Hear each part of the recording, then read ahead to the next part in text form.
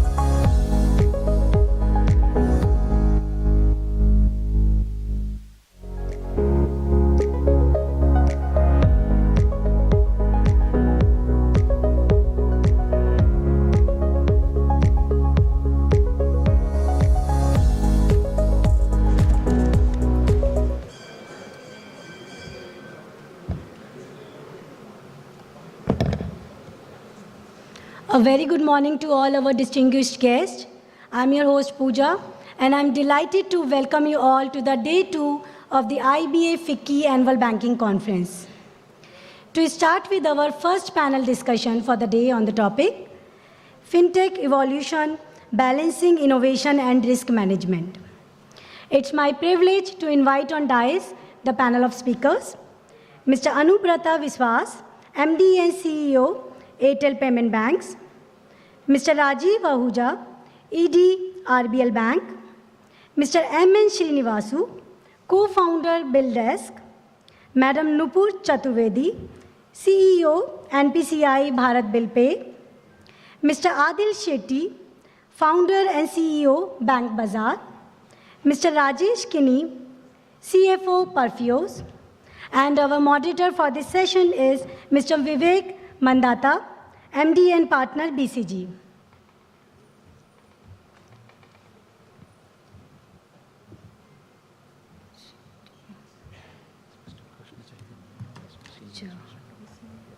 And I would like to invite Mr. B. Krishna Chaitanya, Senior Vice President, Product, Perfios.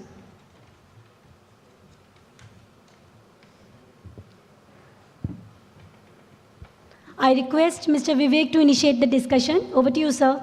Thank you. Good morning, everyone. First of all, very good morning to all my fellow panelists on the stage. We have a very interesting topic to debate, deliberate, and discuss. The fintech ecosystem over the last 5-6 years has really become part of financial services, I would say, an integral part of financial services. A lot of innovation, lot of, I would say, contribution in partnership with incumbents, a lot of it separately done by them. And cumulatively, they've added a lot of value to the ecosystem, right? So today we speak about how fintechs, a lot of them together are valued at about $100 billion. That's a significant value in that fintech ecosystem. At the same time, we've seen a lot of evolution as well of how fintechs have evolved. The ecosystem has understood how to interact with fintechs, and fintechs have understood how they can interact with the ecosystem. So let us kick it off with, an introductory remarks maybe from all of you. I'll start with you, Rajiv, on as a large bank who's seen this play out, right, from the beginning. How have you seen this ecosystem evolve from where we began to now, the maturity in sticking to the topic of compliance and innovation, right? How do you see the maturity evolving? Thanks, Vivek, and thank you for having us here. I've now been on several panels over the years, and I can tell you that the impression one gets that what started with us at least 10 years ago, 2014, when we really started engaging with the fintech ecosystem to today, the relevance, the size, scale, as you mentioned, is very, very important for the industry. As also is the learning which has been now reinforced on the need to maintain a certain level of governance, compliance. And the tenets of this is something which banks and other regulated entities have been following for years. So, when I look at it, customer service, data ownership, which is going to become a very critical part. And I think what we are seeing is that maturity curve has become a lot more easier to deal with. 5-7 years ago, it was all about, hey, why should I do what you're doing as a bank? Because I'm here to displace you. But I think those starting positions are a lot more mellow. I think as long as the fintech and bank partnerships evolve on the basis of the tenets of customer protection and increasing customer services, I think this thing can be addressed, and each of them has enough room to grow as well as create value for all its shareholders. So we've been actually quite pleased with the way things have evolved over the last few years. Vasu, you're on the other side of the ecosystem in a sense, right? As a fintech who's scaled, mature, right? And you're almost mentoring many of the younger founders as well in your role. So As you have seen this, right, so the calibration of compliance, the focus on innovation versus compliance versus governance, how are you seeing that evolve in the minds of founders? I think Rajiv has spoken of the collaborative approach between banks and fintech, so I will not dwell further on that. But the hardest thing about fintech, I think, has been to define what is fintech and to kind of ring fence what comes under it. It's evolved over the years. I mean, you've had, if you would think of the terms, there was payment tech, there's credit tech, there's reg tech, there's soup tech, and somewhere the catch-all phrase became fintech in terms of what all it covers. It's also been a convenient term from a market addressable perspective in a global sense as to how do you attract funding, to how do you build companies, how do you communicate with what space you're operating in. And people have built businesses there, I'm talking from the companies and the founders' perspective, because they did see an opportunity of playing a role in that space. But in terms of the maturity curve of what has triggered, if I were to pick on a couple of things, I think the couple of defining moments, if I were to put it that way, was RBI creating a separate fintech department, sometime in 2022. That kind of then carves out a space and says there is a space. Having said that, it is still challenged by the fact saying what all comes under the space, right? So a large tech company providing a banking solution to a bank, technology solution, does it come under that? Those are debates that are still open, but I think that was the first one key definition as to the fact that you're a separate department. And as Rajiv mentioned, it has evolved. The sector and players have evolved a lot. Multiple factors, but picking up a couple of you, I think the regulatory nudge has been there to the regulators engaged very proactively. RBI has done many sessions, right? Understanding A, the need, B, the role that the businesses play, but kind of also bringing to the fore saying these are enterprises that connect to banking systems and customers, therefore the way to behave responsibly. And I think industry has reacted very well in terms of how they're building from there. The second thing that accelerates maturity in any situation for any sector is funding scarcity. It very quickly gets you to build businesses the right way. So I think that's the second trigger that is happening here. So I think it's going well, maturing well, and I do think two other events are left, if I can think of it as milestones. One is the founders building businesses to sit back and say, okay, I started business building a certain way, thinking of it in a certain manner. I understand now that I'm in a regulated space, and therefore having a vision for the next, let's say, 5 years to say, is this what I want to be doing? Is this what I set out to build? I think that's one round of soul searching that is left for the industry as a whole. And flowing therefrom the rejigging of the organization culture, as I would speak of it, to say, need to prioritize these things. Because that is a big shift. When you're building something from a platform innovation perspective, then to move into a space saying, this is a regulated space, so I have to bring in a certain balance between that innovation, that governance aspect and compliance. It changes an organization. I think those two steps are still left. Nupur, coming to you, you sit almost in between the incumbents and the fintechs as you are taking them along a journey of innovation at national scale. So and as you've seen the different fintechs and incumbents participate in this, how have you seen both sides evolve? Right? What has changed? Sure. Thanks, Vivek, for asking the question. See, where banks are concerned, I think regulation and compliance has been in the DNA forever. So that's not something new for the banks, but for fintechs, it has been an evolution over the last 2 decades. Let me split this into the B2B fintechs and B2C fintechs, right? Where the B2C fintechs are concerned, their primary excitement came from user experience, from putting out very niche products and playing in very gray spaces, if I may say so, or so on and so forth. For them, compliance was a side function which they did not focus on or did not spend on for the longest time. But over the last 5-6 years, they realized that that is not a sustainable way of doing business. Banks have been focusing on compliance for a reason. And thankfully, most of the fintechs have realized that it is core for their operations and sustainability. So the B2B fintechs were the first ones to go back to the bank saying, yes, so far we've been working only as a technology provider to you, and we've been the best at that, but now we can collaborate with you on aspects of compliance and risk as well.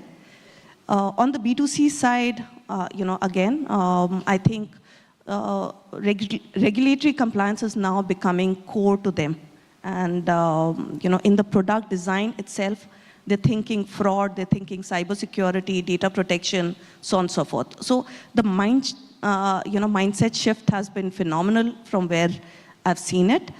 And finally, there's an entirely new set of fintechs that have emerged that are saying that we will give you the risk solutions, the cybersecurity and data protection solutions, and they're going to fintechs and banks alike and supporting them on the back of new age technologies. So a big shift over the last 2 decades from where I sit.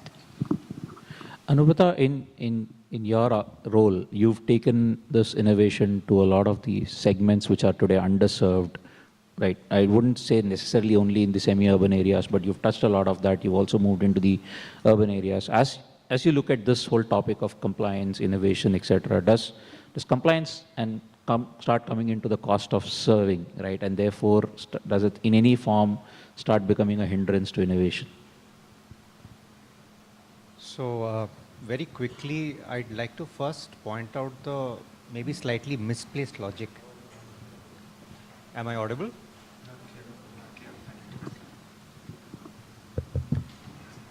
Is it better? Yeah. Okay. So first, a slightly misplaced logic between fintech and tech. I probably oft repeated, but I'd just like to paint it with some couple of data points globally. First, for fintech platforms or regulated platforms to scale and really hit the tipping point of scale, globally it's taken 7 years. So you look at Brazil, you look at UK, a regulated platform which balances both prudential risk and consumer outcomes needs time to build, and traditional venture capital doesn't really understand that because the venture capital cycle is fundamentally driven in a 3-year to 3-year cycle. So the demand for a fintech platform to scale similar to an e-com platform from a global capital point of view is very, very strong. And that's what's actually driven this mismatch in expectations. It's played out in India, and therefore I would like to just paint out the example of Airtel Payments Bank. Broadly 7 years in history. And today we are at scale, around 90 million monthly users, roughly around 2,800 crores of ARR profitable. We process around $40–45 billion of annualized payments. So it's a company at scale. The simple 2 points are it's taken those 7 years to build because we factored into the regulations, but most importantly, cost of compliance, if I just look at operating expenses, is 15% of our P&L, but revenues, which are regulated, are 40%, which means core banking account revenue is 40% of revenues, while 15% is compliance cost. So the trade-off when you reach that tipping point of scale becomes very, very profitable because it becomes a deep defense, it becomes a tough moat for the other companies to enter. And that's why the belief and the marriage of innovation and compliance is really that scale is well built when you build it compliance first. Adil, you've built a business around digital, and as we speak about evolution has not just been in fintechs and incumbents, but also in regulations and guidelines around us, right? So, and that's a space where guidelines quickly evolved actually in the last few years and to some stability now. So as that happened, how did you see the reactions around us, the responses? We did see a few fintechs fall away along the way as regulations evolved. How should the ecosystem prepare for something like this, and how do you see that playing out? Absolutely. So I want to, am I audible? Thank you. So I want to start off with what Rajiv said, right? Saying that the priority that compliance gets is much higher. And I think one best practice a lot of fintechs can follow is partner closely with a bank which is great at compliance. So, RBL Bank is one of our great partners. And at every stage, we work with the bank to make sure that it's bank-grade compliance, which I think really helps, at least on the B2C fintech side, which Bank Bazaar has seen. I think fintechs have gotten very organized, Vivek. So FICCI has a great fintech committee. Now RBI has created an SRO called FACE. RBI is meeting with the fintechs every month. And we have an open discussion saying this is our thought, this is ULI, what is the input. In fact, before the digital lending guidelines came out, the draft was discussed. We gave feedback, the feedback was discussed, and then the final guidelines came out. I would really want to appreciate some of the thought process in the ministries, right, wherein there's a new Digital India Act coming out. They came to us for pre-consultations. It happened in Bombay. This was not even the draft law, but a pre-consultation with a deck saying, here are the 6 chapters. AI is one of the chapter. Here is what we're thinking. What do you feel about it? So I think consultation has increased dramatically. But what fintechs are also realizing is that our business now touches many regulators. So our relationship with the RBI is much strengthened by the monthly meetings. But now we've got to start engaging with TRI. We need to start engaging with ministries which might not be directly fintech, but are making rules around communication which are core to the fintech operations. So it's a rapidly evolving situation, and I think talking and deep consultation is the best way to iterate through this. Krishna, coming to you on the data side, I mean, given you're from Perfios, I'll probably swing the data question to you, the obvious one. Compliance around data is even more complicated, right? And this has been an issue of interpretation in many places, issue of gray in many places. We know there's the act that's around the corner, right, to make it more streamlined, more clearer, and probably just make it simpler for people to know what to do and what not to do, right? How do you see that affecting what's happening today? Will it impact some of the existing models of business directly, right? How will people have to adjust? Are people preparing themselves well enough from your vantage point? Thanks for that. Am I audible? Okay, brilliant. Okay, let me take the Perfios perspective first, and then I'll go into a little bit more generic aspect of DPDP.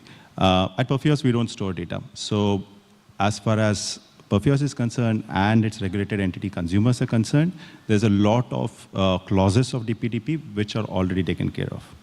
However, this question goes much beyond that.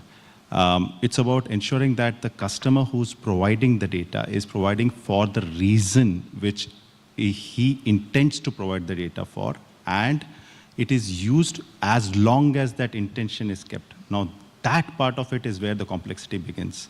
I'll take 3 points to that. Let's talk about the first part, which is probably the easiest, which is consent management. I say easiest because the next 2 are probably much more challenging. Where will you take the consent of the customer? How will you frame that consent to be comprehensive enough? And how will you ensure that the consent is taken away the moment that particular use case is removed within the flow of that particular bank or of that particular current account opening and so on and so forth? How will you do that? That is consent management architecture. And that is something which we are working along with our regulated partners to create. But that is probably the least of the challenge. The second challenge, and I would put it in a different way, I would say that regulated entities need to have something like an angiogram of data. When I say angiogram of data, what I mean is the moment the data first is collected from the customer, it does not reside only in the application. From the application, it goes into multiple systems across third parties. Where is this data residing and how it is currently used? Creating that map, or as I call it, an angiogram, is super critical for every regulated entity. And that creation is something which will help them understand how to retroactively implement DPDP once it comes into law. Because the customers will remain the same. They will come back and they will be empowered to take back the permissions which they have given. Now comes to the last point, which I believe is one of the biggest challenges. It's about cross-sell. We all know how critical cross-sell is to all our businesses. Let me take a different example and probably try to explain it from a different industry. Most of us have Apple iPhones, and when we download a particular app, there's a permission which comes up which says, allow the app to track. Allow this app to track me across websites, search history, so on and so forth. Now, some people give that permission and some people refuse that permission, right? That power is in the hands of the customer. For example, take my example, I willingly gave that permission to Instagram. Why did I give that permission? Because it gave me value in terms of related understanding of my needs immediately the moment I gave that permission. That immediacy and that relative value is going to be super critical for all our financial services industry to provide, because that will make it worthy for the customer to give that permission to us. And that, I think, is probably the biggest challenge we all face as financial services. Rajiv, coming back to you spoke about the collaboration piece, right? So, and it's been many years now. We almost assume that the playbook is kind of now set in terms of where a fintech comes, they know how to approach a bank knows how to approach a fintech. But is that completely true? Are there still a lot of unknowns that are being discovered, or are we in a steady state where it's just easier for some of the newer players to follow the path of what the preceders have set? Yeah. So, Vivek, I think the playbook is a lot more understood across. So, I mean, 6-7 years ago, this playbook was not even in the realm of thinking. Even as banks, we were not fully kind of sensitive to this. Today, we have a checklist. We lay it out in front of a partner. And when Adil and we joined about 3.5 years ago, it was clear. And as rules have evolved, we've also shaped our offerings to the customer to look at the rules. I think the principles of collaboration are very clear that, customer service, customer data, customer protection, is the key.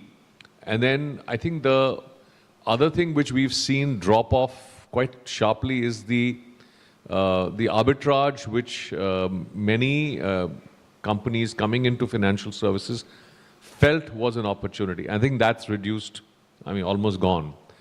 I think that becomes easier. Now, I think the trick is, how do you take this new learning and a customer who's looking at newer services at better price points? And for banks of our size, we will never be able to figure out every corner of the market. We partner with Adil on, consumer finance and consumer cards. We partner with many others in B2B spaces. For a bank of our size, we are very keen to actually take on partners who can expand our reach, okay, where we can marry our services and products with theirs. We are one of the larger payment infrastructure providers at the back end. So some of the largest consumer payments, B2B payments, would go through our core. Our endeavor is to provide a consistent service to the fintech's consumers. So I think the trick now is to figure out, where does the collaboration lead you to?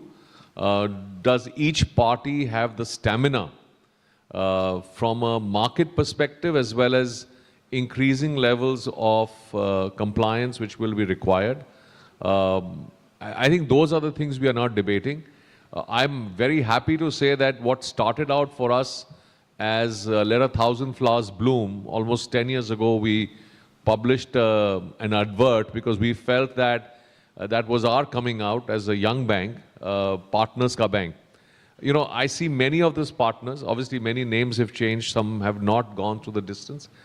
We still have that and many more partners who've succeeded. And some of them are now, public companies, and some of them are now soon to be public companies. So I think the opportunity is large. The swim lanes, as people say, are clearer. You have to now figure out what suits you as a fintech and what suits you as a bank, and then have a deep discussion on where this can go over a 3, 5, 7-year perspective. Because I think the opportunity is massive, and we certainly believe that a mid-sized bank needs these partnerships to be able to scale up.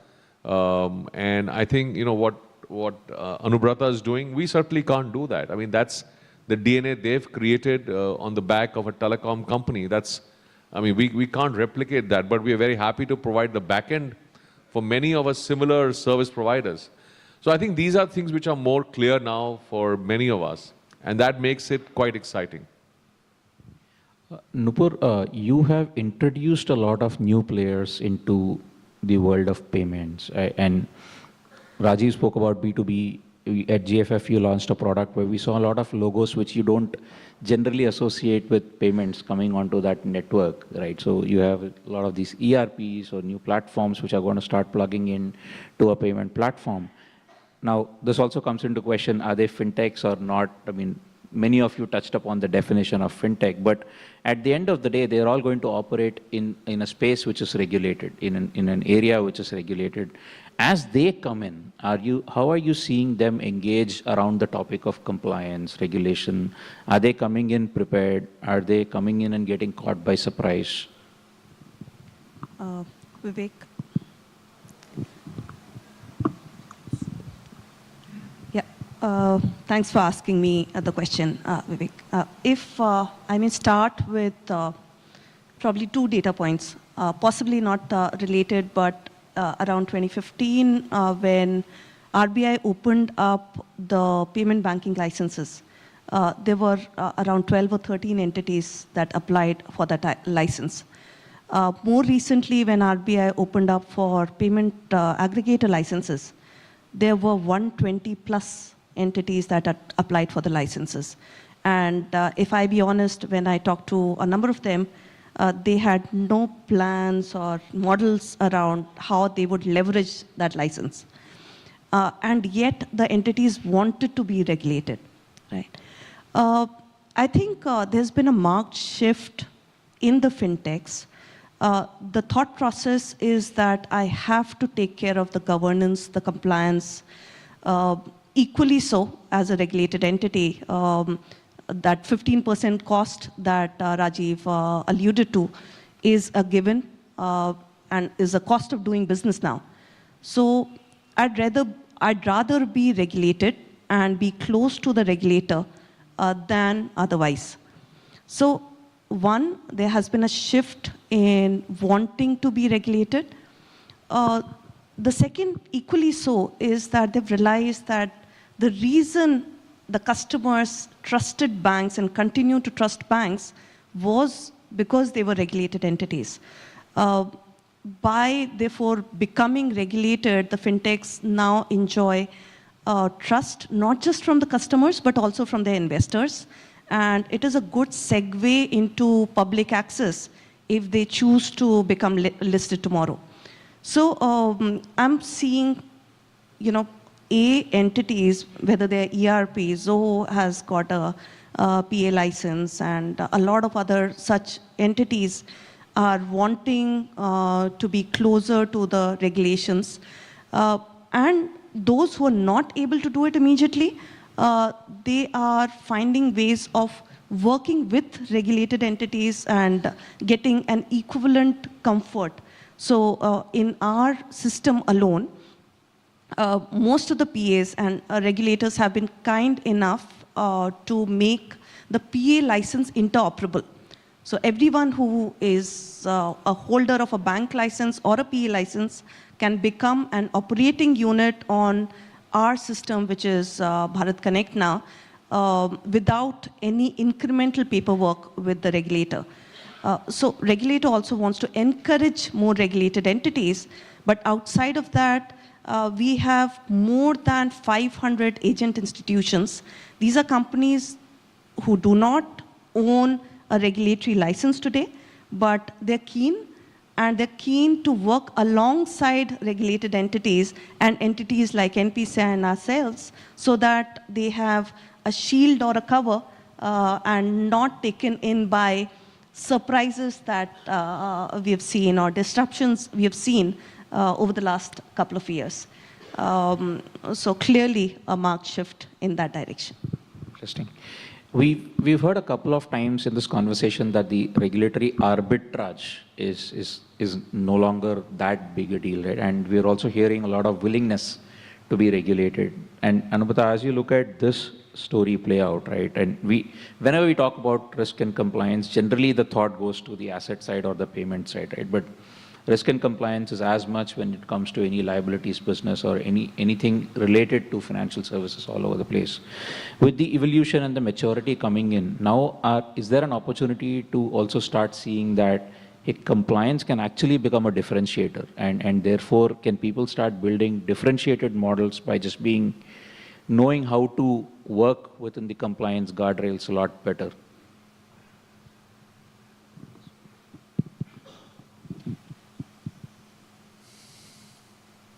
So the short answer is yes. But let me couch it with some examples of what's happening in India today. Ultimately, compliance is about only two factors: prudential risk and consumer protection. Let me take consumer protection and give an example of what's happening in the consumer mind space today. With the frictionless digital public infrastructure which has really taken shape in India, there's been an increasing concern on digital frauds. And what we see is that our consumers are flocking to us because they want a safe second account, safe, determined by the fact that we are regulated. It's a 2 lakh limit account, money kept aside from their main bank, and therefore second. And they want to make their digital payments only through an Airtel payment bank account, simplicity of account narrations and all of that, but most importantly, because the main bulk of their wealth, they don't want exposed to the digital ecosystem at all. This is now population scale. Just to give you a context on this, we are opening over 1 million accounts a month. Financial inclusion accounts and what we would call digital financial inclusion accounts. And the traction in terms of usage has made us the 6th largest bank in mobile banking in the country today. That just gives you a sense of how seamless public infrastructure can give rise to consumer protection needs. But as banks are maturing, I see it as a 3-layer architecture.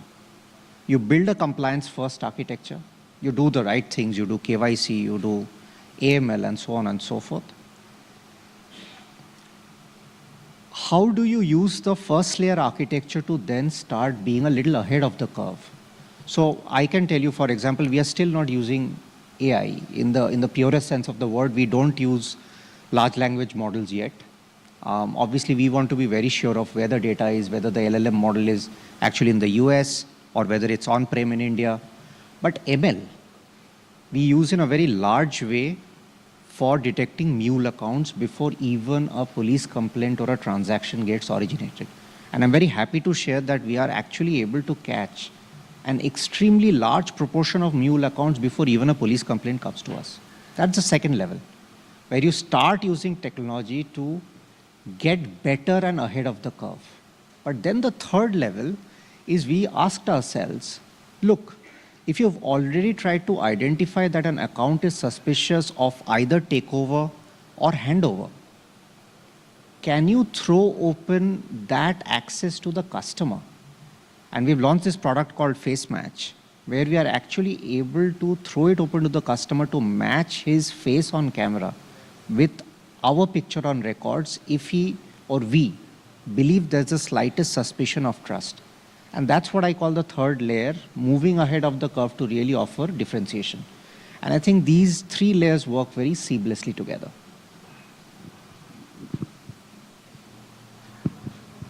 I think one of the topics that's clearly evident is readiness, compliance, governance, and access to the regulator that was touched upon, how RBI has opened up a fintech department. There's a lot of interaction that Adil, you also talked about, Vasu also touched upon. Now, you briefly touched upon this, Adil, but there is now a SRO that has been announced. The first fintech SRO has been announced. We'll probably see 1 or 2 more depending on how it goes. But what's the role that we expect these SROs to play now? And in a way, if I may ask this, will it cause more clarity, or with one more player coming into the mix, is this going to be a little bit more confusion before things settle down? Right. So the fintech SRO is very important, and I'll explain why. So for a consumer fintech like Bank Bazaar, right? The value, and many others like us, the value we offer a bank is we're saying we'll bring new consumer expansion because we have these consumer bases, and we'll deliver a great customer experience. So our consumer will be able to do this frictionless, seamlessly on our app. But for the core, we'll partner with Rajiv or we'll partner with Sanjay, and they will manage the compliance. Now, to have a seamless experience, you need a level playing field. So I think the SRO is very, very important, right? And one of the first things I feel is a level playing field wherein today we have all this great digital public infra in India. We have account aggregator, we have ULI, we have DigiLocker. If the fintech is managing the consumer front end and needs a seamless experience, should it not have, if it's credible and registered with the SRO, equal access to manage that data securely? And what we're finding is, look at technology which has scaled in India, UPI, where the world's darling, right? But it's because the banks and the fintechs came together and each excelled. So if we're going to do the same thing with ULI, how do we create an ecosystem where the fintechs and the banks can play to their strengths, but at the end of the day, India wins, right? And I think that level playing field is something that all the fintechs need to organize and make a credible case for. Vasu, do you think the SROs would be able to actually bring that together? I mean, I think it's a fair point that Adil makes, that level playing field would definitely help, but the regulator has been reaching out, right, has been talking to the fintechs, has been trying to do whatever is feasible. The regulator has also been talking about how fintechs, not all of them are regulated, right? If you have a license, you're regulated, otherwise you're working with a regulated entity, and through that regulated entity, the fintech's governance and rules mechanism is working out. With the SRO coming in, will that really change the space and take us where, Adil's saying that it'll probably or hopefully get us to a level playing field? Will that mean that as a fintech, you should necessarily get registered with an SRO to get to that place? First of all, within, let's say, financial services of fintech, there aren't too many existing models world over of SROs having been built to scale and working. If we managed as India to pull this off, I think it'll be a first anywhere. I can equally see the challenges, like Adil has pointed out some of the advantages that might come out of it. I can equally see challenges in building one and getting to the desired end place. Right. So, to begin with, some of the points that you alluded to, how do multiple SROs function within the same domain is going to be one challenge to overcome. How do participants decide which SRO to participate in, especially where it is optional and not mandatory thing, to the point that you raised. But lastly, I think the main question becomes, what's the benefit of being a member of SRO versus what are the downsides, right? Those are things that will emerge, and I think, to be fair to the ecosystem at large, because it's the first time, these things will evolve. We already have a paper on SRO for payments, which is different going to be for SRO for fintech. There'll be multiple SROs within fintech, and so I do think it's a model that yet to evolve. It's also a question of how it's partially playing part of the regulator's role there, right? It's a carve out of what things that would normally in the current context have to be done by RBI, but passing on here. And if these are bodies that focus only on standards and guidelines, is one way, kind of you bringing about discipline in an informal manner. I do disagree with the construct of a level playing field, because it's a larger topic discussion. Level playing field for what is a topic I would think of. If out of a level playing field between, in a context, if one thinks of it as the bank versus non-bank, then SRO needs participation of both constituents. If SROs are a function of only fintechs, which are non-banks, then it's a question of that SRO negotiating with another SRO that represents banks to say what should be the level playing field. So maybe it's one common body instead of multiple voices. But from a marketplace perspective, I generally think if you're building businesses, you sometimes let market forces play. When you tend to commoditize everything into one thing, it actually perhaps reduces optionalities, right? So there's a role for SRO. I don't think it's carved out yet of specifically what all it can do. The broad omnibus framework is there, but I think it's yet to play out. Rajiv, from a banker's point of view, so for example, if an entity is registered with an SRO and not registered with an SRO, right, would you look at them differently, and what would you do differently? So yeah, I think, and I'll just give our experience of MFIN, which is one of the first SROs now, almost 10, 12 years, started after the AP crisis. There was a catalyst for that. I think over the years that has become, obviously I think there were 2 SROs and, still, it becomes a conduit for sharing experiences, putting some protocols, and also having a effective conversation with the regulator. And the regulator then deals with it, expects certain responsibility via the SRO on its members. And we've always been first an associate member, because that was largely NBFC, MFIs, and now we are a full member. I think it's served us well, because, microfinance was a evolving theme, a lot of consumer issues around there.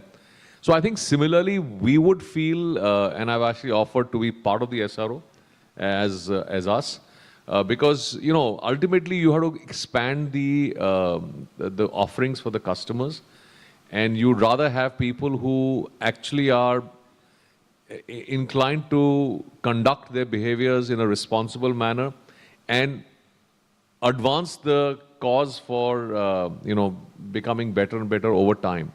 I'm not saying we will not deal with people outside the SRO, but eventually I think the SRO becomes meaningful, and all of us have to contribute to the SRO becoming meaningful. I think it'll become an effective voice. And I do also think that India's followed a very different approach to some of these business model innovations. I mean, the fact that NPCI and Nupur is here, which is actually developing a lot of protocols and applications which everybody can use. I mean, imagine if they were not there, we would not be sitting here discussing fintech, to be honest. So one has to take these, that in India, the cost of innovation, the time spent in getting people to come into a compliant network is not worth it if we have to expand the reach of financial services to the end consumer, whom traditional providers have not been able to do because of their own cost structures or approaches. So I think being part of the SRO lifts the standards. It doesn't mean outside of that is all bad or inside of that is all good, but it just puts some boundary conditions for all of us to work in. And for the regulator also becomes more efficient to work with the SROs if there are more than one. I think as we were speaking of SROs, the topic of our DPIs and so the infrastructure came up in the conversation. So I'll just touch upon that a little bit. Obviously, it is a crown jewel that's been spoken about a lot, the DPI stack that we have, about how it's fostered adoption, accelerated, etc. But is there also an interplay of how much DPI versus how much custom innovation? What's the right balance as we go ahead, right? I mean, Vasu, maybe if we get you to start us off on that topic. Again, it's in India first, right? I mean, DPI is a generic term, but India has made it a national agenda. So in some sense, to the point Rajiv alluded to, when you come up with a construct which defines, let's say, a boundary framework, and in this case, it is to say DPI is national infrastructure, national agenda, a certain set of rules are set, right? And it will shape the market differently from a market where DPI is not national agenda. I think that's one takeaway. Which way will it head is a different issue. Does it, for a country like India, I think the advantages of a national agenda on DPI has a very clear benefit and end purpose in the way it's envisaged. Things like this succeed where the policy view on that is very strong, and ability to enforce implementation is very strong. There are two necessary conditions for these to work. In the current construct, India is in a position to get all these done, right? Whether it's a DPPP Act or you find its implementation, enforce it down across let's say, multiple regulators to multiple terrains, that exists, and therefore it plays out a certain way. So on that front, I think it's all good and all pluses. If you kind of move away from that to say, what does it do from any other perspective, and let's just take a perspective of markets to consumers, the benefits are all there, right? I mean, that will all be spoken of. Nobody will dispute that it leads to a better thing. If you were to focus on what can it take away from, at scale, it starts defining pace of innovation. I wouldn't say restrict or accelerate, it starts defining it, right? Because now multiple players can be there, and we, in some sense, seeing how fintech impacted banks, the pace of innovation. I think DPI and common platforms, unified platforms, single platforms tend to define, they can accelerate in the initial stages. At some point, it can need a refresh, but I think they define the pace of innovation that can happen. It will also, to my mind, and it plays out over 5-10 years, reduce market to the two ways it can work. Few set of large players, or a diversified set of multiple players, and it really doesn't impact kind of who stays, who goes. Nupur, you've been part of building some of these national infrastructures, and obviously we've all seen the benefit of how it's democratized and brought in a lot more players into the mix. But do you also see this tone from maybe some pockets who are saying, hey, we're already doing some of this, this will hurt what we're doing in our core business? How does that play out? Yeah, Vivek, that is a very live conversation. Last week, GFF, a lot of such side conversations happened around, if DPIs are doing more than their mandate, will it start hurting innovation for fintechs or banks, etc. But the parallel I would want to draw, it is called infrastructure for a reason, right? What we are doing is laying down, rail tracks, laying down roadways, building bridges, and possibly building a few traffic lights on the way. But innovation is what goes above that road. Whether it is a hybrid car, EV, a three-wheeler, or an Ola scooter, that I think is what customer touches, and that is innovation. So we're just making it a level playing field on which innovations can be built. If I talk about UPI, we thought, the way of payment is standardized, the QRs are standardized, nothing more can happen, and then suddenly a sound box happens, right? So when banks and fintechs alive are not doing basic hygiene, I've been a banker 20 years back, and a lot of time got spent into just solving for KYC. And now with Aadhaar, KYC has become, just a couple of minutes affair. So when the hygiene goes away, the same set of product folks, technology, availability can be used for innovation. So I am of the firm believer that we are just helping with the base infrastructure for the hygiene which wasted time, thus making and paving way for a lot more innovation to happen. So that's how I look at it. Krishna, you come from a company which probably lived this, right? I mean, you guys were in the space of data, banks. If I just take the example of bank statements to make the case, right? You had created the extraction as well as the analysis part of it. The extraction got standardized with the AA coming into the play, right? So how did it play out for you guys? Can you hear me? Am I audible? Okay, brilliant. So if I look at DPI, as ma'am rightly put, the infrastructure or the roads are created, right? What is driven on that road is something which fintechs and financial services will build. And when I come to Perfios, Perfios has many parts of it. One part of it is to say that how do I get the data? But that is the base, or that is the foundation. The second part of it is the triangulation of the data. That means, am I getting the same data from multiple sources so that I could ensure that the fraud is not committed, identity is not muddled, mule accounts are not active, and so on and so forth. So that is a triangulation aspect of it. After that, one level higher comes the extraction and tabulation. Just to understand today, even today, scanned documents are some things which are still used, even though AI is something which is very, very fastly being taken up by all the banks and fintechs. Even now, we see a huge amount of scanned documents coming in. How do you ensure that without wasting a huge amount of operational bandwidth, using machine learning, you can ensure that the right data is pulled out and tabulated? That is innovation. Then comes the next part, which is the analytics part of it. How do you utilize that entire data to create meaningful insights for our financial services, for the financial services company, which they can basically take and utilize for credit underwriting, utilize for fraud prevention, utilize for risk management, utilize as early warning signals, and so on and so forth. I think as long as the DNA of the company is clear that compliance is paramount and innovation is continuous, regardless of and DPI will only be a fuel or a fuel to the rocket ship rather than a hindrance. It will, in fact, be one of the best things which has happened to any fintech in this country if DPI democratizes the access of data. Last example I'll just talk about, the land records data which ULI is going to provide. That is going to revolutionize the entire agri-loan sector. Milk production data which is going to come in, that is going to revolutionize how we lend to MSMEs and small farmers. Digitization of that is probably the real victory of fintechs. All right. So in the interest of time, I'll also probably open this up to the audience in case there are any questions that are there for the panelists on this topic. I can see a hand go up there. Is there a mic?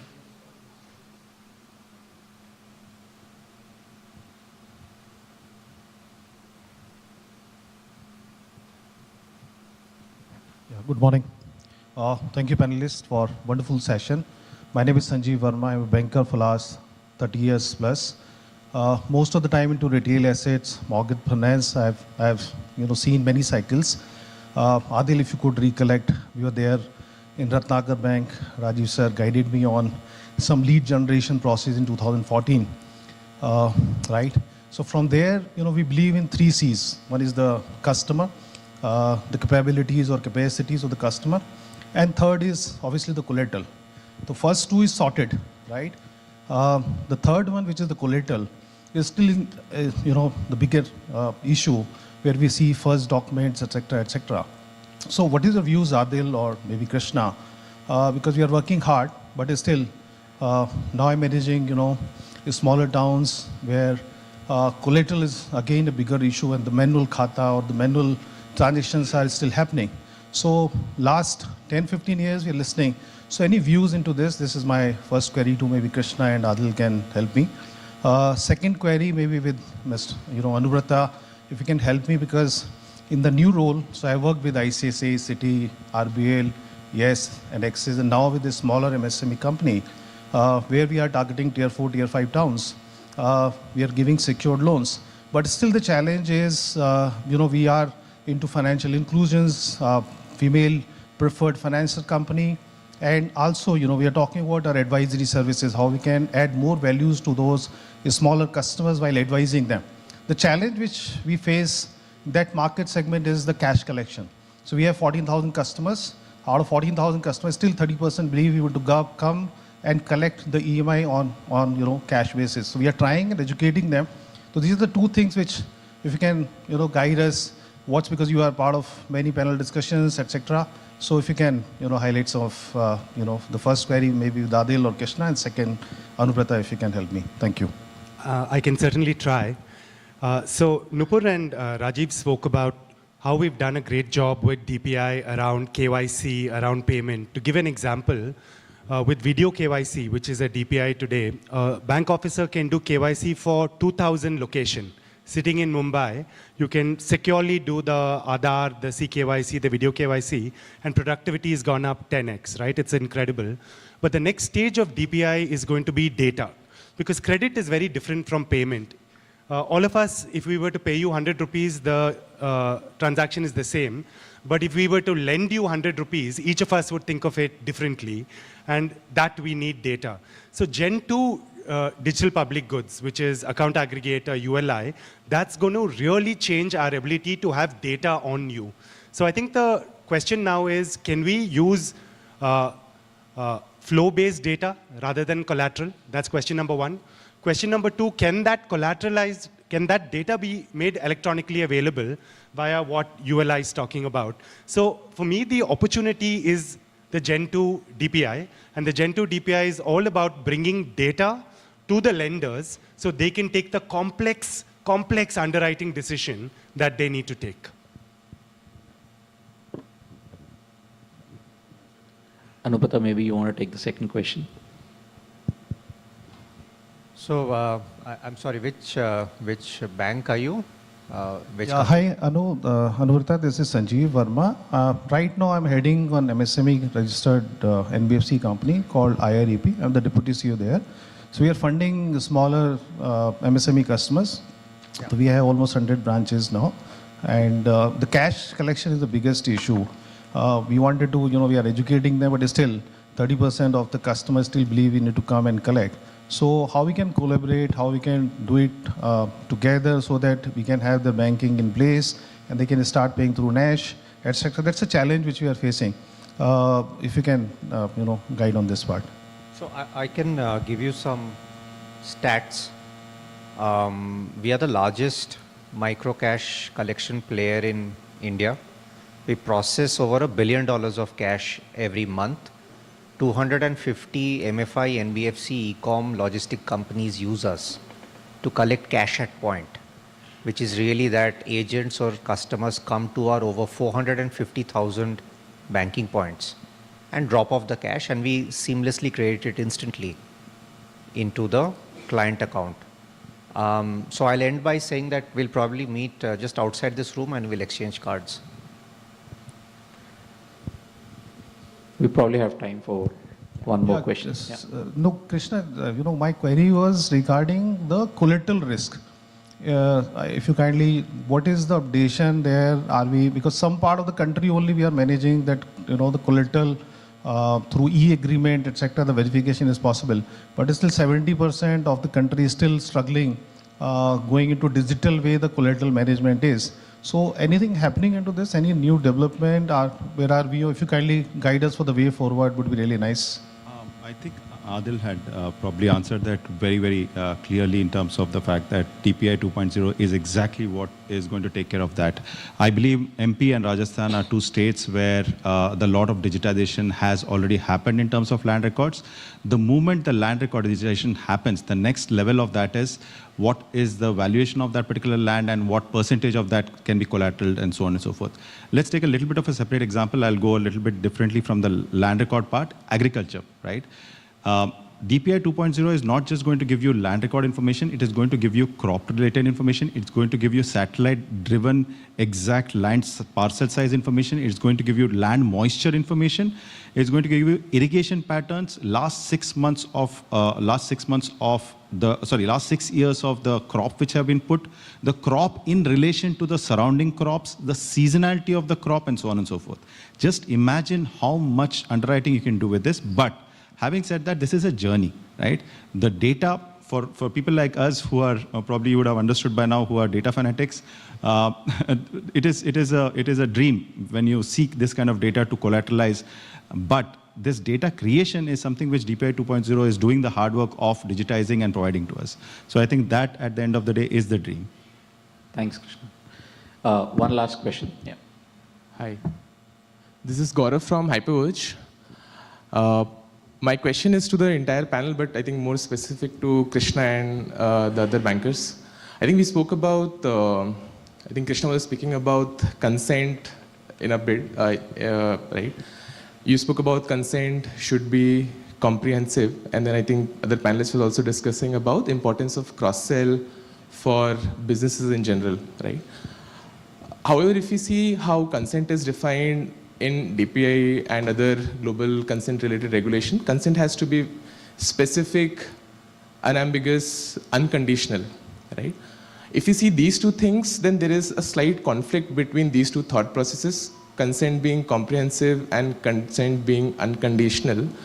How do we balance these things from bank's perspective? Because if you make it comprehensive from the perspective of, and you want an ability to reach out to customer to cross-sell multiple things, then it is not balancing those things. Because the customer, because he wanted to avail a particular service, you took an unconditional, comprehensive consent for a lot more things. Do you see a conflict here? I see a conflict, but do panelists see a conflict here? And how do we balance this kind of conflict in the interest of customer centricity also? Rajiv, maybe if you want to start as a banker in the panel. Yeah, so we've taken the more conservative one. So we explicitly ask, whether you will agree for us to, outside of the regulatory communication, to talk to you about X, Y, Z. So we believe that as a bank, we need to kind of take the more conservative route rather than do a implicit unless you object. And I think the next thing is to review that frequency-wise because things change. I would also say that next would be, I don't want to be called for ABC, but X, Y, Z you can. Those would become more, and as Krishna said, context-based. So I think those things are evolving, but as bankers, we've decided to take a conservative view on the kind of consent we seek. So I want to just share a very interesting trend we're seeing. It's started happening with TRAI, with DLT, and now the DPDP talks about consent manager. And what's happening is consent is being collected as a digital public good. So you have to go to a certain platform, give your OTP in that platform, and that platform will say you consented to work with Bank A or FinTech B. So there's a new concept of consent manager coming in, wherein even the consent management is becoming a digital public infra. It's really interesting. I think we'll see it evolve over the coming quarters. Thank you so much. I think it's been a fantastic discussion. Thank you to all the panelists. It's quite evident that the ecosystem is mature, right, evolved, and there's a lot more to come. So exciting times ahead as we see this balance between innovation, compliance, fintechs, incumbents, infrastructure come together and play out. Thank you so much.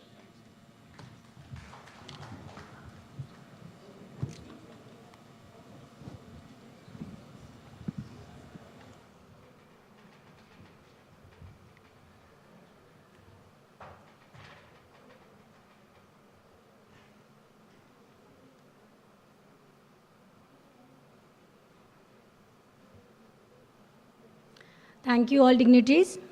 Ladies and gentlemen, we will take 5 minutes to reset the dais for the next session.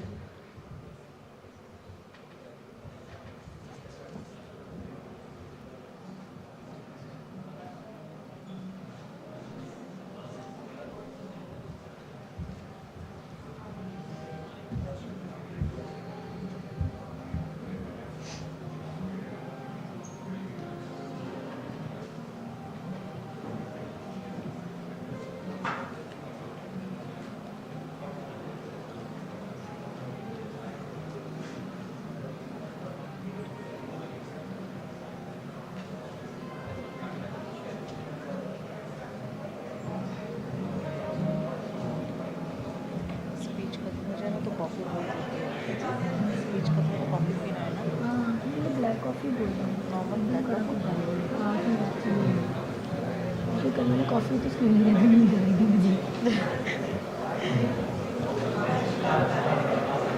लग गया हाँ बोल दो क्या फिर हो गया भाई अभी तो इन लोग बातें कर रहे हैं May I request everyone to be seated as we are starting our session 2.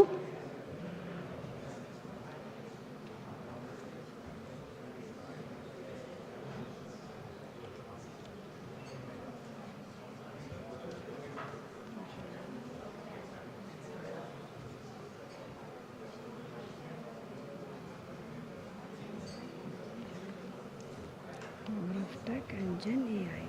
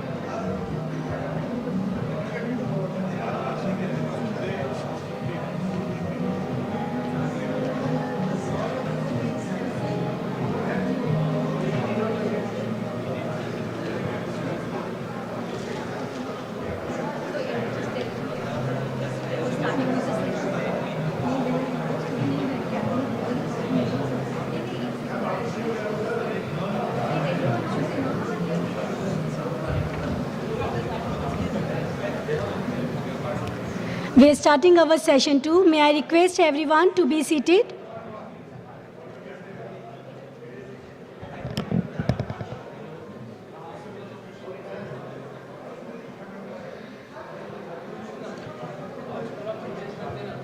Ladies and gentlemen, we shall join with our second panel discussion on the topic, Power of Tech and Gen AI, Building a Resilient Backbone.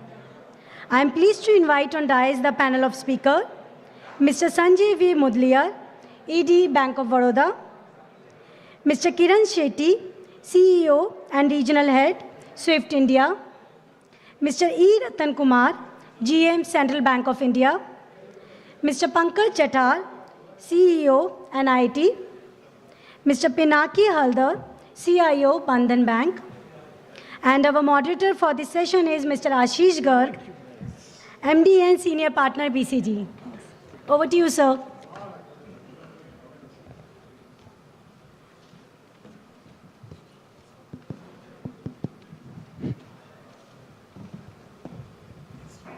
Yep, thank you.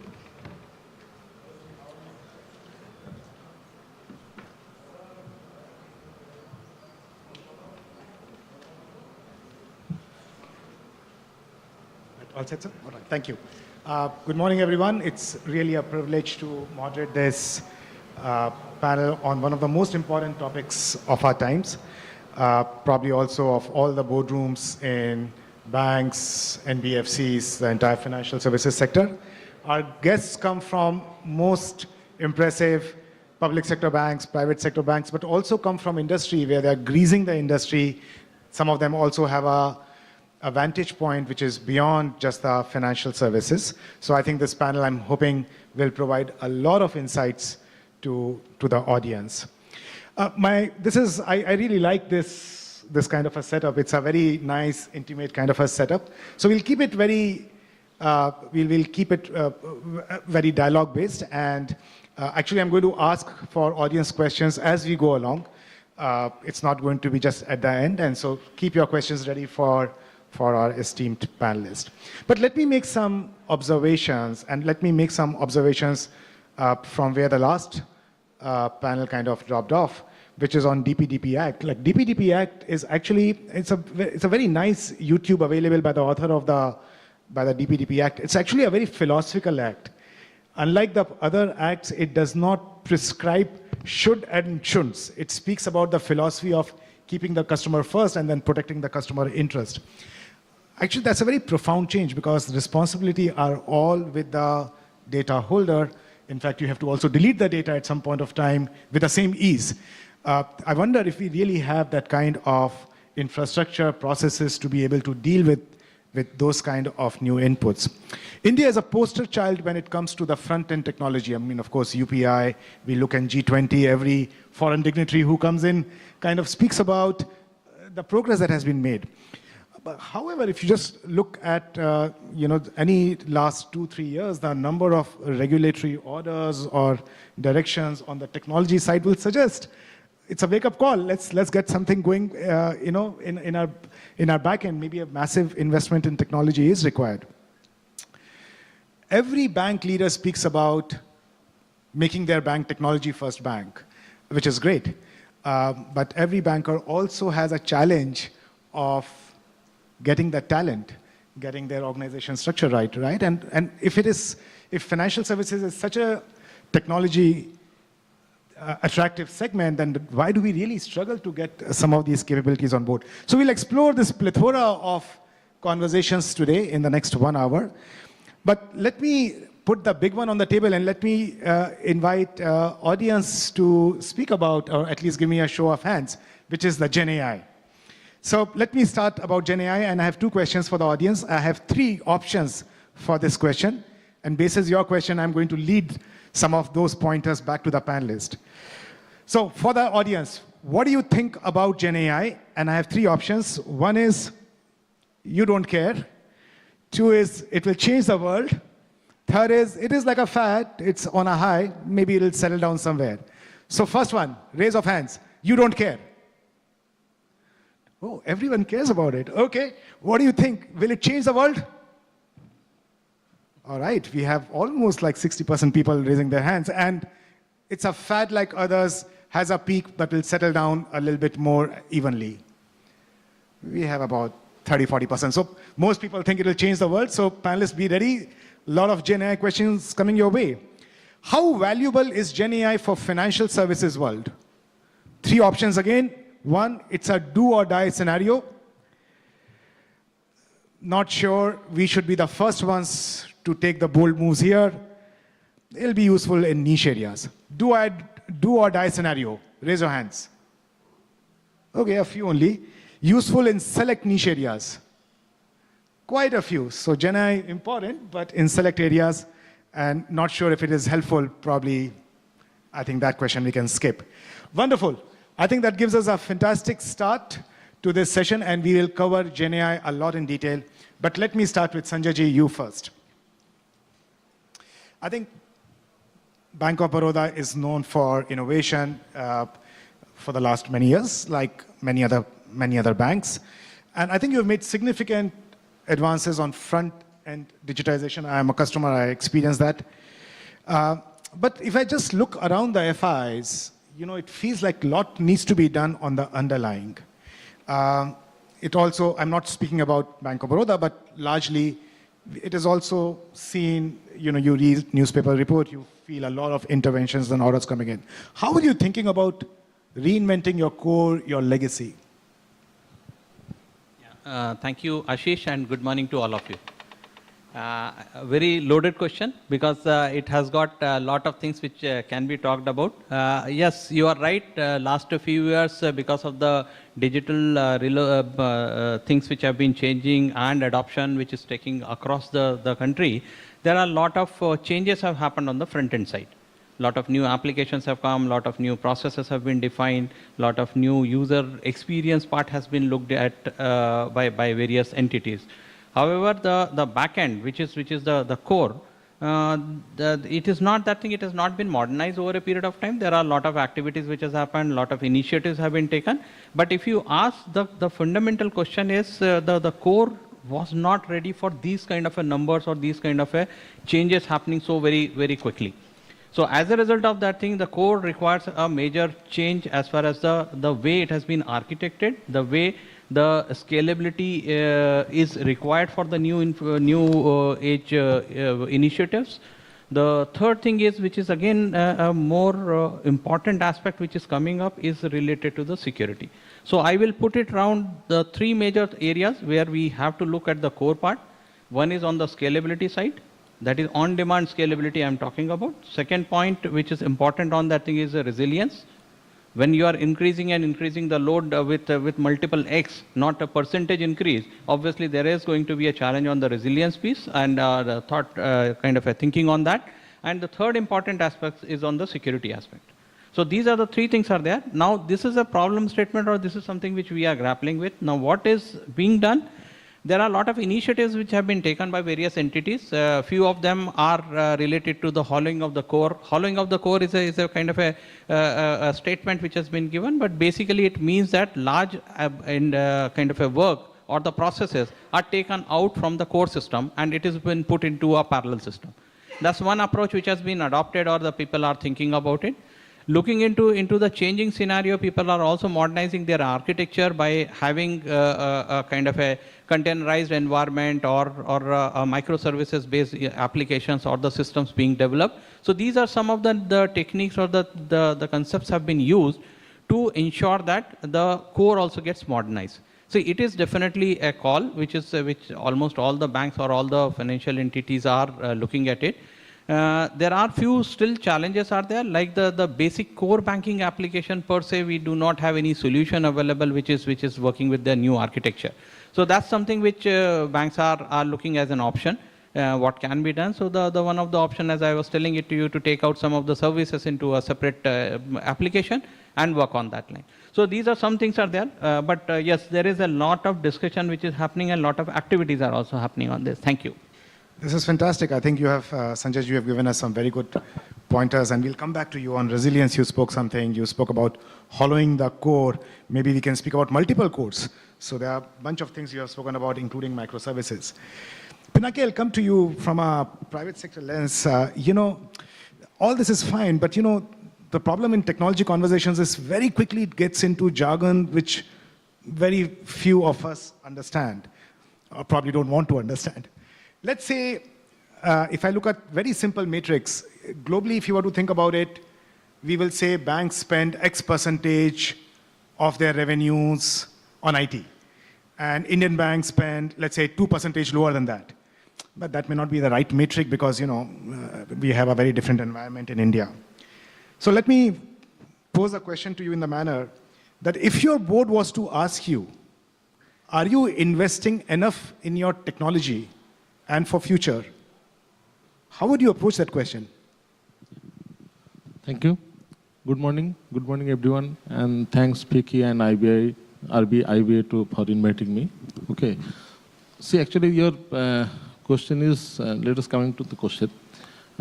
See, actually what is happening, the spend and everything, whatever IT spend will happen, everything depends on the business strategy. Okay, whatever business wants to drive, accordingly IT strategy, IT spend, everything will be driven by that. Okay, always it happens. If we change that path, obviously it will not be successful. So that is the first and foremost thing, how business is driving, what is our business risk appetite, what business wants to do, accordingly everything spent and everything is to be driven on that only. Okay. So normally that spent, whatever is in, I think that most of the organization, whatever the spent maybe for the overseas branches, whatever they are doing, and our Indian banks, maybe some different will be there, but spending another thing is significantly it is happening. That is not a problem. But how we are doing the spend, that is the most important thing. Right. What actually we are driving the business ROI, and that is also only have to decide. Okay. Now think that there are different areas we need to spend. Like the one is that the run the bank, okay, then grow the bank, different area. Like the one point is what I am saying, that run the bank, the legacy system, whatever is there, that also, that is actually, I would consider that is the heart of the person. Okay. It's like a heart of the person, that how we have to define that. The legacy system, that also you have to maintain and protect likewise. Okay. We should not put burden on that. That is the way first we have to do. But apart from that, the digitization, everything, also this peripheral application you have to create, and their spending will be there. So then always the spend has to be significant. We have to see how both the things, run the bank and grow the bank, and that we have to accordingly have to decide. So now, as I told, this the legacy system, what I think he was talking about, that there, the innovation, whatever is happening, and there how we are doing, actually practically, we have to do that, how the system uptime and everything like heart, we have to create that, we have to create the uptime. Okay, that is the primary objective. So that is the way we have to do that, the uptime have to maintain. And this, then that's why that what is happening, that we are following the point what we was talking to say, that everything we are trying to be as most burdenless and everything, that is the thing we are trying to do. And parallelly, a peripheral system, what we are doing that, the digitization, everything, the invent of GenAI and everything, we have to invest on that, so that the customer and everything is competitive edge, we can get the competitive edge, and apart from other reason, and customer gets satisfaction happen. Customer is the first king. How the investor and everything, how and drive the ROI and customer, their customer satisfaction, that is the primary thing. And that way our investment should be driven that. Okay, clearly a very tough job. Run the bank, think about customers, make sure the new elements are coming in. Kiran, let me move to you. You run services which have to be almost like 100% time, or whatever, 99.x number of nines up all the time. The entire world trade kind of depends on your systems. You are continuously innovating. Your customers are continuously innovating. New changes are coming up. Tell us how you think about modernizing IT systems at Swift.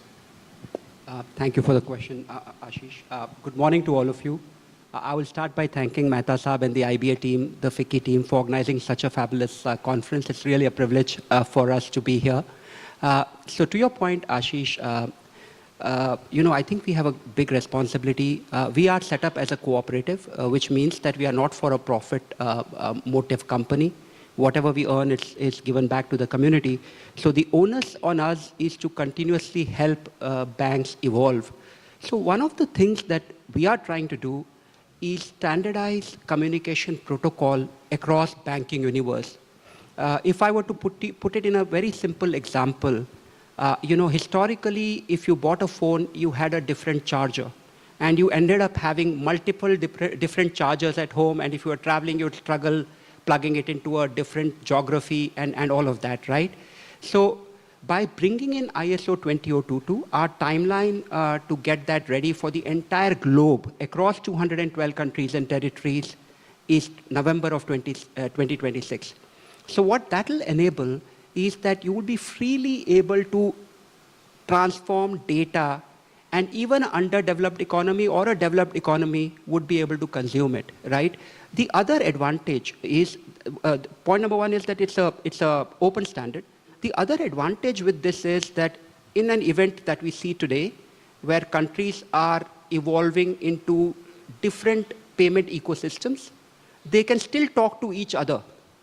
So that's really what we are trying to drive from our perspective, Ashish. But I'll probably want to comment on what question you posed to Pinaki Saab. I think if you look at India today, we are very privileged to be in a time and era where economy is moving at a very fast pace. So today, our economy is at about $3.7 trillion, right? And I was just looking at the S&P Global data. By 2030, we would be a $7 billion economy. Would we double our investments by 2030 in the IT segment? My answer is no. I think there will be much more smarter approaches that will come into play in that. And the success will lie on how you're able to adapt such technologies, blend them with your legacy systems, evolve them. To me, I think that's a very, very important conversation on the table. Excellent. Thank you, Kiran, for bringing that up. I think, sir, it has given a very good point about standardization, which can bring the costs down and create efficiency for the industry without killing innovation. So I think we need to keep that balance. Maybe the industry can think about it. And 7 trillion is a passe now. We talk about 30 trillion in Viksit Bharat. So maybe that's the number we move to. Let's come to GenAI, which is the key theme of this this panel. Let me start with you, Pankaj. We just saw raise of hands, and it seems like the audience is very enthusiastic about GenAI and GenAI in banking. You can look at banks a little bit from outside. So give us your perspective, not just from banking perspective, but overall. Sure. How do you think GenAI really changing our world? Sure. In fact, I was a little surprised that hardly anybody thought it was a do-or-die situation, right? I would have expected a few more people to think that it is a do-or-die situation. So GenAI has been talked about now almost for the last 2 years, right? Gartner has this thing called the hype cycle, and according to that, GenAI is over the hype cycle now, and we are entering what is called the trough, where people start getting disappointed that there was so much conversation, but nothing actually came of it. Right? Having said which, different organizations are adopting it at different pace. Right? So when I talk to IT companies, I see almost every data architect, solution architect adopting GenAI in the way they drive their solutions. When I talk to IT departments of non-IT companies, including banks, there is a certain level of adoption of GenAI over there. There's a comfort with how they can use it. And then when I talk to business functions, there is a very different approach to GenAI, right? So typically, I would say the departments where you can use it, right? So there is customer service, there is marketing, product development, software, right? These are usually, and then there is management, leadership, etc., right? And there are different use cases for almost each of these areas. And the way an organization should or can approach it is very much dependent on their own appetite and their ability with data, right? So at a minimum, I would encourage every organization to use GenAI for personal productivity, right? Every leader in this room and anywhere else should be using the tools like ChatGPT or Gemini for improving their personal productivity, right? So, and let me give an example of this. It could be as simple as the speed with which you can convert a first thought to a final draft, right? Whether it's an email you're writing, a board presentation you're making, any of that, right? So there's just the speed at which you're able to execute tasks is much faster when you use a smart tool. But on the other end of the spectrum is how your data is organized. So let me give you an example, right? I was listening to some senior VP of Verizon speaking. So when a customer calls a customer service agent at Verizon, they have 1,800 data points related to that customer which is available.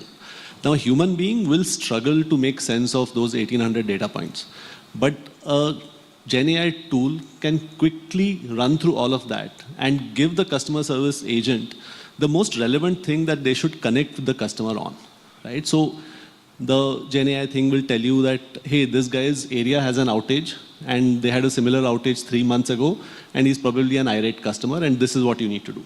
Versus this guy's just recently moved his address and this is probably why he's calling you. So that the speed with which you're able to reach the root cause of why the customer is called and resolve it for him is fantastic when you have a tool which makes sense of data.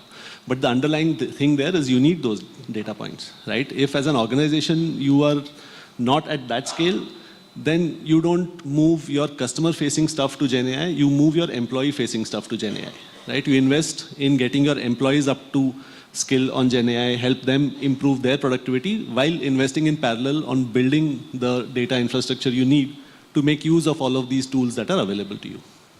Excellent. I love Pankaj. He speaks consultants' language, use cases, all of those things. So we really love you, Pankaj. Let me come with that to you, Ratanji. You know, consultants, tech vendors, everyone comes and speaks about, oh, this GenAI will change the world and how this is the most fantastic thing that you should be doing. Central Bank has been pretty fantastic in the way you have approached and you have made the changes in the last few years. Huge compliments to all of you. Please share, how are you deploying GenAI? What are your learnings in terms of many use cases that Pankaj mentioned or many of your partners would have mentioned? What is really, kind of split the milk and water for us? Very good morning to all of you. And see, for the moment, let's forget as bank as a specific. In general, whether it is a public sector banks or a private sector banks, it's a disruption which is happening across the globe. And it's a disruption which is inevitable. And as we proceed, especially from the bank's point of view, we are having a very complex situation. One is that we are hinged with a very, very legacy core technology systems which are there. And the second is little weak data backbone we have. So, and these two are very important things to get fixed before we jump into GenAI, into a very, what you call an industry or a factory mode. So it's now coming to this, it's GenAI deployment is not merely a technology solutions. It's important we manage the change and culture. We have to handle the processes and then the technology capabilities, and then how do we garner benefits out of it. So we are handling multiple phases of disruption here in the organization as such, in terms of the culture and the change. The imperatives are very simple. I mean, what is that, which are the objectives? Of course, it is higher profits by reducing the cost or operating efficiency, or it is by giving a very important or a very distinctive omni-channel experience, or somewhere reducing the innovation cycles. So these are the things. Wow, so much you have said. A lot of you have gone back to your mobile phone, so I'll kind of push our question back to the audience. Ratanji said many interesting things. GenAI is not only about tools and technology. He said a lot about processes, change management, people, right? So here is a question. What is most important when you think about GenAI in your organization? Is it about technology? Is it about data? is it about change management? So let's, again, show of hands. You can only pick one. Change management. Lot of hands. Data. Again, lot of hands. Tools, technology. It's not like house is evenly split. Okay, so maybe we need all three. Yes, Sanjay ji. Sorry, I just kind of want to supplement what my colleague has told here. What he has mentioned is a situation, but there are use cases are there, Pankaj ji. You have very rightly said, these are some of the problems are there in the setup, but parallelly in Bank of Baroda, we have started it because our data consistency was far superior, and we have invested heavily onto the data part of it. So we are able to take advantage of that, and we have put in some of the use cases of GenAI. One specific being on the customer service part of it. To have a large network like ours and having an inconsistency of services across the places, and the expectation of customers to have a uniform or a standardized or up to the mark service is something which was we were grappling with. So as a result of that thing, we have used GenAI for having a standardization of the customer service across our channels and all. So that's something which is a thing which we have put in place. It's early days, but the response as yet is quite good. Second area where we have used GenAI in our setup is on the increasing the awareness or the knowledge level of our staff members across the product line, because there are a host of products which we deal with. There are a lot of regulations or the changes which is happening in the ecosystem. So to keep our staff members up to date with the thing, we have come out with a very kind of a immersive experience in learning new things or learning the things which is happening around them. So we have made that thing using a GenAI. That is again something which has been gaining some traction internally. Third area where we have deployed it is on the fraud risk management part of it. And that is again an area where we have used it, and it is giving us quite a significant inputs. We are validating at this point in time because it is being a little sensitive area. We have not kind of put it to a commercial use as yet, but we are doing some back testing with the existing data and the data available with us with this new technology, and seeing it how it is spanning it out to. So that's all from my side. No, thank you. Very interesting points, Ratanji. Yeah, as a bank, central bank, we have initiated a couple of initiatives in terms of, we have deployed this GenAI part in the conversational bots. We are also deploying this for virtual experts for giving financial advices. So we have also started using it in the collections, in understanding the behavioral pattern of the what you call the payment history.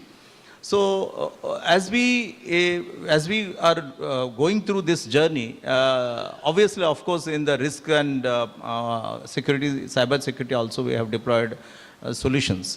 But my view is that these are all, of course, are great start points to initiate these journeys. There is a lot to move forward in this. These are all in a disjoint manner, which will prepare the organization for a future, obviously.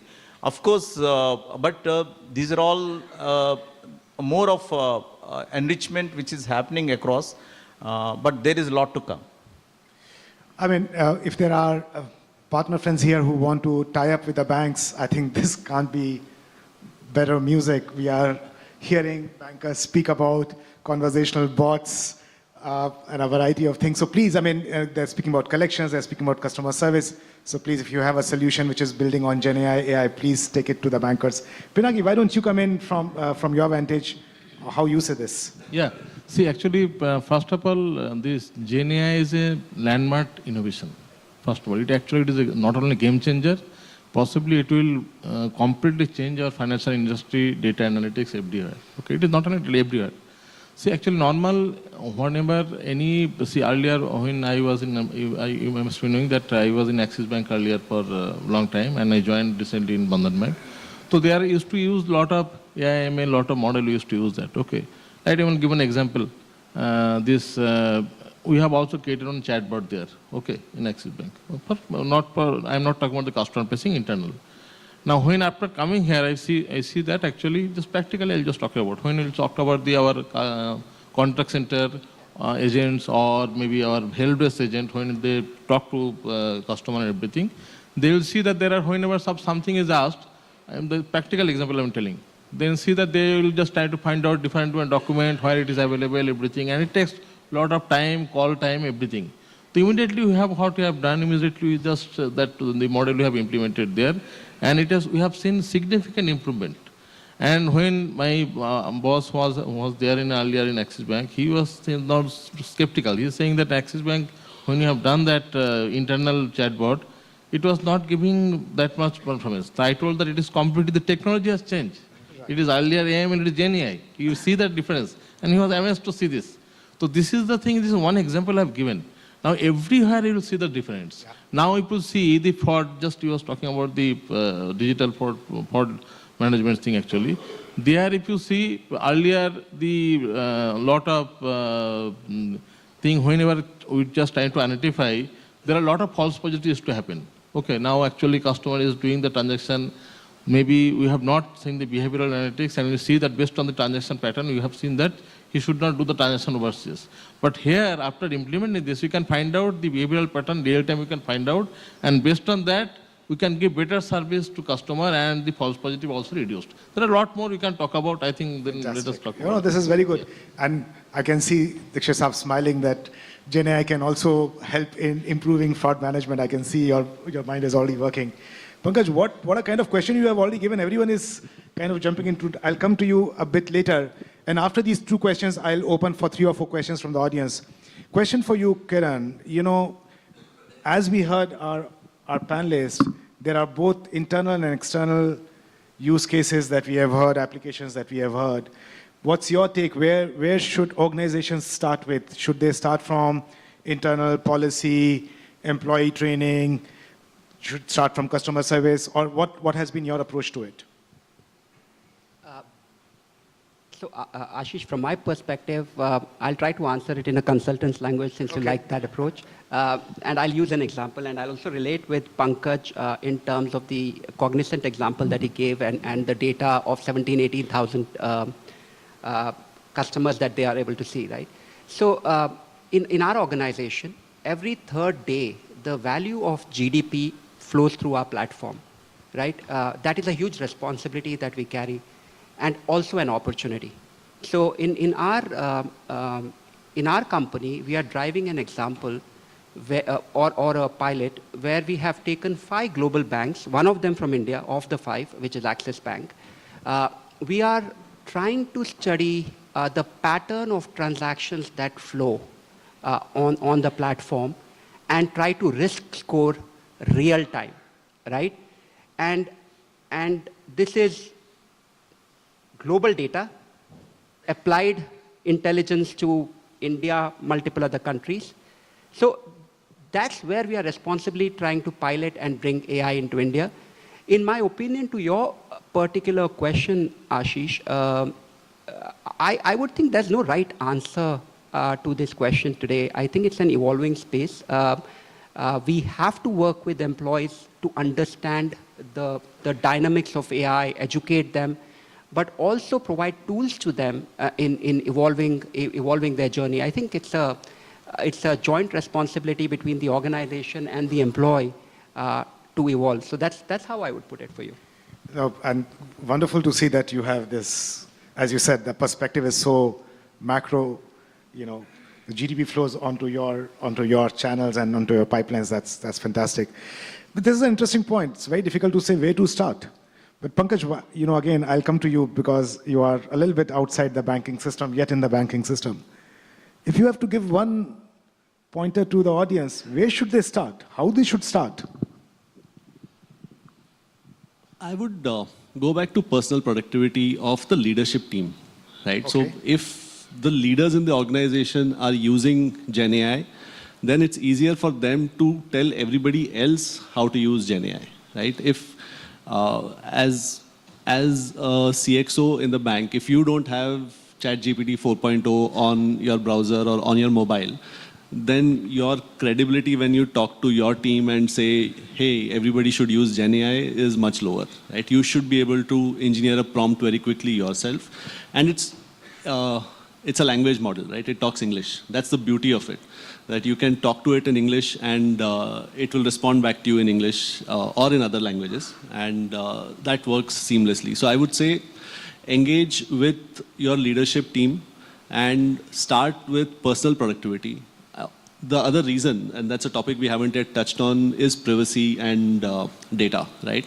So if you engage in personal productivity, you can still keep away from impinging on your privacy related issues, right? And it's also possible to have your own Gen AI tools, right? You don't have to rely on public or free licenses. You can use sandbox tools which have learnt on the internet, but they will be restricted to your organization. And those are the ones that you can use for personal productivity enhancement. And start from there. And like some of the examples we heard here, it's fantastic to see that banks already have the capability to deploy Gen AI on the front, right? And that means they have the data to deploy machine learning at the back and then Gen AI at the front, without which, both of them wouldn't work. So it's brilliant to see that, but it's a continuum, right? Not all banks will be there. So depending on where you are, you will adopt, but I would say start with personal productivity. Excellent. You're almost quoted Mahatma Gandhi to say, be the change yourself, right? So I hope everyone can download a Chat 4.0 and start using it. I admit I am also a little laggard. I have actually replaced Google searches on Chat GPT, but maybe I'll also move a little bit forward on that one.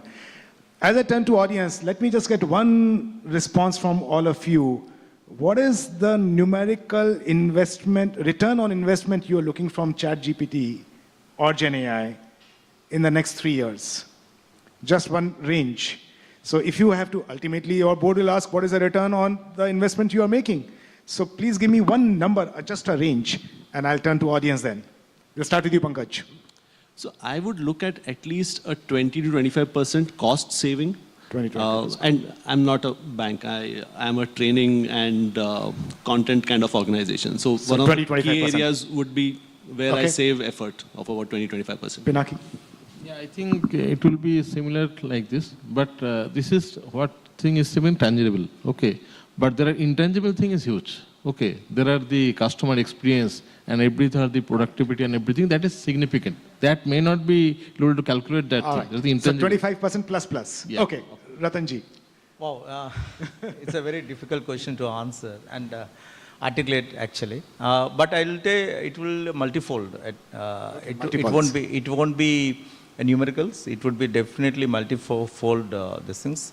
I think more important. I'll take the Pankaj's question a little forward, saying that all of us here, we are struggling a clear strategy for AI actually. As an organization, we are trying to do and emulate certain things, but a strategy for AI with a clear objectives and the pointed question like what is the ROI and what is the growth you are looking at. These are all very, very challenging. Okay, so as it's not an easy answer, but multifold is what we get, so we are hoping. Yeah, again, it's too early to come to a number form at this stage, but we do see quite a bit of improvement in the efficiency, the customer delivery, as well as some kind of internal improvement in overall housekeeping and the fraud risk management. This is some area we are thinking. But in case if it has to sustain and it has to become a long-term objective of the bank, or it should be in the roadmap, it has to be 25% plus. There is no reason it should be lesser than that. Kiran? Yeah, I personally, I feel very irresponsible to put a number, but for me, it's a efficiency gain, and I would look at AI as a vertical in the organization, or machine learning as a vertical in the organization that will improve the efficiency on a constant basis and keep us ahead of cyber risk and other pieces. So those are two areas that my mind runs into when I look at this piece. So Just peace of mind. One thing just want to add. See, thing is that the potential is huge. Okay, now how much we can use, how much you can realize, that depends on every organization And that is the driving factor. It is just blindly not able to talk about that, but depends on the organization how they can use this. Everywhere potential is there. So there's one thing which is common on this side of this dais and this side of the dais is everyone is super gung-ho about Gen AI. I think all of you have mentioned with cautious optimism, also have highlighted that it requires a lot of change management, data organization, everything. Let's see if there are some interesting questions from the audience. All right, I saw that hand go first at the back. So, at the back. So if you can just speak the question in a succinct manner.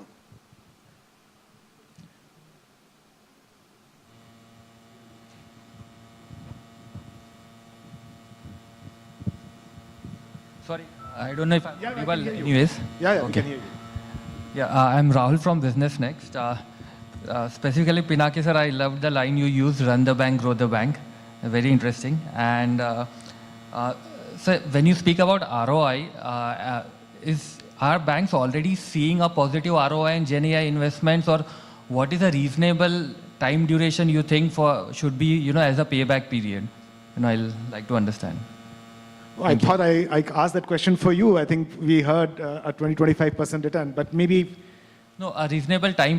Okay, time frame. So, Pinaki ji, what would be a reasonable time frame to get returns? See, actually, as I told that how you leverage, okay, that is the first point. Because how every company, how it leverage it, potential is huge, immense. Okay, how fast we can leverage it depends on every organization and their risk appetite, business strategy, that is depend on that. But if you ask me as a what can be done if we continue this pace, what we are right now it is going on, I think next 1 year or 1.5 years we will get significant improvement. That definitely will get the output. That every bank, every organization has started doing a lot of things as a MVP kind of thing, and it will we get the result by next year. Possibly everybody will get the result. That is my guess. So 1 year minimum. Yes, sir. I am KK Gupta from Research in India. We are talking about the operational efficiency. Now, point is our credit to GDP are quite low when we are comparing with the developed countries, which are significantly high. How the IA can help for operational efficiency in the Indian economy for the increase in credit to GDP? Have any view on that? Sir, if you can just sharpen the question a little bit. I mean, My point is operational efficiency. Yeah. In the Indian economy, because we are thinking about the 5 trillion economy, and how we can achieve it, because the credit to GDP are important aspect in the Indian economy. Let me rephrase the question for any of you to take. How can the cost of delivering credit using Gen AI or AI come down? If you can answer that. I mean, of course, there's a larger point on how government can use, how laws can be, how the documentation can become easier. But let's speak from a banking perspective. Can we reduce the cost of credit delivery? What I will put it is like this. It is not only the operational efficiency which will help us, the speed at which we will be able to offer the services and the standardization of the services which is being offered. So these are the 3 elements which will ensure that the TAT will come down. Second thing is the cost also over a period of time will come down. It's a new technology. It is still in the early days. So it's difficult to say whether it will reduce the cost at this stage. But going forward, yes, it should work on that line. So with that thing, definitely I do see there will be a positive coming out of this for the overall credit delivery as well. The major aspect is your efficiency. When we are talking about the assessment of any credit limits, we are asking so many data from the SME sector. Now the government has also come very clearly, you should not ask any data. You should collect from your own sources. Yeah. And what I have to say in a recent budget, Minister has told very clearly. Yeah, sir, I'll just keep the dialogue going forward. I think your point is absolutely right. I think data-driven credit decisioning and not relying on just the old way of either collateralized or just paper-based submission, I think is starting, actually we are starting to see a lot of that happening in the market. One could argue why it is at lower level, why it can't move higher, but all these changes take time. So at least even from our perspective, I think some of those models are coming in, and I think you have really pointed to the bankers a very right direction. But I'll keep the dialogue moving, sir. You had a question. Good morning. My name is Ashish Kulkarni. I look after the banking at Tata Consultancy Services. Some time ago, there was a study published which said that for every $1 return, you have to invest about $15 to $17 in Gen AI. And that is the kind of dichotomy in terms of investment that is required. Now, these are obviously numbers are pertaining to foreign markets and not India market. But do you foresee that these costs will come down and make it more affordable for us, or will it stay in the realm of being too expensive? Again, I think the investment point, Ashish, has been broadly answered. Look, I mean, any new technology, you are experimenting. I think the panelists have made that point. I think there is a little bit of a, right now, I would say a positive bias to invest. So unless there is anything specific to ask, to add. I think there is, let's let the mood remain upbeat on Gen AI and investments. And I think that should help TCS. Final question before we come to the, before we move to some more topics. Yes, sir. Good morning. I am Premchand from Punjab and Sindh Banks. Just closer. Closer, sir. Yes. So we are aware of the importance of the Gen AI, and we know where it can help us in all our day-to-day operation and customer satisfaction, all these things. So we can have the infrastructure, everything we can go for that, the compute and other thing. But one challenge which we are getting the right talent and talent acquisition, the reskilling. So this part, there is one problem which we are facing. And another thing that every bank is doing, some bigger banks are doing, invested a lot of in there. They are doing, some banks the investment different level. But for other bank like this RBI has come up with the community cloud.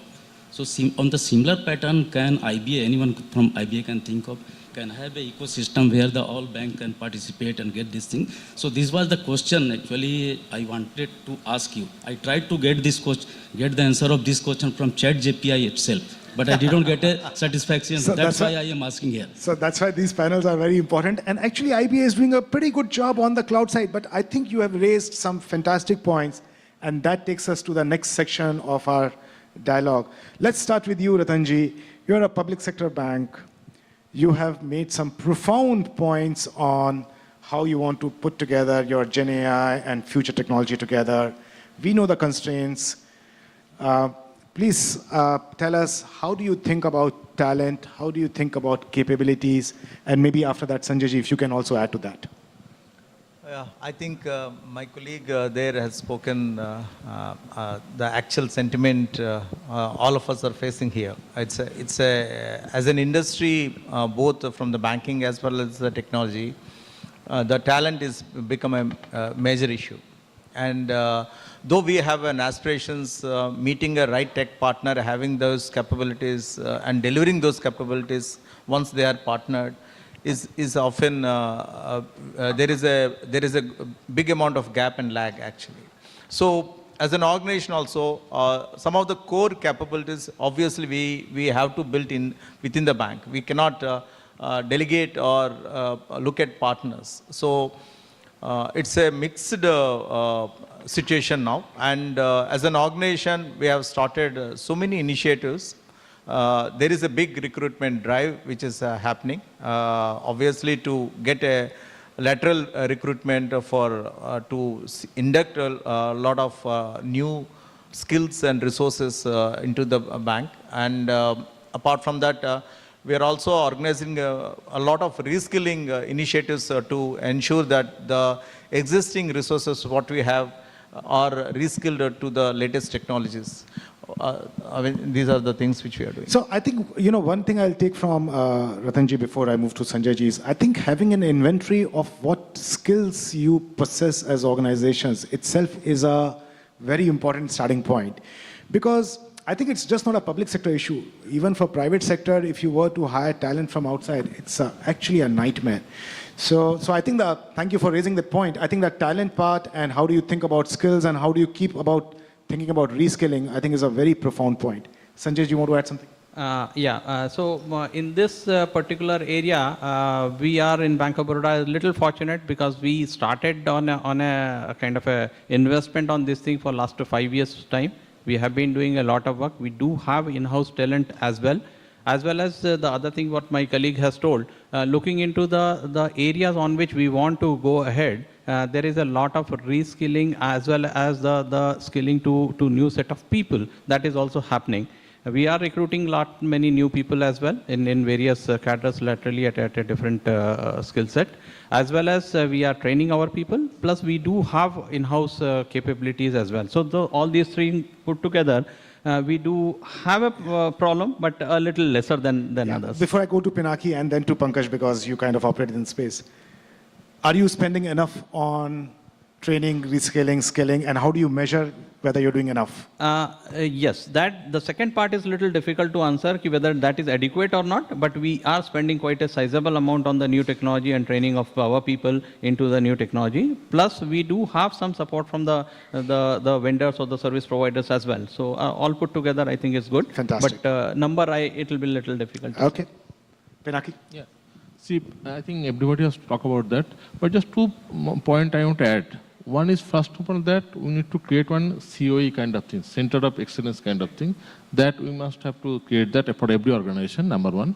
And the partnership is very important because we don't have the capability. We initially, that learning and everything, what partners have, obviously that sort of capability, the in-house skill set staff might not have that then. That partnership, when we will work together, and that also parallelly they will learn. Second point, what I want to put that, see, whenever these are also innovation and everything, there will be failure and everything will happen. When we will start that journey, also the business and the seniors, they should encourage.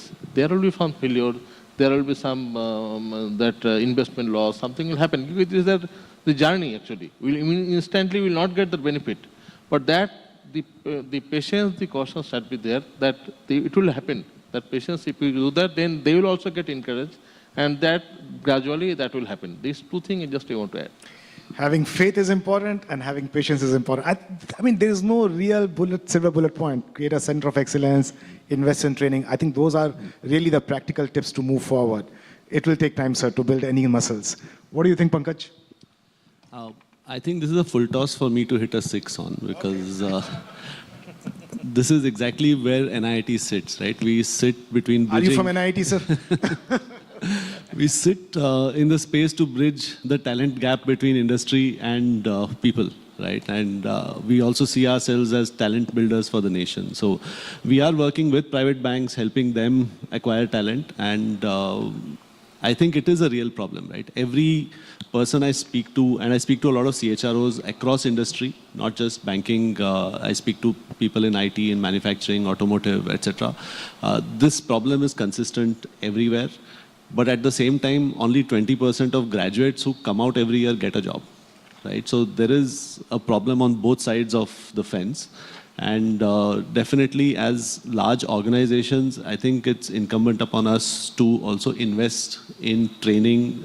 So you will need to hire slightly raw and train them to make them capable for working for you the way you would want them to. And of course, there are people like us who are available for that, but that's a separate story. So Pankaj was so nice to me, so I'll be nice to him. What do you think should be the right money that organizations should set aside for training, reskilling? So let me take a slight step back, right? So the analogy I will use there, if you don't train, it's like servicing your car. If you don't service your car, nothing goes wrong, right? Tomorrow also the car will work just as fine. Day after tomorrow also it will work fine. For a month it will work fine. After 2-3 months, you will have slight problems, right? And another 6 months later, more problems, and then it will be too late to service the car anymore. Then you'll have to replace. Training is kind of like that. If you don't train your people, nothing goes wrong in a few months' time. But further down the line, you will have very big problems. And therefore, any money you invest in training is always worthwhile. Okay. Okay, so it's an open-ended stuff. Very good. Kiran, we heard a lot about talent, training, reskilling, but that will not be the only thing, right? The operating model, the organization structure, the way conversations happen. So can you add anything beyond talent to really see organizations move into this new world? How should think? I mean, what are kind of internal initiatives you have to focus on as a CEO to really make sure things are moving? So from I'll probably comment on the talent part as well. If you look at the AI machine learning conversations, they are recent. You've not had them for a decade. It has started to evolve in the recent past. So there's no specific qualification that qualifies somebody to be a AI expert or something else. So I think, like most of the panelists said, this has to more largely come from within with few experts from outside. And it has to be a journey of evolution. And the companies that are hungry, that are deploying training mechanisms for their employees will succeed. And I agree with Pankaj in the servicing car example. I think that's a great example to look at AI. So from our perspective, I think we are a small organization, about 2,500 people across the globe. We've created a separate vertical, which is innovation vertical. There we have created sandboxes, and we are exposing our employees to be part through various forums and learn from there. We are also encouraging our employees to go out and do training programs that could upskill them. So that's a constant endeavor, and I think that's what's going to drive it. I think it's not just about the organization, it's also about the employees. I think they also need to have equal hunger to upskill themselves to be ready for the next challenge, right? In the past, you did not have many changes. In the last few years, changes are more constant, and learning has to become a journey, not a destination. So I think it's that philosophy that we look at. I think these are philosophical points, and I think you gave some good ideas around innovation and making sure every employee feels this is a part of his journey. We are kind of coming to an end, so I'll have a second audience round coming up. If you have some interesting questions, please keep them up. But let's go back to where we started. We spoke a lot about Gen AI, investments, return on investments, talent and stuff. But at the end of it, it runs on technology backbone, right? So Sanjay, do you want to speak about the resilience aspect in financial services? Do you want to speak about proactive remediation approaches that Bank of Baroda kind of uses? Give a peek into how BOB thinks about resilience. It runs like a massive, massive network. Yeah, so this is a very, very important point and very relevant in today's environment with so many things happening and customers' expectations going off the roof. Their expectation is plain and simple that services should be available at all point in time from all modes, all channels, and this is where we are. And a little bit of a disruption creates a huge issue. And for a larger organization, the issues are more.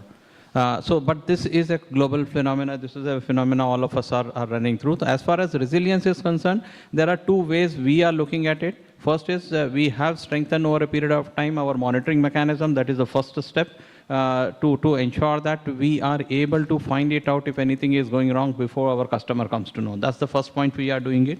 Second point which we are doing it is we are deploying a technology which makes our infrastructure almost available at all point in time by having redundancies, by having the availability on demand basis, and lot of parallel investment has happened on the technology so that our infrastructure is available at all point in time. And obviously on top of it, the applications which are running is good. That's second point.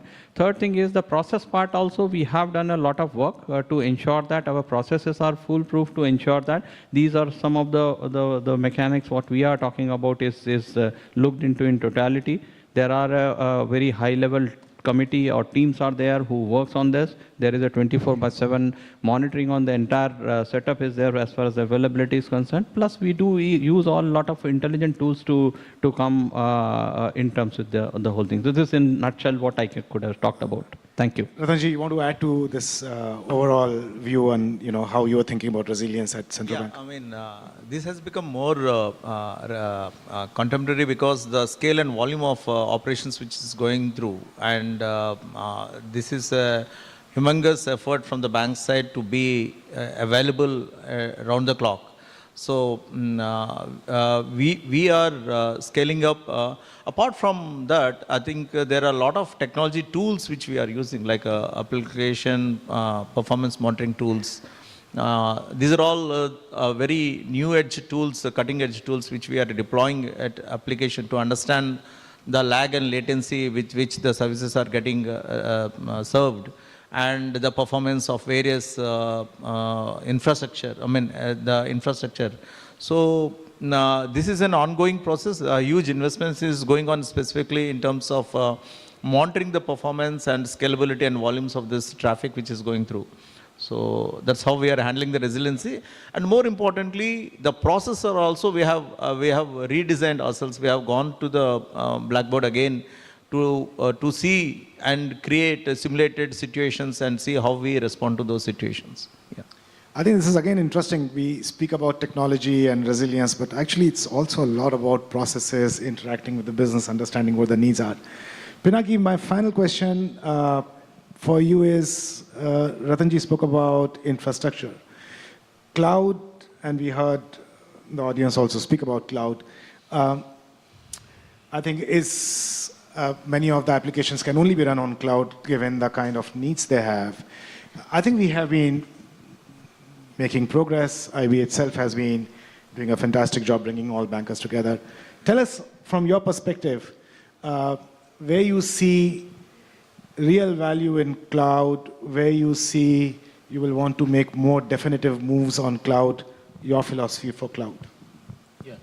So first of all, actually the cloud journey, okay, even if we start that, first of all, we have to discuss with the management, we have to take their buy-in, we have to convince them, as well as the IT other stakeholder. Because the application owners, if they don't get convinced that cloud will give them benefit, they will not be interested on that. That's the first and foremost thing. Gradually, that is the important thing, then start it. Otherwise, if we just jump on that, it will be definitely failure. That is the first point. Secondly, there is, see now the phenomenal advancements happening in the cloud. Okay, there are other concern was earlier there, the security. Okay, security, whether it will be secured, that will be done. Now this thing is that there is actually security, the investment, whatever is happening, every cloud provider is phenomenal. Okay, every sort of security process are there. Just the door is there, lock is there. If you open it, it is your problem. You need to ensure that you have put the proper lock. Right. That is the first and foremost thing. It is our responsibility. Okay, number one. Secondly, actually that the lot of time what we did mistake. Actually we just try to jump in on that and just put this application there without making any changes. Rehosting, it is not the solution. It needs to be refactoring, re-architect as per the cloud. If you don't do that, that is another failure will happen.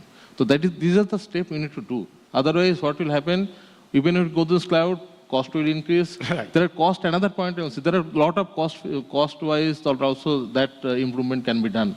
First of all, that this is another concern actually people are talking about. If we do that cost, it will not be cost effective, cost will increase.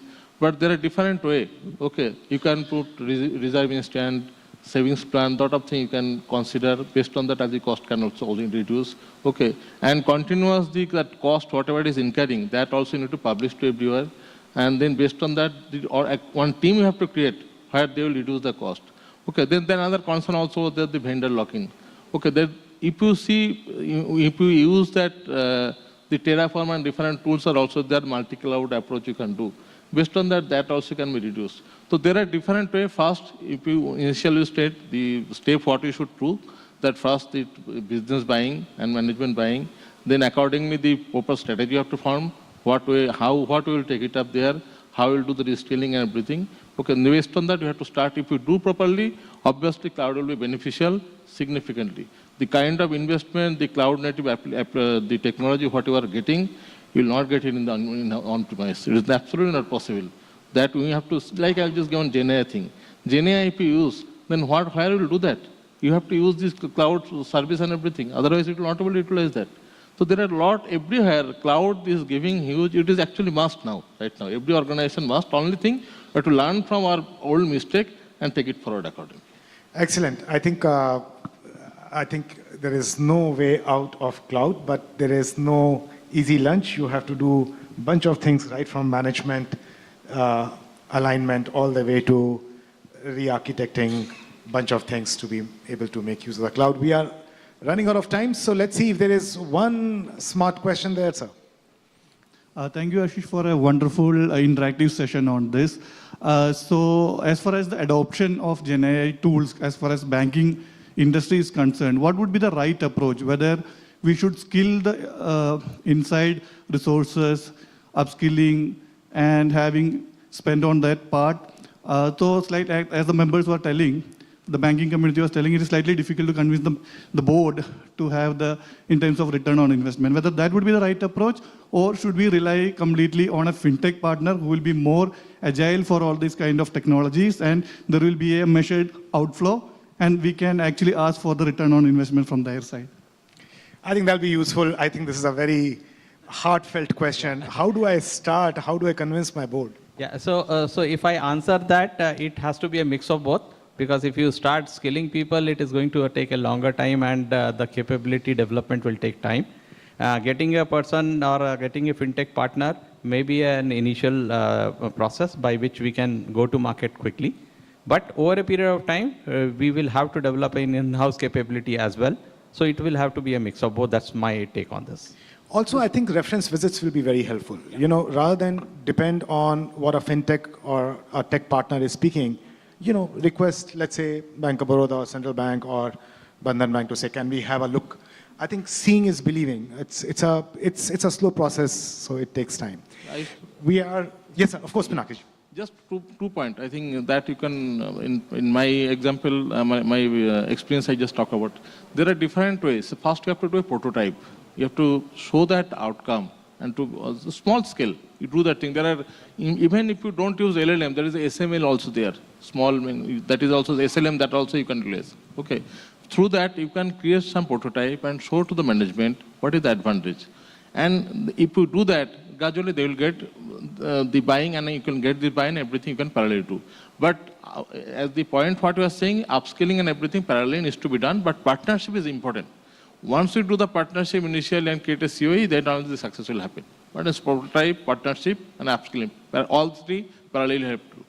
So I'll end with rapid fire, and you have just one choice to pick up. If there are only 5 choices given to you, core and legacy modernization, talent, scaling up and getting value from investments, cloud, Gen AI. If you have to slightly dial up your investments on any one of this, what would you pick?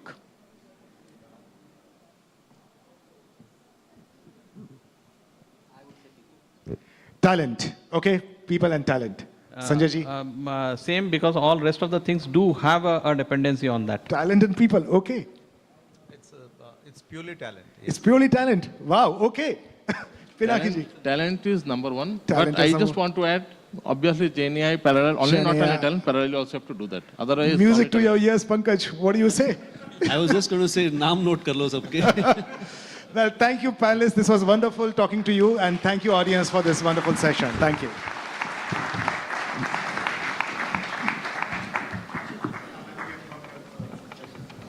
Thank you all for the engaging and insightful discussion.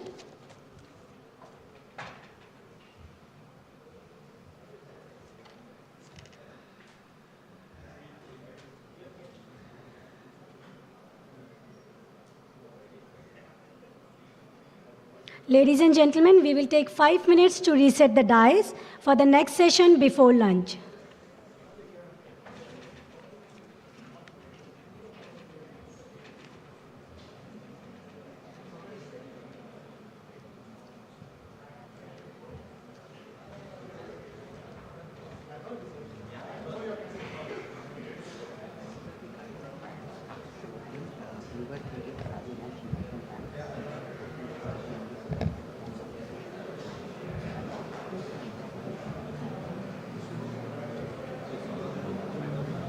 From Rajiv?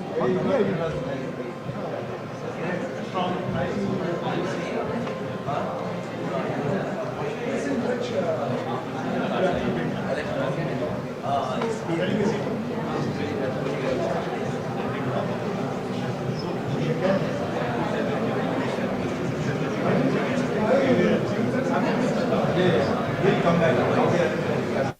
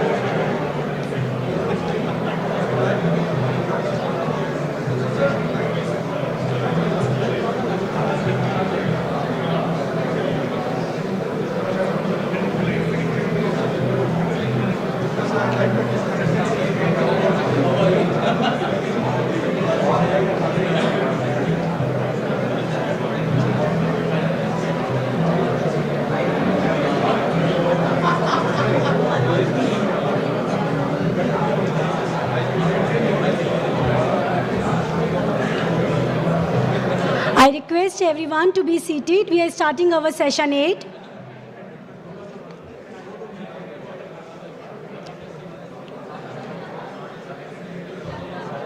पंद्रह second रुक के ये line ऐसे बोलना 2 बार 3 बार 15 second बाद तक ये लोगों को हो जाएगा फोटो भी चलिए ऑडियो पर बोलते हुए एंकरिंग करते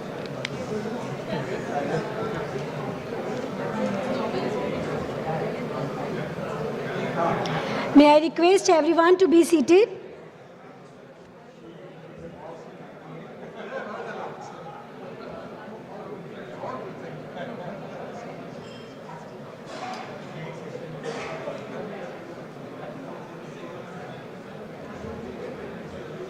Ladies and gentlemen, we now move on to the next panel discussion on the topic, collection effectiveness, navigating technology, regulations and customer experience.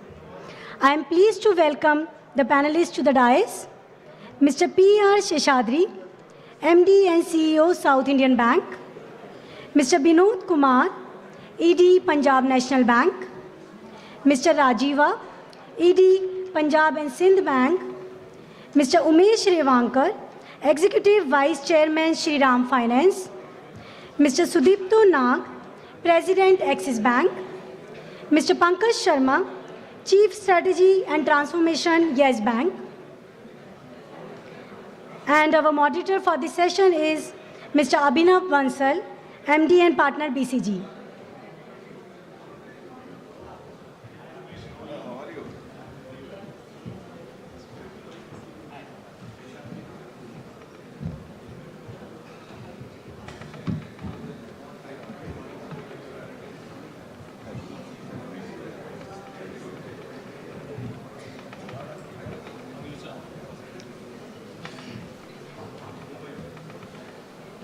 May I request Mr. Abhinav to initiate the discussion? Over to you, sir. You can start, yes. Okay. If I could just request the people on the sidelines to settle down a bit. Thank you. Thank you very much. A very good afternoon to everyone. I think the session before the lunch and after the lunch are typically the toughest one. We'll try and keep you awake through the conversation. There are, typically two schools of thoughts, and we might agree with either of them, right? Either we are in the business of lending or we are in the business of collection. Right? I'm really glad that we are finally addressing the second school of thought, even though they might be in minority or majority, depending upon the perspective we look at. But really, really glad that we are taking up this topic for the first time in the FIBAC conference. So I'll start with Mr. Rajiva. Sir, before even we start about collection, I think there is an aspect of controlling delinquencies on the basis of underwriting, and then there is on the basis of collection, right? Which one of these knobs do you believe are a bigger lever to control delinquencies, and in what situation? Because it also depends upon what time frame and what time zone you're talking about. So thank you, Avinav, you asked me that question. So whenever we talk of collection, it is very important that we look at the starting point, and that is where you call it credit policy or the underwriting practices all those things become very, very important. Because that is the origin of, I'll say, all the issues which might crop up later on and might need various steps for getting the money back. So it is very important that we pay proper attention to credit practices, which essentially means that you have proper skill set, you have proper risk appetite, you have proper policies to understand whom you are lending, what you are lending, what are the terms on which you are lending. And once you are very clear in all these aspects, I think the journey ahead is going to be very, very smooth. And of course, once you have taken care by use of technology, by use of adequate practices, the next steps will be the post-disbursement phase, in which you need constant look at what is happening to the particular account. And if the post-disbursement phase also is smooth, I think the typical collection phase will be quite smooth, and you need not actually have to make a lot of efforts as far as collection is concerned. So looking at two things, I think more effort has to be made on the credit origination, credit underwriting practices, if we want to see better collection strategies, better collection results overall. So it is very, very important that we have adequate underwriting practices. So I completely agree, sir. I think at a meta level, prevention is better than cure. But there is a reality that, yes, ultimately we are, servicing segments where it is difficult to control delinquencies, right? And then in that context, especially right now, we are going through a phase where there are elevated levels of delinquency in the unsecured segment, and we have seen how regulator has reacted to it. So, Sudipto, that's where I want to get your thoughts. You have dealt with some very large portfolios with some of the largest banks in the country. How do you see, in an environment like this, what are some of those immediate steps that one could take to release pressure in the ecosystem? Yeah, thank you. Largely, if I look at the unsecured growth, been substantial, and it is growing. If I look at the overall pie of the credit in the banking system, is gradually moving. And today it is landing up almost like 12 lakh crore. Having seen such situation, regulator has largely responded well on time in terms of increasing the risk weight ratio. But what's there for the bank to respond to what credit bureau and to do it? Largely on the banking side, what I feel that it is time to look at the last 5-7% of the segment on an ongoing basis by cutting the data at a micro segment level to see which are the segments which are leading to disproportionate increase in the credit loss. Because unless we keep on doing it and sharpening it, the PBT will always come under pressure. And while one is doing that, it is also important, since larger part of the lending is today digital in nature. The journeys are to be looked at. Are we doing adequate in terms of the KYC validation, income validation, in terms of employment verifications and all? Those are very, very important aspect to it, because you can have a very strong model scorecard. Because the input data, if it is not strong, which is flowing where the entire model is being meant, so there will be a leakage. So we have to respond to both the point in terms of data quality as well as the scorecard model. I'm coming on to the third part, which is largely to do with the credit bureau. Today, when we look at large part of the customers, it's not like they are defaulting. They have shown enough symptoms of credit hungriness, be it in form of multiple inquiries, leverage, or could be frequent unsecured borrowing. So given that situation, if the daily reporting of the credit bureau happens by all the institutions and ecosystem wise, definitely bank will be in a position to read it, NBFCs will be able to read it, and will be able to take preventive measures. And lastly, in the leg, when it comes into collection, pre-delinquency management is one of the things which every institution should have, reading on each of the micro segments and making sure that we educate customer. Can we push a bureau simulator where customer can read those course ramification of not paying on time, what could be the consequence in terms of bureau score? Because it is the time when we are digitally lending and when technology is playing the bigger role, a behavioral shaping is also very, very important aspect. So that's my take on this. So you made multiple points, and I think some of these we will revisit during the panel discussion as we move ahead.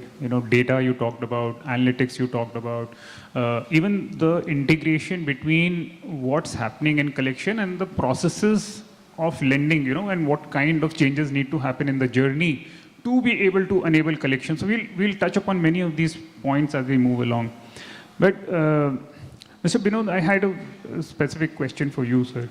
There are many things that Sudipto talked about, that these are, I would say, the brain of collection, right? That it will tell me what to do. But finally, it needs to be operationalized on ground. Collection is definitely one of those things where it is 10, 20, 70. You can think, you can create digital processes, but then there is a large part that happens out there in the field. In that context, how do you balance between in-house and outsource activities? There is a pace at which you are expanding, and then there is a pace at which you can expand your collection capabilities and capacity. How do you create that balance and across the value chain of collection? Thank you, Abhinav, for asking that question. So I will, before coming to the main point, I will give some data, and then I will come to the main point. Data may not be necessary of my bank. So few years back, when our SMA book was say 23-24%, slippage was around 3 to 3.6%, around 4%. Now, if we talk of today, when SMA is around 10%, slippage is less than 1%. And it is happening with the industry also. So the learning thing is, our endeavor should be to push the account out of SMA. Slippage to SMA should be minimum. If that is there, our collection burden on collection efficiency, collection will go down. So that should be the main thrust of the banks. Coming to your first question was very pertinent. So how to do that and how to strike a balance? First of all, we should have a very well-defined underwriting process. Unless we have a very strong underwriting process, you may put in n number of efforts, but collection may not happen. So that is the strong point, that we should have a very strong underwriting standard. Then again, as you told, even after you have a very strong underwriting standard, there will be slippages. So what to do with that? So the first point, my thought process is, we should try to move standard accounts towards 100%, which may not be possible. And to do that, first point, internal. Internal, we can do many things. First of all, I will suggest collection accounts should be with the banks. So if we can control cash flow of the customers, most of our problems are solved. So first emphasis should be given on that. For that, we may have operational account, not mandate, or we can give QR code to the customer, we can give a payment gateway, we can give them collection accounts, etc. So there are many channels. Now question comes, even if some slippages are there. There are many channels, and in PNB we use AIML also, and we use collection propensity score. So collection propensity score, you defined it into 3 categories: PR1 high risk, PR2 medium risk, PR3 low risk. So based on that, we try to collect and contact the customers. And also we have behavioral and nature study of the customers. So that we try to strike balance between the internal and external. But our focus is, we should stop from slipping to SMA. Because that efforts is still, I will say, minimum. Once it slips, our efforts will be many times more. So that is the way we approach. Thank you. I think that's a fair summary. But Sesh, I have a point related to what Mr. Binod just said. Yes, I think multiple panelists agree that underwriting is the place where it starts, and even then there can be slippages, and then there is a whole conversation around data, analytics, everything is fine, right? But it still brings us to the point that collection is done in the field. And for the banks of the size that you lead, it is a large number of people who are involved in this. And there are pressures around that you need to collect, and things can go out of the hand. The SOPs are not necessarily followed, and there is a compliance and regulatory risk attached to it. How do you draw the balance, right? And how do you make sure some of these guardrails are followed on ground? Thank you, Abhinav, and thank you very much for having me in this panel. The question you ask is a very pertinent one. I think environment has evolved a great deal, and today it's a little bit easier for us to be compliant than it was in the past. And the reason I say this is that, in the long and distant past, I used to be the head of banking collections for Citibank between the years 1998 and 2000. That was a time when the legal framework had not yet been fully established. Many of the processes that are commonplace today were being invented, and very often being invented by the bank that I worked for. And finally, there was very little downside risk for the customer if he were not to pay us. Today, there is a very clear price that somebody pays in the event he or she defaults. That did not exist because the bureaus had not yet come into being, and therefore there was no downside for somebody not to pay. Under those circumstances, collections was much, much more difficult, and in fact, in some ways more rewarding. In today's environment, it is a balance between maintaining the customer relationship and ensuring that you get paid. So there is a downside for the customer for not paying. Therefore, if you pressurize him too much, you lose that relationship. B, if you pressurize him too much, what happens is you end up getting paid for the first 2-3 months. Then there is another bank that is not being paid, who then start pressurizing him, and then he deprioritizes you and pays the other bank. So it's a round robin, and therefore, in my mind, there is very little benefit for you to be very, very aggressive in collections in today's environment, because there is a price that customers pay for not paying. So now it is the balance that the bank wants to maintain, about maintaining that relationship and maintaining the financial integrity of the bank. You need to work that out, but it's much, much easier today to be fully compliant. For one, I believe, having actually been a collection manager, I believe today the use of the field, I think, is overstated. Very often, collection practices and some of these things that we talk about, how we use models and how we do test and learn and all those kind of things, we tend to do that when the portfolio is behaving well. The moment the portfolio starts behaving badly, then what we do is we invest a great deal in collection expenses. And it's very hard to figure out what you're getting more of, expense or actual collections. From a managerial point of view, that's the thing to do, because that protects you. But at the other end, it exposes you to these kind of risks that you mentioned. So my view is that banks should figure out how to underwrite assets that you can collect on the phone. The moment you have to get to the field, that's when the problems occur. And the phone can be monitored very nicely. And my view today is that the field is actually not particularly efficient, nor does it actually pay you in an environment where the customer can lose for not paying you. I'm seriously struggling to find people who believe in the school of thought that we are in the business of collection. You're the third person on the panel who has said that underwriting comes first, and I think maybe that's where the truth lies. But I think, Sesh, what you mentioned, which I probably missed in my question, is that it's not about compliance and regulation so much. It's really about the customer experience, and that's what probably the regulator or compliance is trying to try, right? And it's about the relationship that you want to maintain, right? And hence, beyond a point, whatever we do is not going to change the reality that there is an ability to pay gap. If it was a willingness to pay gap, that should have been addressed in your underwriting itself, right? Fair point. Umesh, I'll probably come to you on this one. You lead one of the largest NBFCs in the country. And as an NBFC, we do not have the privilege of a certain cost of fund, and hence we operate in a certain segment of customers for a certain yield, right? Which have a tendency to be higher in terms of risk profile.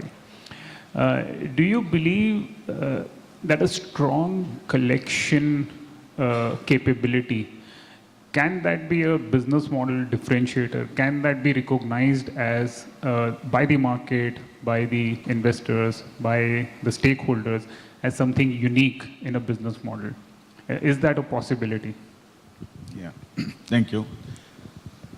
So the moment you say a strong collection practice, it looks as if it is use of muscular power. I'm telling you, there is nothing like that. So yes, we do cater to certain segments who normally do not get served or lent by the banks. And most of them are individuals, self-employed, who want do their own businesses. And most of them may be having their own assets, shops, run. And they may not have a formal banking arrangement, credit arrangement. They may be having bank accounts. So that is the kind of customers typically NBFC catered to. But what the NBFC does is most of them have direct access to customer. They know the customer and they have a specialization, either geographically or in the particular business which the customer is in. So by and large, the NBFC model knows the business and the customer. So we know the cyclicality of the business. And the underwriting standards are developed accordingly. And there are always, you can see that moment you go to little new, what called new to credit kind of a customer, our lending rates will be higher. That means the credit cost is inbuilt in the lending rates. So when a credit cost is inbuilt in the lending rates, then you can't complain and you can't compare that particular portion with a AAA rated customer. And because generally what is happening is we compare with others bucket and see this is bad. But see, you have already priced it and therefore it is not really bad. You have to see over these cycles, over the maybe 10, 15, 20 year cycles, has it paid you the net return, what you planned for? If it is giving you net return, then higher credit cost should be okay in that particular segment. That's how I think, see, the NBFCs have developed a model based on understanding the business of the customer and knowing the customer. So I think therefore collection looks a little better or maybe a little sharper, or maybe we don't complain about it. And also another angle to see is that the outsourcing part of it, collection outsourcing part of it is not really done by the larger NBFCs who are there in the business for a long time. Moment you outsource, then you have a challenge. Because you do not have control over the outsourced agents or outsourced companies. And that's going to become a little tricky issue. And therefore, I think by and large, I don't really say that NBFCs have better collection mechanism, but only I can say that we relate to the business, we relate to the customer much better or maybe much deeper and deal them as a partner. So that's the difference. No, I genuinely believe this call on keeping collections completely in-house is probably a tough one to begin with, but it does yield significant benefits in the long run, right? As you rightly said, your own employees can interact better with the customers, they can know their reality better.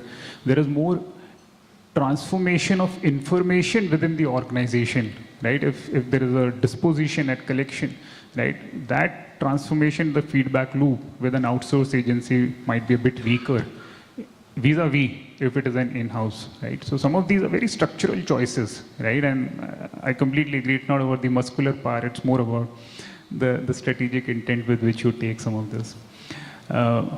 Pankaj, I'll probably get your thoughts now. You have led many of the transformation offices at some of the largest banks in the country, and you are leading one even right now. How do you see collection as a function transforming in times like these and in future? What are some of the trends that you are picking up? Thanks, Abhinav. I think I'll answer this question on three vectors. First one being collection journey automation. I think when we speak about a lot of processes, we talk about onboarding journey, we talk about credit journey, but I believe the time has come where the end-to-end collection journey automation is also an important aspect, and that's very important today, more from effectiveness, efficiency, and also from the regulatory framework perspective. Because it's important that whatever we are doing, it's completely recorded, we give the right payment options to the customers, and we have omni-channel presence coming across for the customer and the interaction which is happening. The second vector being analytics and collections. And again, going by what Sesh said over here, it's important that we take the inputs from how we're going to underwrite also in the collection scorecard. And also take the reverse inputs from collection scorecards into the underwriting scorecard. So we should be today building scorecards both at the onboarding stage and collections which have the ability to take the inputs from both the sides. And third being, I think the previous topic covered the use of AI and GenAI. And we should see that how we start utilizing this on the collection space also. So there are pretty interesting use cases which are coming across which help in increasing the effectiveness of the collection, specifically on the outbound side and the phone side, as Sesh also mentioned again, that's going to be the biggest play in terms of how we effectively collect through the phone mechanism. And it's important that the new tools like your NLP, we understand when the customer is answering and when he's promising to pay, whether he's actually promising to pay or he is would be paying in the next time. So I think all these elements, many of the institutions have started using, also to improve the effectiveness of the outbound calls which are using of conversational bots. So there's a lot of work which is happening, and this is really improving and transforming the way the collections is also being done across. I think the part around analytics is, I think, somewhat getting appreciated. But I really found insightful is the whole point around journeys, right? And you're absolutely right that we have focused on onboarding journeys quite a bit. Sudipto talked about that there has to be a collection feedback going into onboarding journeys, but there is also a journey within collections, right? How do we simplify that? And in fact, that comes to your experience, operating risk, many aspects of the journey which can be simplified. Sudipto, I just want to double click with you once again on analytics data, right? I think everybody talked about this, and Pankaj illustrated that on underwriting, it has taken us a lot of time to believe that it can be an STP underwriting. And even today, unsecured is still STP, and secured we still like to do a touch and feel, right? That's the mindset with which we have approached underwriting, right? And it will take still some more time for us to get comfortable with taking decisions, while all of that is completely data backed, right? So collection, which is a lot more operational than underwriting, right? A lot more in the field. How far are we from believing in analytics as an industry for collection, right? Are we really using that? Or is it like, yes, there is a BIU, there is an analytics team which exists, which churns out certain insights, and then there is an independent collection team that acts on it. Where is the marriage of two? So I will first look at the larger picture. What are the big shifts which has happened in the ecosystem? First, in terms of demography, who are borrowing? It's between 25, larger part of the borrowing is between 25 years to say 40 years, constitute about 60%. Smartphone about say 65 crores, 82 crore internet users. These are, and that ease of computation, ease of being cloud available. So everything has become much seamless, and hence the lending has become, to the last mile, it has become much seamless. The question what you ask, are we in a position to reach that? How data analytics will come in? Definitely, the speed at which lending is happening, there is a need to catch up on the collection side use of data analytics, right? If it is not well orchestrated, definitely there is going to be a gap, because the reach which is happening at the last mile, analytics should come till that level. So are we doing enough in the industry? I think a lot to happen. But what one can do it is largely in terms of micro-segmentation of the entire portfolio using machine learning to identify each of the small segments. What are the personalized treatment can be done from the point of as specific as the content designing or what type of SMS, IVR bot should be pushed to the customer. It is no more a generalized strategy. It is a specific strategy, tailor-made strategy which can be pushed to the customer. And also there is an AI layer which comes when the campaign engine comes. Between bot, SMS, IVR, email, even in case of in-housing, when the orchestration will happen so that the right customer, right place, right time can be made. While it is happening, the outcomes need to be augmented and that should come back into the system. So it's a complete process in itself to make the entire engine sharper. A byproduct will go into the credit side in terms of making it even sharper. So none of the outcome should go waste. That's one part to it. But having all this in the overall workflow system, are we in a position to make it? Because most of the organizations will have today collection workflow system, but are these systems are indeed intelligent systems? The answer is no. Lot of things are happening in the form of a modularity of it, which is not a common thread.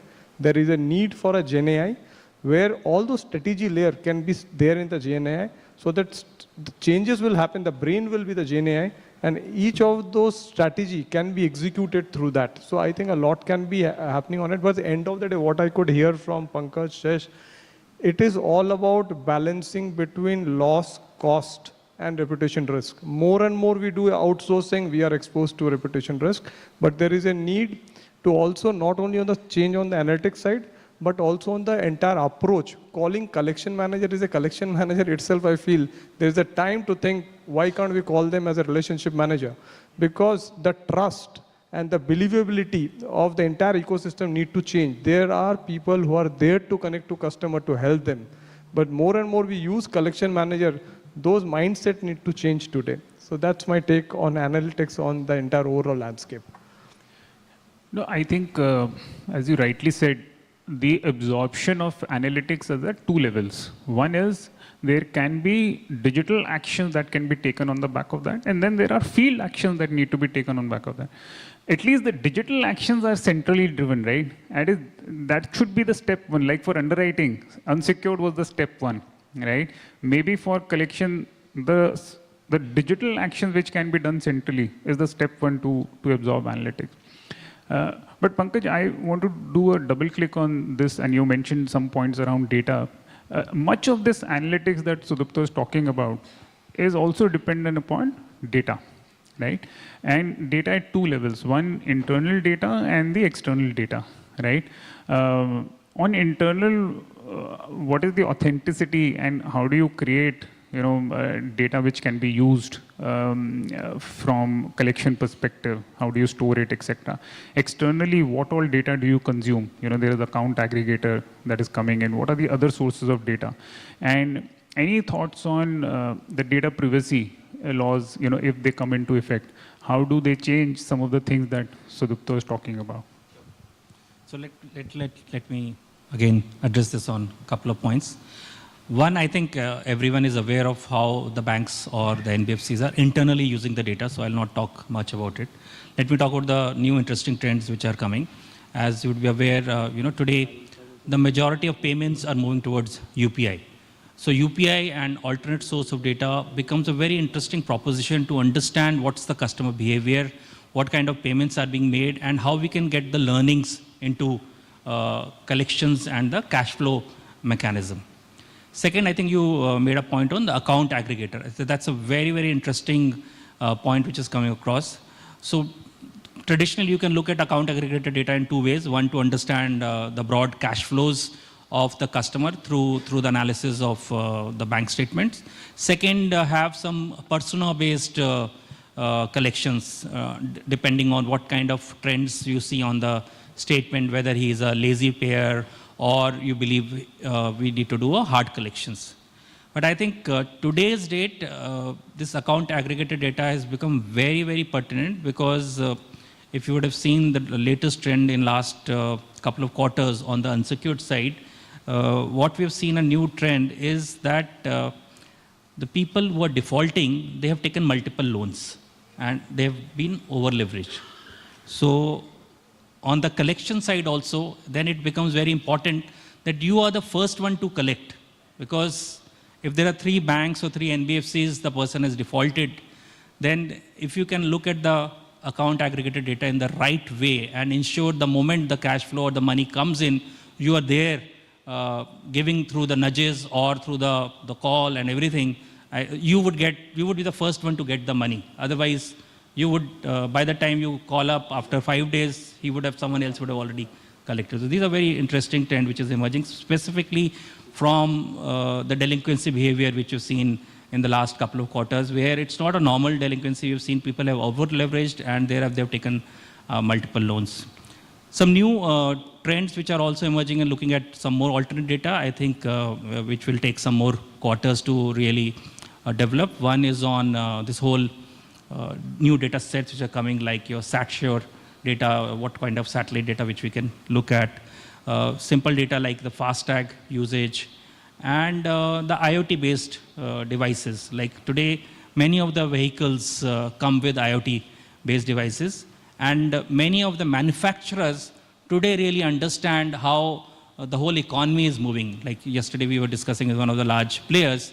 We are in a position to predict how the whole GDP is moving, because how many kilometers the large trucks have been doing on a month-on-month basis. So the same data can also be used to again, look at the cash flows and see how we can build collections mechanism around that. So pretty interesting.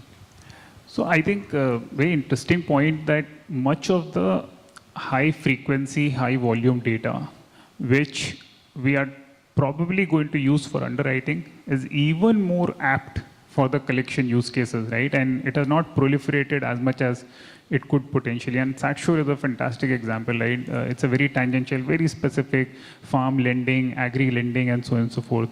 Absolutely. Mr. Rajiva, one question from you, right? Pankaj talked about there are journeys in collection as well, right, which need to undergo change. In your perspective, what is the role of tech and digital in collection? How are you seeing that evolving?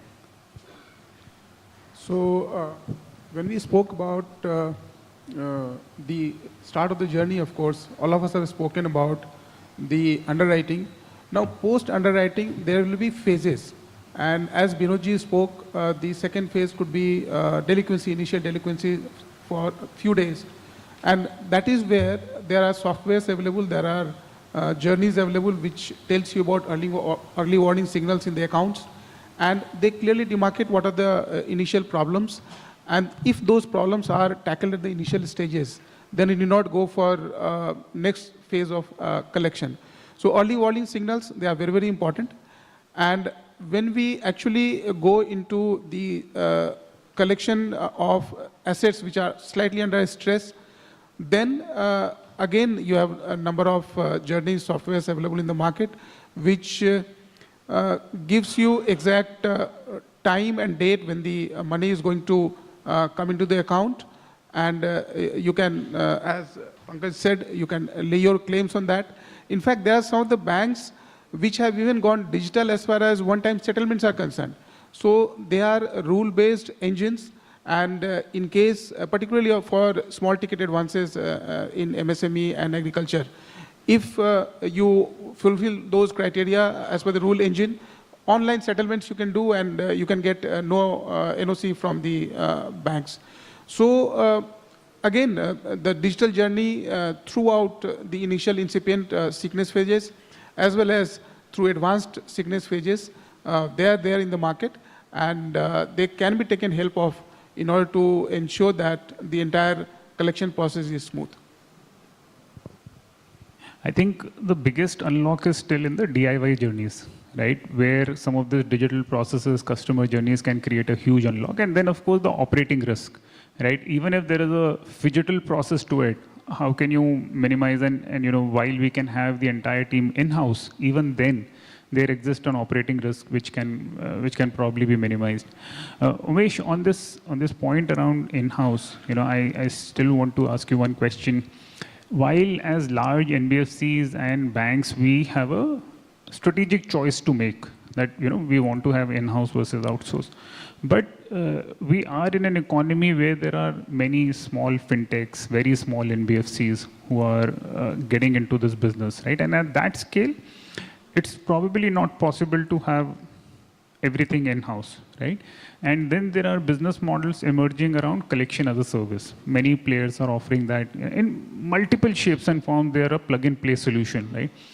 A, do you think it is a viable business model? B, what are some of the risks and positives you see with that kind of a model as a collection as a service? See, before coming to that, I would like to tell you that last 10 years have been a significant journey in the sense the post-UPI, digital, GST, and even the recent COVID. Entire the behavior of a customer has totally changed. Today, even a small vendor or businessman, he is able to use a digital mode to transfer his money into bank account and then use it. So, in the past, many of the businesses were struggling. They only will collect cash, will pay in cash. The cash transactions were quite heavy. Today, he has a choice to make it everything digital so that he can pay on time. Or even he can make the part payment 24/7. It is not that he has to go to physically go, or I should send somebody collector physically. Those things are not there. In the absence of that, there is a total change in the the environment. And today, structurally, I think the individual behavior or discipline has become much better. So in this environment, whether you need a specialized collection team is something which I'm not very sure. Maybe you can have some local arrangement with very small scale, but to have a large-scale collection team specialized and having a business model out of it is something looks very not viable to me, because maybe the data analytics and the smart usage of various variables, all those things are possible by the company by directly having outsourcing specialist, not exactly outsourcing everything. You can collect information, but use it as if you doing it. In the sense, it has to be part of your DNA to use it, and so that you learn out of it. Otherwise, no, you just outsource it and forget it. No, that kind of attitude can come. So many of the activities today, large, when you become very large, you try to outsource it and try to become, the specialist in few activities. I don't think that will work, is my view. I think it's a fair point that it's to an extent a core activity to the business, and you cannot operate in an environment where you mentally think that this has been completely outsourced and somebody else will take care of it. Fair point. And hence probably the moment you start thinking about certain scale, you need to build these capabilities in-house. So Sesh, coming to you, once again, I think we talked about multiple instances in the last 40-45 minutes where there is a certain action that is happening in collection, and that feedback loop needs to flow back into policy. We talked about policy, we talked about journeys, we talked about how do you think about the onboarding process and so on and so forth. Now, in a way, collection has been set up today, it's somewhat as an isolated function, right? How do we figure out a way that this gets integrated into the mainstream organization and there is a proper feedback loop with the rest of the organization to enable it to do some of these things better? Thanks, Abhinav.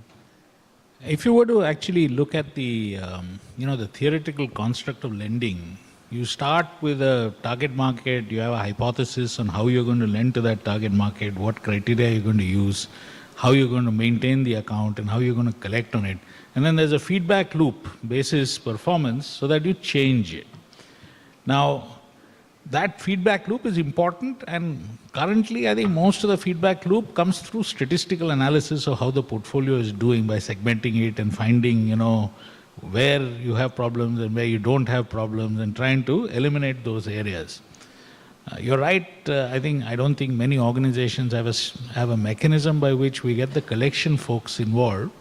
And I think that's a good idea. I think there has to be a framework where you do some form of a portfolio quality, analysis on a periodic basis where everybody who's involved in the business sits around the table and discusses. The problem is that collection feedback often tends to be anecdotal. There's this one case where this guy did this, or there is this one instance where something happened which is out of the ordinary. And anecdotal information cannot really drive decision making in a portfolio setting. And that's the issue in trying to incorporate collection feedback. There could also be instances where it's very valuable. There is a particular city where you're seeing a particular type of delinquency and default. Those can be quickly incorporated into your decision-making process. But otherwise, how do you translate anecdotal information into usable portfolio-level information is something that we still have to crack. I think there are issues with that even now. That's a very fair call out, that we cannot immediately swing to the other end of the spectrum whereby whatever collection is saying becomes gospel truth, right? So it has to be more data backed. It has to be at a level where it is a more structural input than an anecdotal one. Fair point, fair call out. Mr. Binod, I'll ask the last question from the panel perspective. We have discussed a lot about what do banks or NBFCs need to change internally, right? From data, analytics, process, digital, everything perspective, what can be done. But are there anything that we expect from regulator or from the industry as a whole to probably make it easier to collect? Are there anything that comes to your mind? Very right question, Abhinav. So, if you remember, a few years back, RBI came out with a guidelines for opening of current account. They started monitoring current account of more than 5 crore. So, if you are a borrower, there are certain restrictions. You can open current account with only few banks. So, can we now? Is it right time? I will pose that question. Is it right time to bring that threshold down? Maybe to begin with 1 crore and thereafter further. Because that brings discipline in the customers, in the borrowers. And that is ultimately in the interest of the entire system, for the borrower also, for the system also. So that is one point. Second point, I will also like to, like we have acrylic data, wherein we collect information about the customers. Can we have some aggregation of that sort on retail side, I will say? Because for business, that a current account opening can manage. For retail, can we have some deposit account aggregation, particularly for the persons who has taken loan from the banks, so that in case of any default, we can resort to that account. So that is my second thought process. Third point, briefly Mr. Seshadri touched on. I appreciate many initiatives has been taken to protect the rights of the customers. KFS, etc. has come. That is really a welcome move. But can we think about something for the lenders also? When somebody try to defraud or somebody try to give false information, can be some restrictions on them. So this is the third point. And last point, see, now individual credit score is akin to rating of the corporates. So that has become very important. So at industry level, we need to make awareness for all the customers, because if somebody, and in many cases it is happening also, and that is cause of concern also. Few people taking small loans, they are spoiling their CIBIL score, or they are spoiling their credit score. Can we collectively create an awareness campaign for the customers? It is very important. It is your rating basically. You cannot spoil this rating. And if something happens, it will be in the history for a long number of years. So these are few suggestions that is in my mind, which may ultimately benefit entire industry and may also reduce burden of collection. Thank you. Job advertisement, which asks for some minimum credit score, isn't it? So credit score has become very, very important. So let me just add, I think, what Vinod said. I think one of the important point which I think Sudipta also initially touched upon, this whole thing of daily reporting would be the big transformational change. Because more, again, as you've seen on the onboarding side, we've seen people taking multiple loans, so that can be handled at the selection stage itself. And again, if someone is defaulting, if you have a daily reporting mechanism coming, that would really help across in an efficient collection. There's some work which has already started by one Chennai-based startup. So hopefully we should see some work evolving around it. I believe that would be the real transformational thing in collection.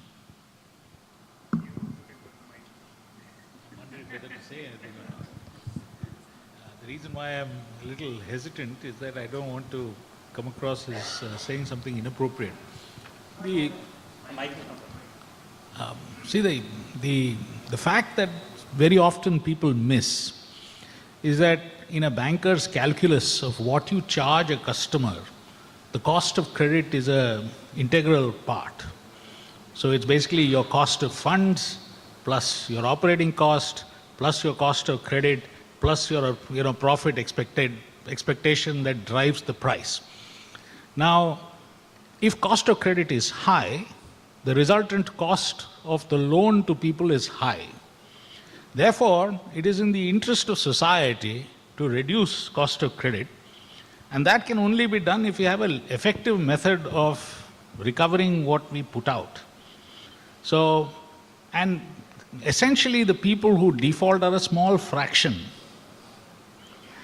And the more protection they are provided, the higher your cost of credit will be. I mean, this is I'm not saying that you shouldn't provide them protection, but I'm just saying that this is the strange contradiction that we have to deal with. So if you want to drive costs down, you need to make this a little bit more easy for us to deal with. So in a way, if I read it like the nutshell is capital cannot be traded for interest. So a lot of time it is understood that some risk is there and we price it, but it's not all the time price is immuning the portfolio, right? And there the mistake happens. Some governance in terms of to what extent the interest should be for a specific loan can be a good measure so that the undue systemic risk can be avoided, because when a customer borrows, he's not borrowing from one bank, he's borrowing from multiple banks. If any of the 2 or 3 institutions are disproportionately charging the interest, the entire risk is flowing into each of the banks. So those systemic interest risk, if it can be addressed with some governance, will be a great feat for the industry. Okay. I think the last question seemed as the most overwhelming response from all the panelists, because it was something that others have to do. So, any questions from the audience? Many hands going up, but we'll have to get the mic there. Mr. Tangsale.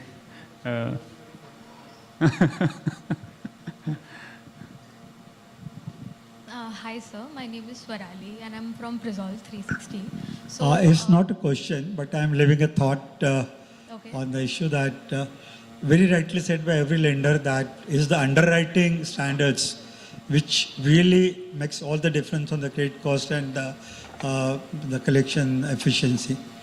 Now, underwriting standards, unfortunately, in all institutions are common across the geography, across the sectors, across the demography. Could the lenders think of having a differentiated underwriting patterns, understanding the patterns, the behaviors? Now you have got all the behavioral patterns available through the Gen AI. I think all the credit bureaus are giving the geographic-wise pattern, sector-wise pattern. So if the differentiated underwriting standards could be created, maybe it will be useful to improve the collection. It's just a thought, food for thought. Thank you. But Sesh, I know you have worked on this. I would like some banker to respond to it. No, absolutely. Sesh, you have worked on this quite a bit at multiple banks, thinking through differentiated swim lanes on the underwriting side. Again, I hesitate to say what I'm about to say, but the issue comes from the presence of the bureau. Now, whenever you build a scorecard, very often the most predictive variables come from the bureau. And since all of us use similar technologies to build scorecards, all our scorecards tend to mimic each other's scorecards. That's essentially because the most predictive variables are bureau-related variables. Therefore, it will take us to actually step back and use other methodologies which are as yet unproven because the bureau works. We all know these scorecards work. So from a banking point of view, we will need to step back and say, okay, now I'm not going to use this bureau because this is going to drive me in the direction where every other bank is going to go. So there's a clutch of customers who are overbanked, and then there are a clutch of customers who are underbanked because of the nature of how this thing actually evolves.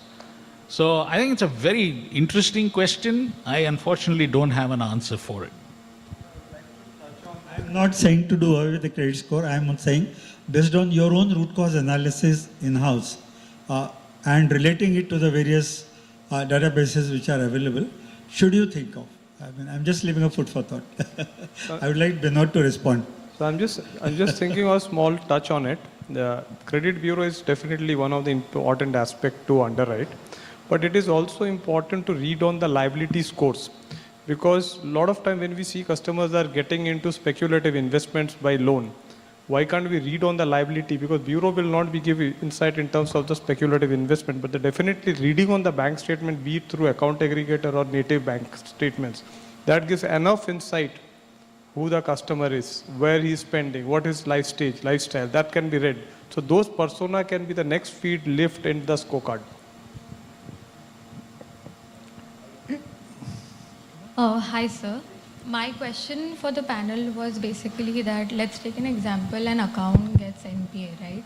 With the collections team, I believe that the legal also plays an important tool, right? So we have seen that a lot of retail banks are, and especially when it comes to the retail products, are using tools like arbitration and mediation.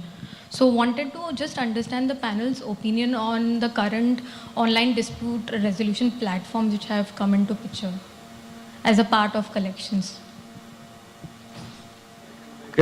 Largely online dispute redressal, right?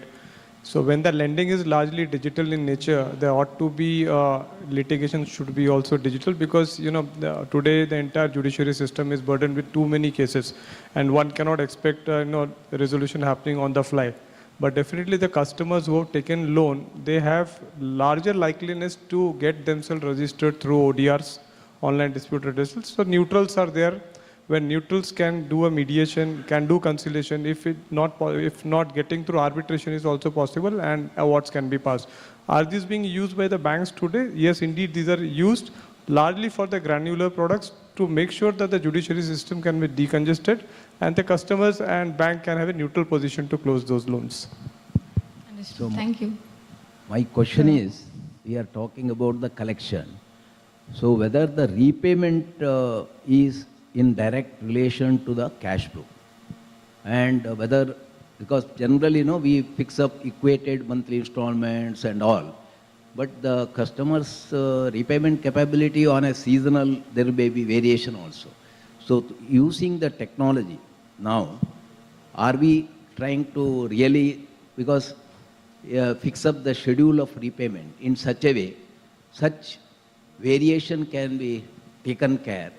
Otherwise, generally when you leave it to the whatever field level, my experience has been, it is nowhere relation to the cash flow.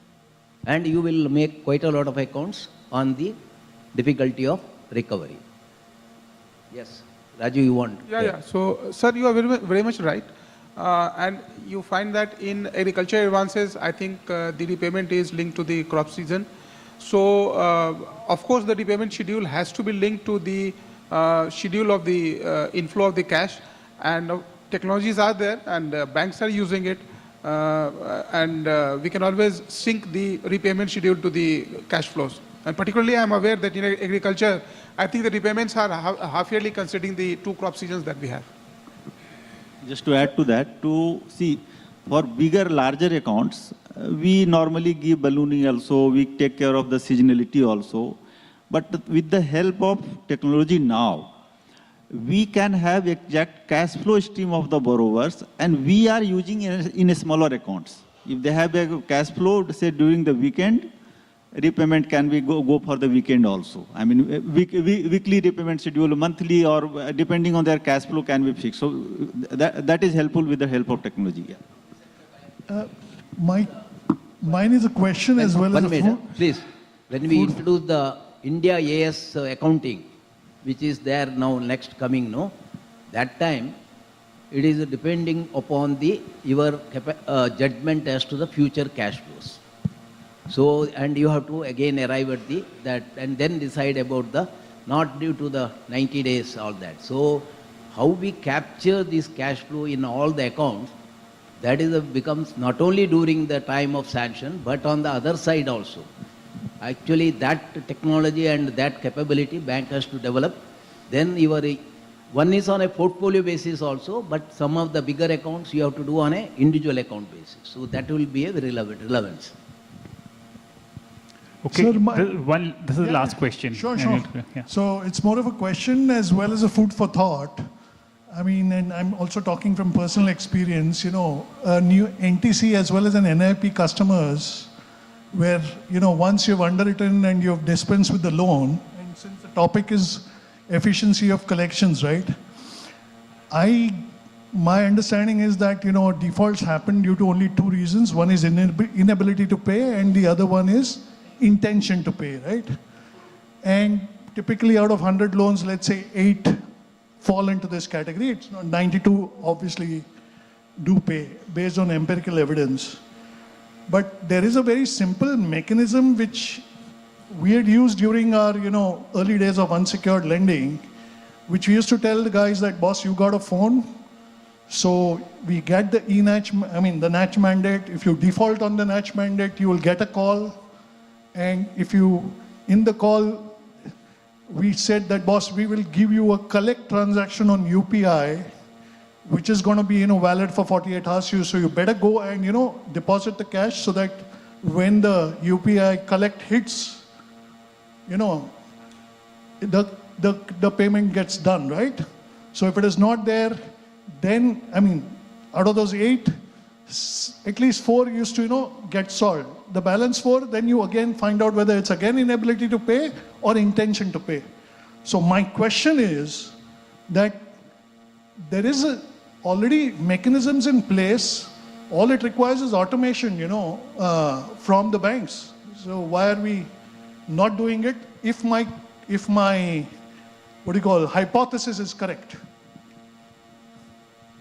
Anybody would want to comment on the feasibility of automation? Yeah, Pankaj, please. I think I mentioned the importance of this initially when we spoke about the collections journey implementation. So few of the banks, what you're already talking, few of the banks and NBFCs have already implemented it. And I believe as an industry, we will be moving towards more of do-it-yourself mechanism, omni-channels collections mechanism being present for the customers.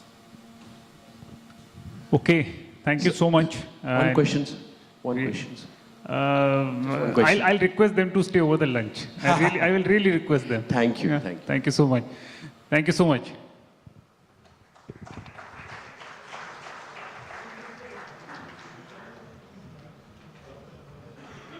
Thank you, all dignitaries.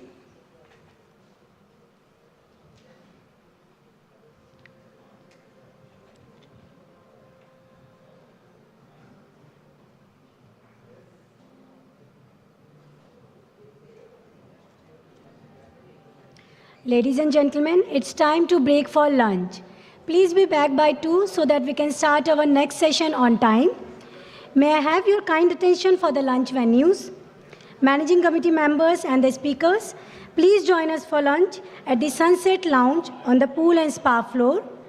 And for other delegates, Lunch has been arranged at the food staging area next to this hall and also arranged at the Lotus Room on the lower lobby floor. My colleagues will guide you to the lunch room. Thank you.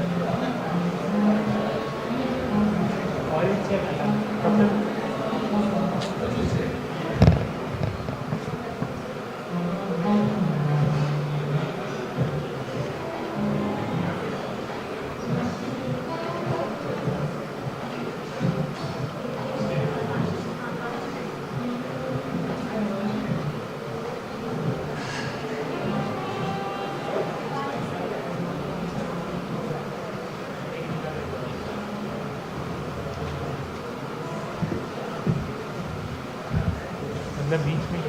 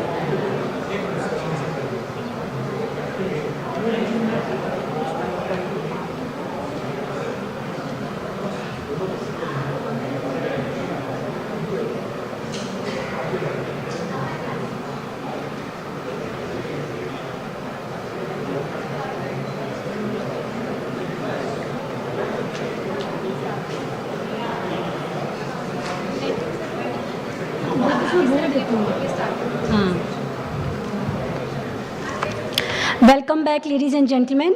We are starting our next session. Request you all to take your seats.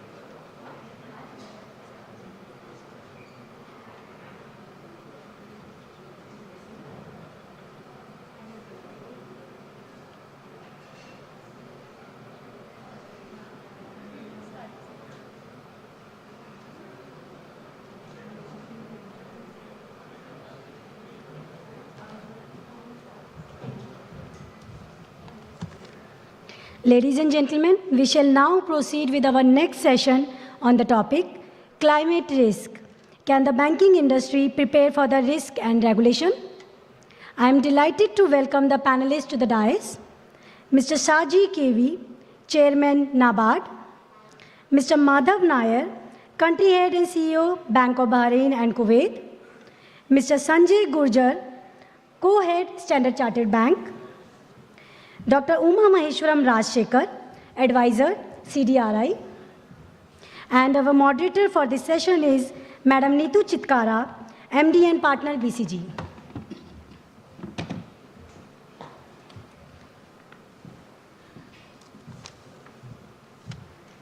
May I request you, Madam, to initiate the discussion? Please, ma'am.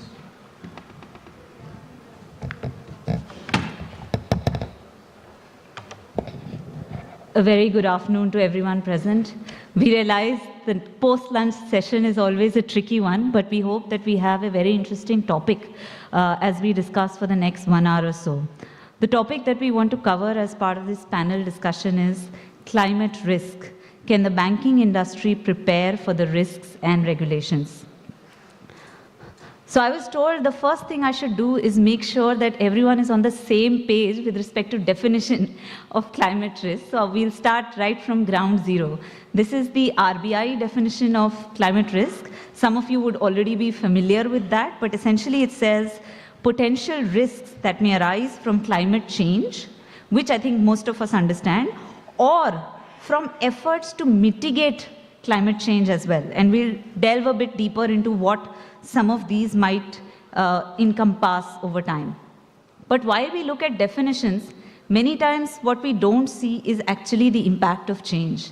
And I think many of this, some of the bankers in the room again may be aware, we have started to see many more instances of climate-related disruptions, whether you talk about floods, landslides, etc. We are also starting to see the impact of this, not just in hundreds, but now sometimes in thousands of crores, which is starting to pan out. So it's clearly a very important topic for the financial services community. While the previous page spoke about physical risk, there's another very important element to look at, which is transition risk. So here, this would mean changes either because of regulatory changes. Many of us are aware in terms of the carbon border tax, which would come in Europe and would impact a lot of exporters from India. It could also mean newer market dynamics, for instance, changing consumer preferences. It could also refer to changes in technology. For instance, we have started to see shifts towards EV, and what does that mean for, let's say, existing technology as well as suppliers? The key message in all of this being that the winners of today may not be the winners of tomorrow. And therefore, how do we as the banking sector plan for some of these risks? I want to actually take some of these examples to say, how do you then bring all of these risks? Because one thing that bankers really understand is credit appraisal. So how do you actually bring all of this in our own banking terminology? What we have started to see many banks globally already start to do, and some of the banks in India as well, is a full-fledged approach of integrating climate risk into their business. RBI has also been talking about it through their framework, and therefore this would involve starting right from climate scenarios, going into impact assessment, then seeing what are the results, and also building these into specific use cases. Let me take a real example of how we can break this down. So if I talk about physical risk, how can you break down the physical risk impact when you look at your particular assets that you've financed? This would be a function of three things. You can look at hazards, which is basically coming from climate risk models, which says that in the future, are we likely to see, what is the frequency that we are likely to see of various climate-related elements and where? The second talks about exposure, that what is your own assets and how do they map with respect to the hazards? And final and very interesting one is actually vulnerability. Because just to take an example, if I look at droughts in a certain part of the country, an irrigated farmer may be impacted very differently compared to a farmer which relies purely on rain. So the vulnerability is something which can also be controlled, and therefore that's where financing, as you'll start to see, also plays a role. Again, while this was a framework, we've also applied this in many countries in Europe and have also started to see this in India. So this is just taking an example. This is pure data that you can create outside in. We've taken an example of NTPC. And if you were to look at all their plants across India and then start to map what are the various hazards and what are the risk scores that you see for these plants, imagine that information can already start to help you as you start to think about risk assessments. Many of the large players with infrastructure have already started doing that, but I think the question is, how can we integrate this even more in our decision making? And while that was at a portfolio level, you could even go down to each and every plant and say, what is the vulnerability to specific hazards? The question now many of us might ask, and the governor also talked about this, and we also talked about it in the inaugural, that climate risks are real. Does that mean that, is it just about compliance costs increasing for the bank? And I did want to take a slightly contra view here. Because if you see on the left, this is a chart, I had been sitting with a CRO of a financial institution and we showed the chart on the left. It talks about basically flood risk scenario in a particular region. And when they looked at it and they said, as per this, we should not be doing any business in Bhavnagar at all. And actually the answer is different, because I think banking is fundamentally the business of taking risk. It's also about thinking through risk in a portfolio manner, that just the way we create enterprise risk portfolios or we think about portfolio risk, we have to think about that even in case of climate risk. What percentage of my portfolio is today in region, let's say, which are prone to climate risk or flood risk, etc. And then what are the kind of opportunities that arise from it? This is something, again, where we are seeing banks across the world play a lot of roles. So if you do have a lot of portfolio of people, let's say, in a climate-prone area, can you actually educate the customers in that area to say, these are the risks that you're likely to face, and therefore these are the measures that you need to take to be able to make your business more resilient? And that's what we also talk about on the right-hand side in one of the BCG perspectives. You can also see this online, on how climate risk can actually be made into an opportunity. So I would say this is just laying out the context of our discussion. Over the next 45 to 50 minutes, we'll delve with our very illustrious panel here, talking about what does this mean in terms of banks and financial institutions, what steps they have already taken or plan to take, and then also in this very illustrious gathering, what are the things that we can do as an industry?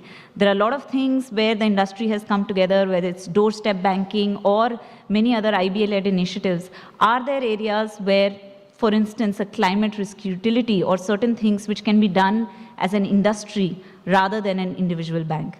So that would be the focus of the discussion, and I really look forward to deliberating with the panelists on that.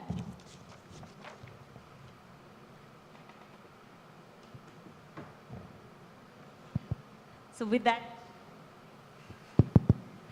with that, I'll actually get some of the panelists to comment, on our key questions. Maybe let me start with you, Shaji sir, talking about how do you see, what are the imperatives that you see in the context of climate risk for the banking sector? Yeah. So good afternoon to all of you. In terms of climate risk, first of all, what I understand is that right now, most of the India is yet to build, and we need to protect current income of the people over here. And that income itself is in risk because of the climate events. So as per the assessment, almost every day, last year, if you see, almost 320 days out of 365 days, there were climate events in one part of India or other. So that means almost on a daily manner, this is happening. So for the banks, first of all, they have already taken positions. There are assets which are based on some incomes, future cash flows and all. They would have considered and given loans, created assets. But those assets will be at risk, first of all. So then that means that the income of the people, if it is not protected, then there is a problem. So that means and at the industry level itself, banks should collaborate for assessing the risk. So once the existing risk, and there is a BCG study also that almost 55% of the banking assets are at risk because of the climate events. And then if you add the retail advances, it will be still higher. So the protecting the current assets, first of all, they should take some steps, and then also integrate the climate risk management practices for creating further assets. So in that count, what I will just understand one more thing here is that all banks first should understand the risk, what it is, assess maybe how much it will affect, and then they have to align with maybe the national protocols, international protocols, some frameworks will be there. And in the process of alignment, a lot of capacity building need to be done internally, and also they may have to discuss with their stakeholders, their borrowers, tell them about these things because they may not be sensitive to these. They may feel that climate risk is something which has to be tackled by somebody else. So in that count, the climate risks need to be now incorporated into the traditional risk management models already the banks are having. And this should not be treated as a standalone activity. It need to be embedded in all the activities which, both internal and external activities which banks and any institution undertake. So on that count, RBI has come out with a lot of frameworks. I think we need to, and a lot of things are in the draft form as well.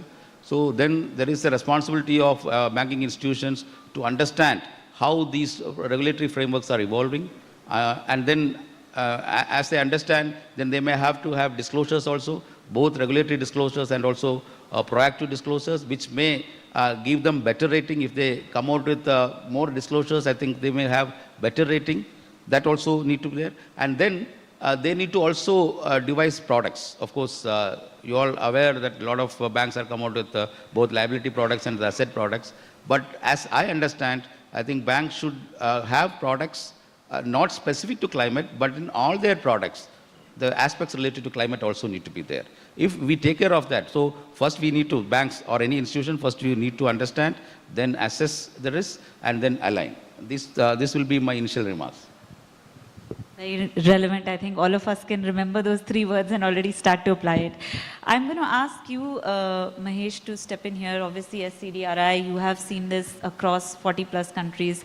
How have you seen, or what do you think should be the imperatives for banks? So just to give a quick introduction, we are a coalition of member countries which work towards disaster resilience, especially across critical infrastructure. So in our recent study, what came out is that globally, close to $800 billion of assets are getting affected on an annual basis. This is based on a very traditional risk modeling approach, CAT modeling, through which you look at hazards and then you also overlay some of the infrastructure, global infrastructure assets, and look at the probability of it getting damaged given a particular event intensity and a frequency. That said, in India, that number is close to $30 billion. And $30 billion of critical infrastructure are anyway getting lost on an annual basis in some form or the other, And this, we are not even looking at the cascading risk. If a bridge collapses, then the economy also gets affected because of, goods can't be transported or the mobility gets affected, people can't go to work and so on and so forth. So it's important for us at this moment to not even think about climate change, but this is risk as it stands today. And this number is likely to increase, close to $40 billion if we look at the 8.5, which is the worst case scenario, and it may come down to somewhere around $35 billion, which is a best case scenario. That is the most optimistic scenario of 2.6, RCP. So given this, it's important that irrespective of climate change, one need to start looking at what is happening when it comes to natural events and take precaution, not from risk as a something that would scare the investors or scare the banks, but more in terms of how can you take informed decisions well in advance? How can you be better prepared? How can you be, taking few proactive measures, adaptation measures, what we call it, like you inform your borrowers that, take some precautionary measures, changing a few design solutions, planning norms, or having some kind of a buffer mechanism to safeguard themselves. Or worst case, at least you will be mentally prepared that these assets are in a high risk prone areas, and then you can be assured that some kind of an early warning system or an information can help guide in better management, operation and maintenance of those assets, especially when it comes to energy, transmissions, generations, and so on and so forth. Within CDRI, we are currently developed something called as GIRI, which is a global risk model, especially for these 8 critical infrastructure types. And this is an open source model which is currently available. So just going back to what Sir was mentioning, if anybody would like to take their asset and overlay and look at the kind of exposure which Neetu was talking about, you can do that using that particular platform. This platform is freely available, so if somebody doesn't need to get into the detailed modeling, at least as a first step towards understanding how your assets are placed, as of today, you can use that model to do that. You can also do some future projections and also loss estimations, looking at the vulnerability curves and also the, the infrastructure types and future probabilities of the event. Thank you. Very helpful. Madhav, anything from you? Yeah, thanks, Neetu. I think you started off by giving a presentation. I think it set the context. And with Shajishar and Rajshekhar chipping in, I would say that, we are a large country, diverse country, and the fastest growing economy. So in order, and we also noticed that there are significant climate risks, which has been highlighted by Rajshekhar-ji. I think the amounts are huge. Probably one single institution is not taking that hit. That's why we don't realize it at an institution level. Probably it gets mixed between the banking sector, insurance sector, and probably government. My take on this would be, to begin with, I think it is still important for us to sort of work with communities, work with industries, work with companies, and, sort of, I can give my own example. I've been speaking to a lot of mid-tier corporates, and they still don't see any need to start looking at this direction. So they are waiting for something like a SEBI guidelines or a RBI guidelines to come in to start working on this. So probably the need of the hour would be to have a taxonomy defined, and that which is, I think, a work in progress by the Government of India. And frankly, I think everybody of us in this room need to be aware of the 2 risks which you said. One is the physical risk and the transition risk, and these are 2 slightly different. I think when you mapped out the NTPC part, I think not many of us, probably in the relationship side or the credit side, would have ever done that. And I think when you spoke about that, your discussions with the CRO, that itself shows that many of us have not embedded those physical risks into our, risk assessment. High time we should do that, because data points are available. Probably the data points are not available at one place, and that's something which we could speak of as we, during the program. That's something which we need to sort of work on. So the other part is the transition risk. I think very clearly there are many sectors which we have identified, I think, as an industry, which needs to sort of embark on the carbon net zero transition. And they need a lot of support from the financial sector, the government, etc. So we'll have to work. So these are two different risks. Probably banks need to embed them into their risk management framework and take it forward. Thanks. Makes sense. I think we're all starting to talk about how important it is. So I will also maybe get in on the second question, and maybe Sanjay, I can get you in here. And again, as a multinational bank, you're seeing this across geographies. How have you, or what steps have you already started to take as you think about embedding climate risk into your own bank? Sure. Thanks, Neetu, and good afternoon to everyone. So at Standard Chartered Bank, clearly our sustainability agenda is a huge focus for the bank. And within that, climate risk is a very critical component of that. Now, for us, over the last 2 years, we've been kind of running the whole climate risk assessment very diligently. We have a threshold, of course, for the size of the client and the kind of exposure that we have, beyond which we do that on a mandatory basis. But today, as we stand, almost 90% of our corporate clients are covered under this. So this is a tool that we do at the time of credit appraisal.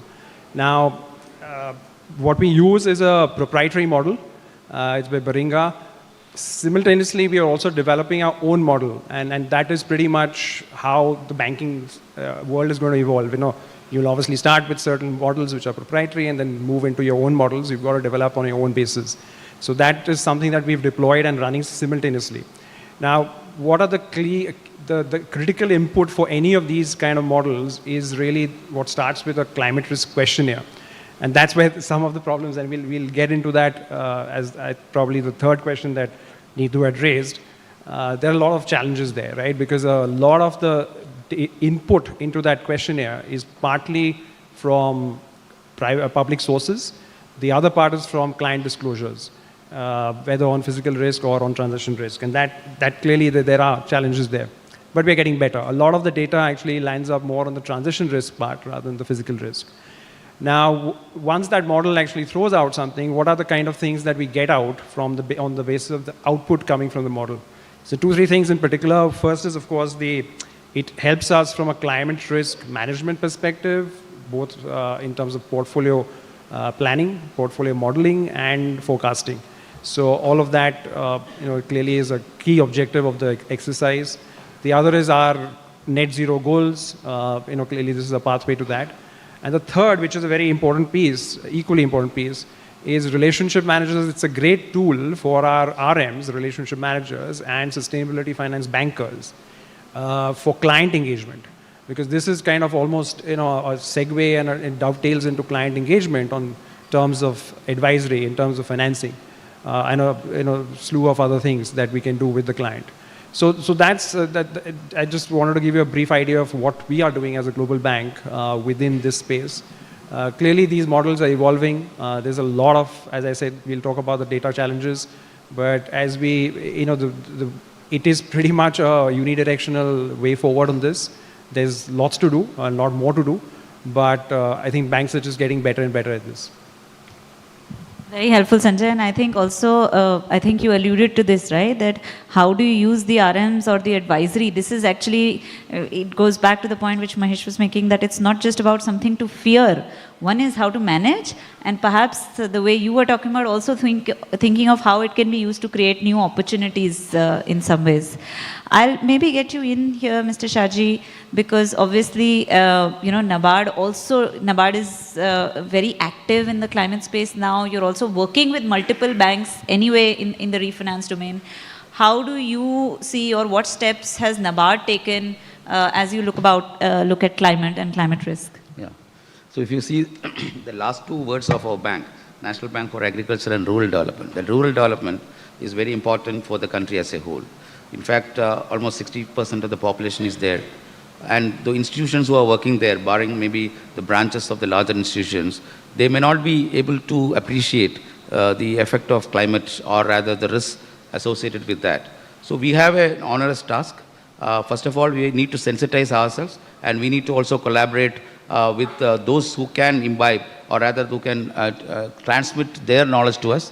In that process, if you see NABARD's history, we have been associated with various international agencies, including Green Climate Fund, the Adaptation Fund, the UNFCCC. So we were the direct implementing agency or direct accessing entity for all these international agencies. And we are also working with ADB and all. So they give us cross-country experiences to us. And we actually try to customize those experiences for the Indian scenario.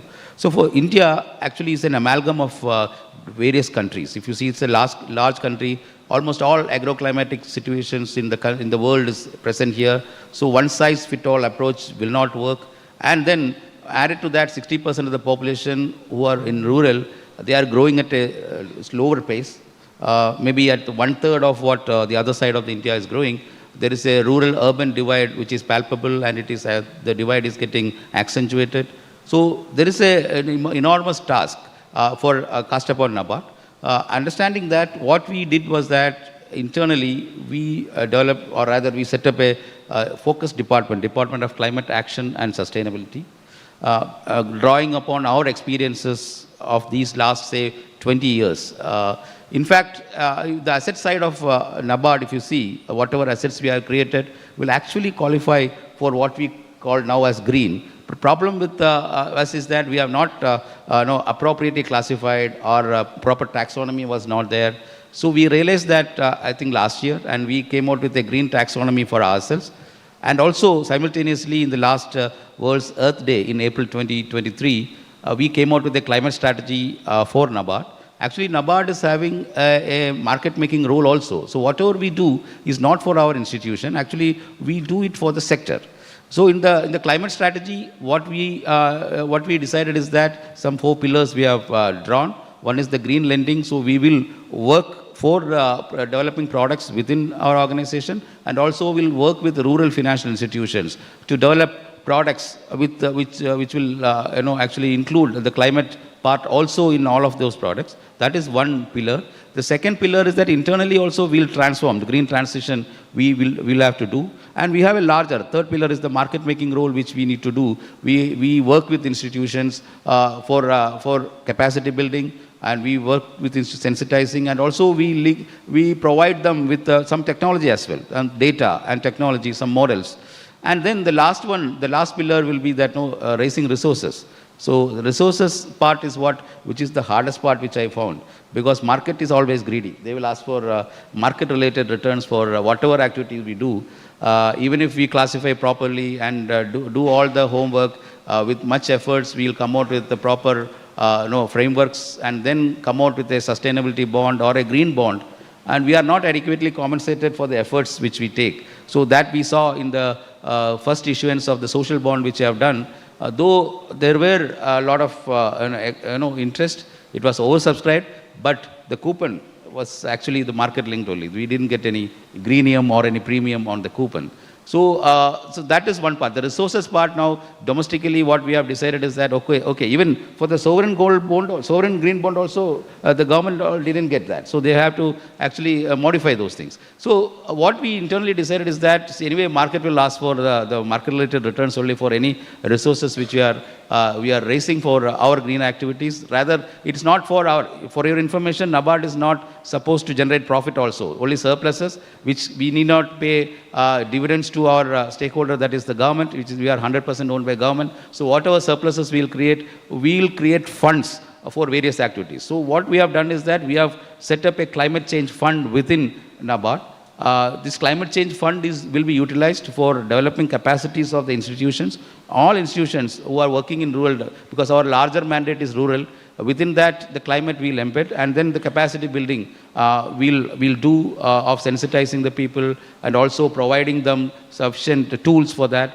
And along with that, we will also help them develop innovative products, because these are all a lot of transient risks which we are facing, and as it goes, we need to be very innovative. Otherwise, we will not be able to meet the challenges posed by the climate risk. So that part, that climate change fund, though the corpus is around 100 crores, we will, depending on the demand, we'll enlarge that corpus. And also we are working with some international agencies to set up a carbon fund, because in the West, I think a lot of developments are happening in the carbon credit market and such other things. So we need to now leverage those developments, those appetite over there for India. For that, the carbon fund, we are working with the Food and Agriculture Organization for setting up that carbon fund in India.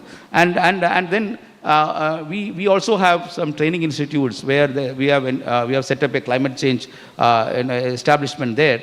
Along with that, we are working with two departments. One is the Ministry of Environment, Forest and Climate Change.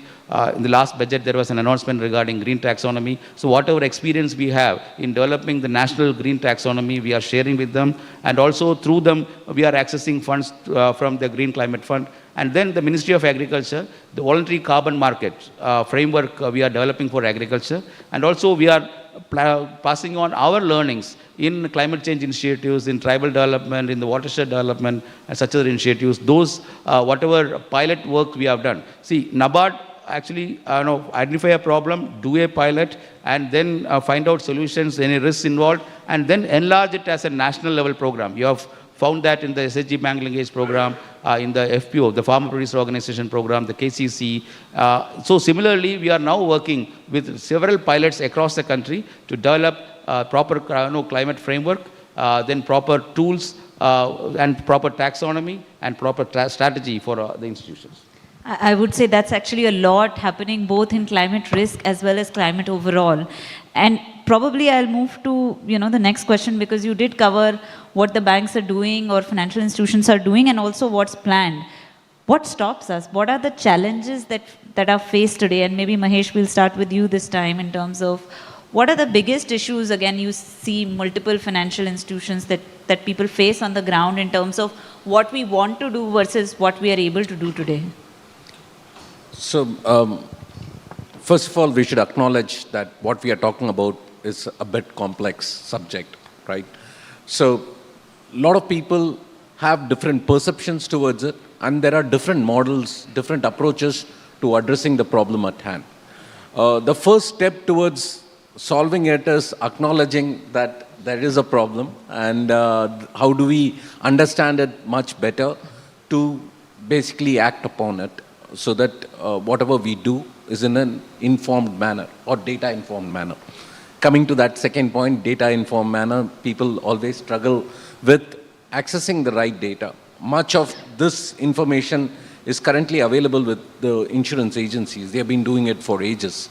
But it's not available in the public domain for financial institutions or government agencies or regulators to access it, to take a call on how much of their assets are exposed. So in order to address that, that's why we came up with this global infrastructure risk model to make data open to public as a social good, so that they can start at least using it for initiating a debate. Whether right or wrong is a different thing. There may be a 10% variation, that's also. Right now, people are using guesstimates. So how do we move from guesstimates to estimates, which can help us take a call, whatever that may be. I think everybody, when they are aware that there is a particular percentage of their assets are at risk, everybody will take right decision, whatever that may be. The second key thing is that we always wait for a mandate, we always wait for some regulatory organizations, a government organization to enforce it upon us. I think that is a bigger challenge, while we don't wait for waterproofing our house, right? Government to mandate that every house should be waterproof.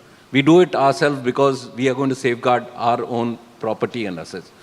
I think that shift in mindset is going to help us move forward. And it is also an opportunity, looking at the other question which you asked, maybe the investors, maybe the people whom you are working with will look at you as leaders, will look at you that, whatever investment they are making is going to be safeguarded, so you may get more investors into your bank, so on and so forth. That could be a cascading benefit. We have not yet started scoping that very clearly, but I think rather than looking at risk as something as a negative element, the more you look at it as an opportunity, how you can take it and how you can safeguard your own assets, your own investments, I think it changes the debate. If I could just add to what Mahesh spoke, so, and this is really based on our experience in terms of the challenges that we face in putting all this together, right? Broadly, there are two categories of challenges. One is related to data, the other is related to capacity building. From a data perspective, the issues are as follows. I mean, clearly the client disclosures itself, the quality of client disclosures, that is something that has to get better. The BRSR guidelines issued by SEBI recently, that is a good step forward, but obviously there's a way to go there. Second is standardization of metrics, right? There's a large corporate, small corporate, mid corporate, everybody kind of does their own disclosures, has got the metrics that they report, very, very different. So standardization becomes a big challenge for financial institutions when they're receiving this. The third is reliability. Even if you get the data, how reliable is it? Again, no real standards to kind of figure that out. The fourth, and this is very, very important, especially when you're building models, historical data, the complete lack of it, right? We don't have historical data because this hasn't been done. Now, obviously, you have to start somewhere, but that does become a big challenge when you're trying to build a model. And last but not the least is physical assets and the locations and the specific risks associated with that. Again, there's the fidelity of data and what we have on that is very not of a great quality, including the locations itself of every single asset in a company, and then the climate risk associated with each of those. So all those are kind of on the first side, which is data. The other equally important piece is capacity building. And two broad areas there which need a lot of focus. One is skill sets, right? Skill sets to understand this, skill sets for reskilling, upskilling, across the board, across your organization, across regulators, across companies and financial institutions, all of them. That's clearly one piece. And the other is an awareness of the methodologies and techniques which are available. What's the standard of awareness? How do you kind of ensure that happens at a broad level across the organization, whichever part of the ecosystem you are? So I think these are some challenges. All of them are significant challenges, all work in progress, but they do end up stalling the entire process of moving to a completely strong climate risk assessment ecosystem. Absolutely, and I would almost say the second half of what you talked about, right, apart from data, it's almost like a huge change management exercise which needs to be thought of in itself. Madhav? Yeah, Neetu, I completely agree with what Sanjay has said, and he's basically covered most of the challenges. But I would also add one more challenge is on the risk management framework itself. Global banks have something to rely upon because they've been doing a lot of work. I'm sure Sanjay's bank is doing, across geographies, they're doing a lot of work. And that might be true also for some of the larger Indian institutions like NABARD, State Bank of India, etc. But if you're coming down to the mid-tier banks and mid-tier financial institutions, I think there's a lot more to be done from a risk management framework, because the challenge is that there is no industry standard model on how to embed climate risk into your risk management framework. In terms of how to identify, measure and monitor climate related risks, both from the physical risk as well as the transition risk is just not available for us. So I think in order for an organization to begin with, I think that's the fundamental part of it. So maybe that's where, when we talk about the opportunities, probably that's where an opportunity also would come in. And the last part on the capacity building, I think when RBI came out with their first draft guidelines, they had nominated Indian Banks Association to be doing the capacity building part. So that's something which, as Sanjay said, it's work in progress. What IBA has done is that IBA has partnered with various international known entities like GIZ, UNEP, FI, Climate Bond Initiative, Climate Policy Initiative, including BCG.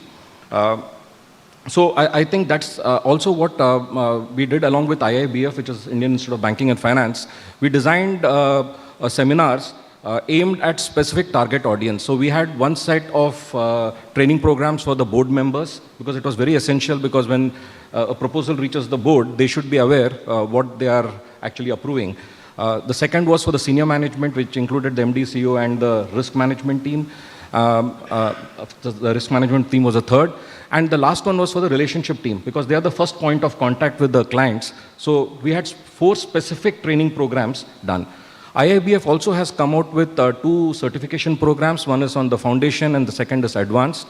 And this is again an ongoing area which IBA is working with partners in order to sort of work on the skill shortages, if any. Thanks. No, here, one point, no, we are losing sight of one point. That is the unpredictableness and the extremeness of these events, the climate risk. We are talking about from the national perspective when we talk. So normally our risk management models and all will have a one-size-fits-all across the country approach and all. Whereas in the climate risk part, if you see that the unpredictability and that also geography sensitivity. As I said, agroclimatic zones are vast and we can't have a one-size-fits-all. Even if we know price, how we price, that also price this risk. Because normally the probability of default or loss given default, but loss given default, most of the extreme events, it will be 100%. And probability of default, we can't predict. That is the predictability of this. So we need to have actually more granular models rather than countrywide models. So we need to now have, say, one model for the Western Ghats, which are already recognized as very highly sensitive but populated. And then, see, we never imagined that floods will come in Gujarat. So now that also is happening. So these things, that unpredictable nature, how we price this, all these things, we need to go more granular. For that, as told, data is very important. And then data exists now. Most of the data exists in silos. And we are not able to access the data at the appropriate time in the manner which we want. So we need to now collaborate. See, now we have digital public goods across. But then existing digital public goods also should incorporate now the climate-related data, rather than setting up an additional digital public good for the climate. Initially, we thought of that, but then we realized that just as in our processes, we need to embed climate. I think in our digital public goods, say for example, whatever payment infrastructure we have created, those things need to now incorporate this data as well, which will be easier now, or rather it will be more useful also, more accessible also, and then we have to build on that. So I think here the collaboration is which is important. Just like climate is all-encompassing, the climate event is all-encompassing, it's not institution-specific. The climate event happens, only one institution will be affected. No, all the institutions there. So the need of the day is that to meet the challenges, I think collaboration needs to be there. In fact, you have already, I think we start to move towards the last question, and I think it'll be good to get perspectives from across the group that we've kind of looked at what are the challenges. Are there areas in which we think, as Sir you said, in terms of collaboration across the industry, whether it's on capacity building or on data, I think will be good. Maybe we can start from here and move that side. Thank you. I think that's a good start, collaboration, bringing people together to understand and also address this particular challenge. Within CDRI, we are in the process of developing a playbook exactly to address what Madhav and Sanjay were talking about, to build capacity. How can financial institutions go about doing this process or understanding this process so that they can take their own, steps, or they can prioritize which one they want to focus as they go about the entire analysis. This playbook, in addition to this playbook, we are also in the process of downscaling some of our models. Right now, we have a global model which is available. Of course, it is of a certain resolution, and going back to what Sir mentioned, it's important to understand it at a granular basis. Right now, we have things at a resolution which is close to 200 meters, 300 meters, but getting it at a finer scale, so that people within certain cities, people within districts can take informed decisions of the probability of an event happening and the frequency and intensity of hazards, so on and so forth. So the downscaling is an effort which is ongoing. We may come up with a GIRI 2.0 very soon. And we may also add a few features such as API and other things so that you don't need to know the details. You can just feed in your asset location and you can get a risk profile much easier. and then you can take a decision on what to do with that particular risk profile. So these are 2 or 3 things which CDRI is currently, embarking on, and we look forward to the general support. And if anybody has any queries and want to know more about what we are doing, we would be glad to, provide. And our mandate, one of our mandate is to provide training and capacity building also. So we'll be glad to do that. So I'll stop there. Thank you. Maybe Sanjay, you want to come in and we can. So clearly for the very reason that we discussed, the challenges that we spoke about, clearly there is a case for a climate risk utility. So similar to, say, what CIBIL is for financial data, we certainly could do with a climate risk utility, which is some sort of a common platform, for financial institutions, which provides relevant data for climate risk assessment. So what could the form of such a utility kind of take shape in? So first and foremost, the collation of data itself, which is a critical part of this piece, getting data from approved and trusted sources. So it could be like, physical asset location data based on GST data. It could be utility bills for energy, water data, etc. So that's one part of it.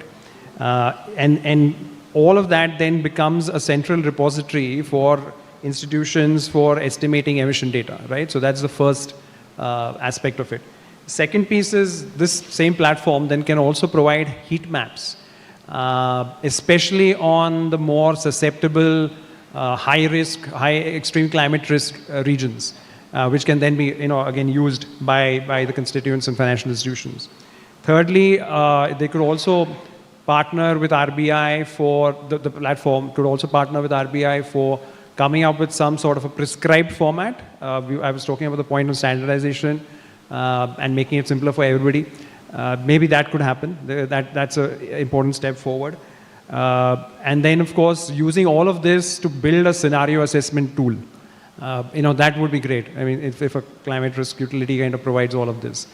Last but not the least, and this is very, very critical and goes back to the point I made about challenges, this platform could serve a very useful role for capacity building. So, in terms of the skill sets, in terms of knowledge, in terms of sharing, best global practices, so on and so forth, one conduit for all of this, with this platform itself getting a lot of inputs from global banks, other banks, etc. That will be great. So that would be the broad contours of what we have in mind in terms of a climate risk utility. Just one last point on that. Is this happening globally? So one immediate example that comes to my mind is in Hong Kong. So the Hong Kong Monetary Authority is running a beta version of a physical risk assessment platform. Now this is focused and it's used by financial institutions and is focused on physical climate risk on commercial and residential buildings in Hong Kong. So it's an interesting project in beta version right now, but it is pretty much a reflection of the way forward and how things may pan out in this space. HKM has actually been very active. They've also gone ahead and looked at tokenization of real estate, etc. So I think it completely makes sense. Madhav? So I agree with Sanjay on this part. So let's look at the background.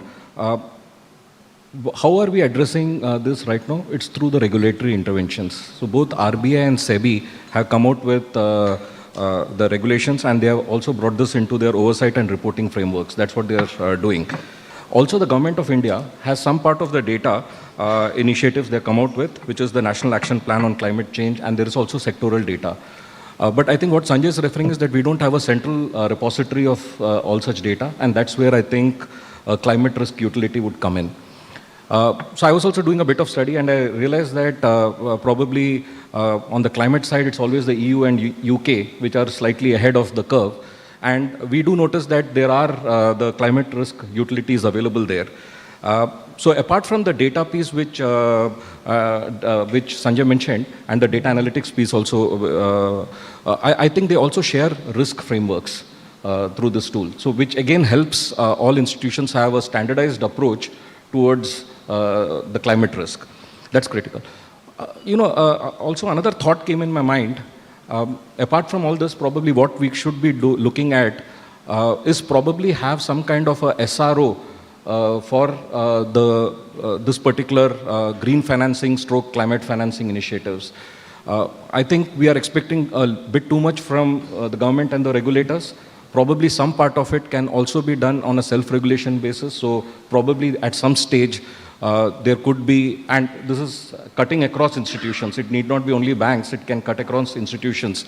We all come under one common framework of an SRO, which can sort of, there is always a thought that there could be some arbitrage game being played by someone. So that can be mitigated. Also some kind of a conduct and some practices which can be kept common among all the participants, which will be healthy for the industry in the long run. Thanks. Here, two things we are told. One is that we are looking at the regulator and the government for compliance, or rather spoon feeding what we need to do. I think in this aspect, of course, regulator will be very proactive. In fact, the Indian regulator is more proactive than many other regulators in the world. But then regulator is trying to be ahead of the curve. But I feel that every institution should be ahead of the curve in terms of dealing with climate. Otherwise, climate will be ahead of all of us, and then we all will perish. So there is a need actually for us to be ahead of the curve. That is one thing. And the importance of data has already been told.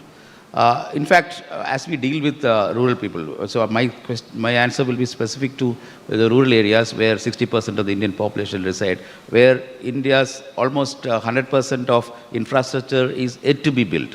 So urban infrastructure is almost parallel with whatever we are seeing in the developed West. But in the rural space, when the infrastructure is yet to be built, the climate resilience has to be factored in. That is what even all the government also has realized that. But there, data insufficiency is one issue, because in data is practically non-existent. Even if it is existing, then it's not being accessible in the way in which we want. So there, what we are trying to do is that we are working with international agencies. We are trying to actually take the experiences elsewhere to here. There, we are partnered with UNDP for developing data in climate resilient agriculture. We call it as DCRA, Data in Climate Resilient Agriculture. So we have developed this framework, and also working with state governments. Almost 7 state governments we have already worked, and then we have populated data into those frameworks. And you all may be aware of the AgriStack initiative. The AgriStack initiative is that digitizing most of the rural activities, mostly agricultural activities. There are 3 types of layers are there. The one is the farmer layer, which is already there, the KYC, the India stack is available. The crop layer, the kind of crops they are growing, that will be the another layer. And the land, the digitization of the ownership or the cultivation. So these 3 layers will give us wealth of data. And we can add climate resilience also into these aspects, especially on the crop and also on the land layer, where geotagging of the land, which will give us a lot of information on how and when this climate event materializes. Then if we have a geotagged land area parcel there, then we can pinpoint on which all persons are affected, which all types of crops are affected, which all activities are affected.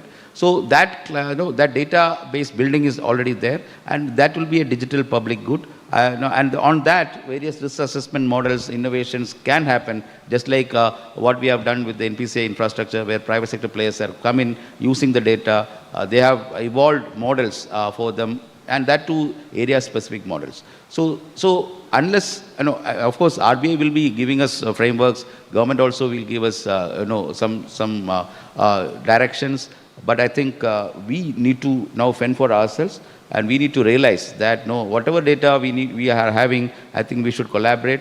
And in this sense, only financial institutions, including the insurance sector. Insurance sector also is a major player, insurance, because they may provide some innovative products for also to, and they can also reinsure, across the world. So some risk, financial risk can be mitigated appropriately. Thank you. Absolutely. And I would say a lot of interesting, I'll just do a quick summary and then maybe we can take one question. I think when we talked about imperatives that banks might look at, we saw that very interestingly that risks need to be not just be feared, but actually to managed, and how they can be looked at opportunities. I think we talked about steps, how people have looked at external models, internal models, talked about challenges on the data side, also on the change management side. And I think on the industry level, while we talked about a lot of things to address this, I really like the quote at the end, which is that every institution must be ahead of climate, otherwise climate will be ahead of us. I think that's a very good note to end the panel. We'll just take one question, sir.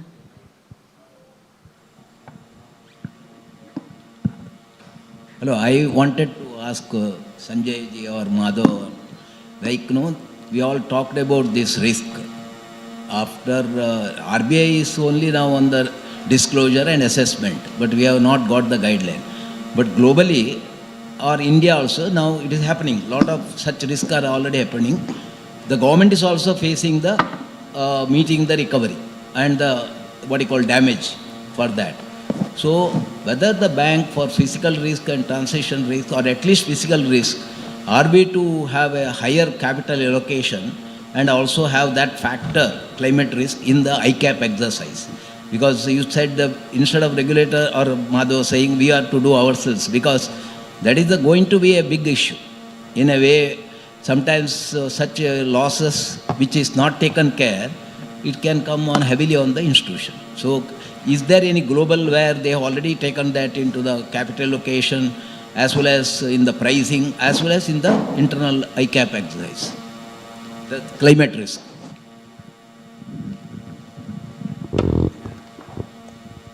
So not really, but as far as the pricing piece is concerned, and I think Mr. Shaji spoke about it earlier also, for these sustainability-linked kind of issuances, earlier there was some understanding or expectation from clients that we'll get a pricing risk, but honestly that's now pretty much behind us. It's really a diversification of resource pools, funding resource pools, because there are very, very specific funds, institutions looking at sustainability. So, that is really one big piece which will change the dynamics of this. So clients will not be doing for pricing, they'll be going for diversification. And of course, the fact that they are doing something on the sustainable side. As far as capital is concerned, no, not to my knowledge. No. Right now I think what's happening is really more around the models, getting our systems right, making our own individual internal kind of commitments and public commitments. That is what is happening. Okay, now here one point is there. The capital is for unexpected loss. The climate is expected loss or unexpected loss. Once we classify, whether we have classified this as an expected loss, if that's the case, then capital will be prescribed. So right now it is classified as an unexpected loss. So for that, it's classified as an expected loss. If it is there, then climate or rather capital buffer need to be there. So right now we can't quantify this. If at all it is there, then some extra buffer need to be built in. The ICAP exercise, I think, see, RBI has given only the framework. We can go beyond that framework also. So that way, proactively, we may have to now set aside, depending on our assessment or the past events. For that, of course, data need to be there. So that then it's a chicken or egg situation. Whether first of all we have to build data, then prove that it is an unexpected loss. Then we need to provide capital. Otherwise, we have to provide for provisions as it happens. And just another point on that is, ultimately, we spoke about that, the whole climate risk assessment model is meant to come out with risks on that, right? So that is, there's an inherent, either onerous or not onerous aspect on what you're putting, because your risk parameters are going to go up or down based on what you assess. So there's already a pass through there.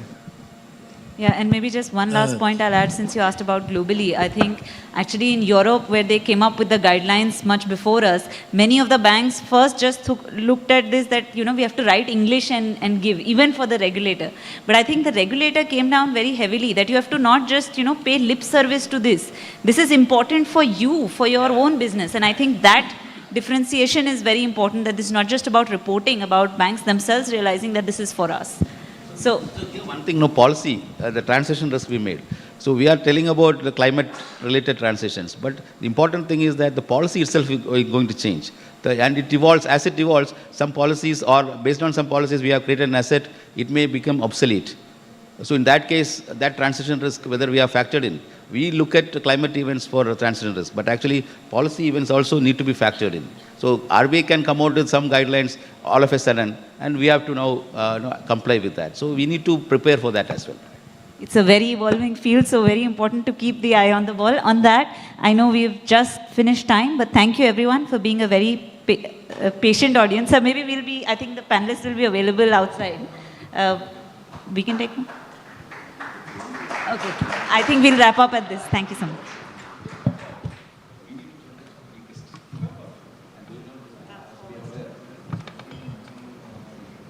Thank you all dignitaries.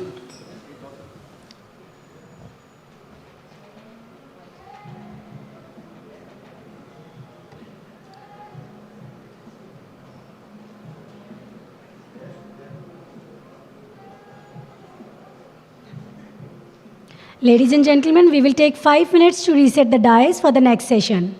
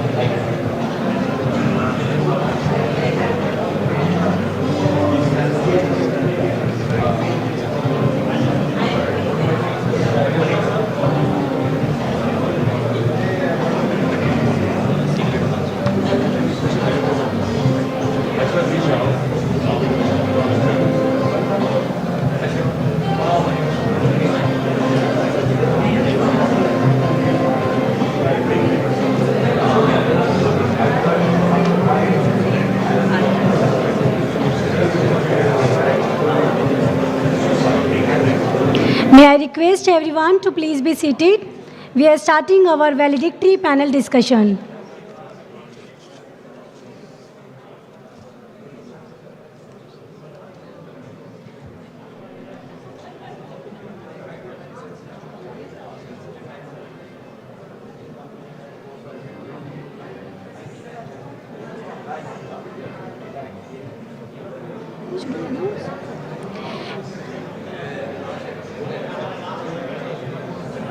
I request everyone to please take your seats.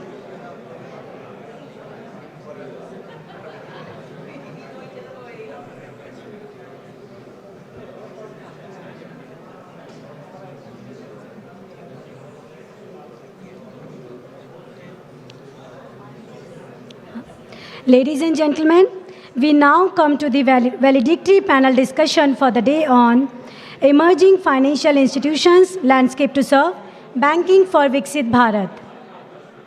For this session, I am pleased to invite the panelists to the dais. Mr. M.V. Rao, Chairman IBA and MD and CEO Central Bank of India. Mr. Raj Kiran Rai ji, MD NAFID. Mr. Sunil Mehta, Chief Executive IBA. Mr. Rakesh Sharma, MD and CEO IDBI Bank. Madam Harsha Bangari, MD Exim Bank. And our moderator for this session is Mr. Aniruddha Marathe, MD and Partner BCG.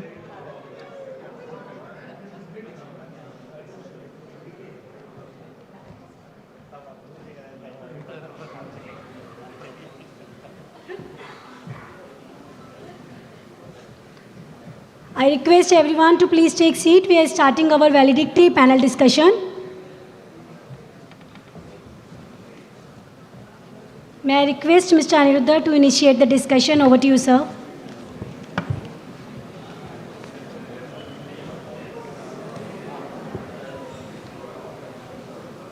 Good afternoon, everyone.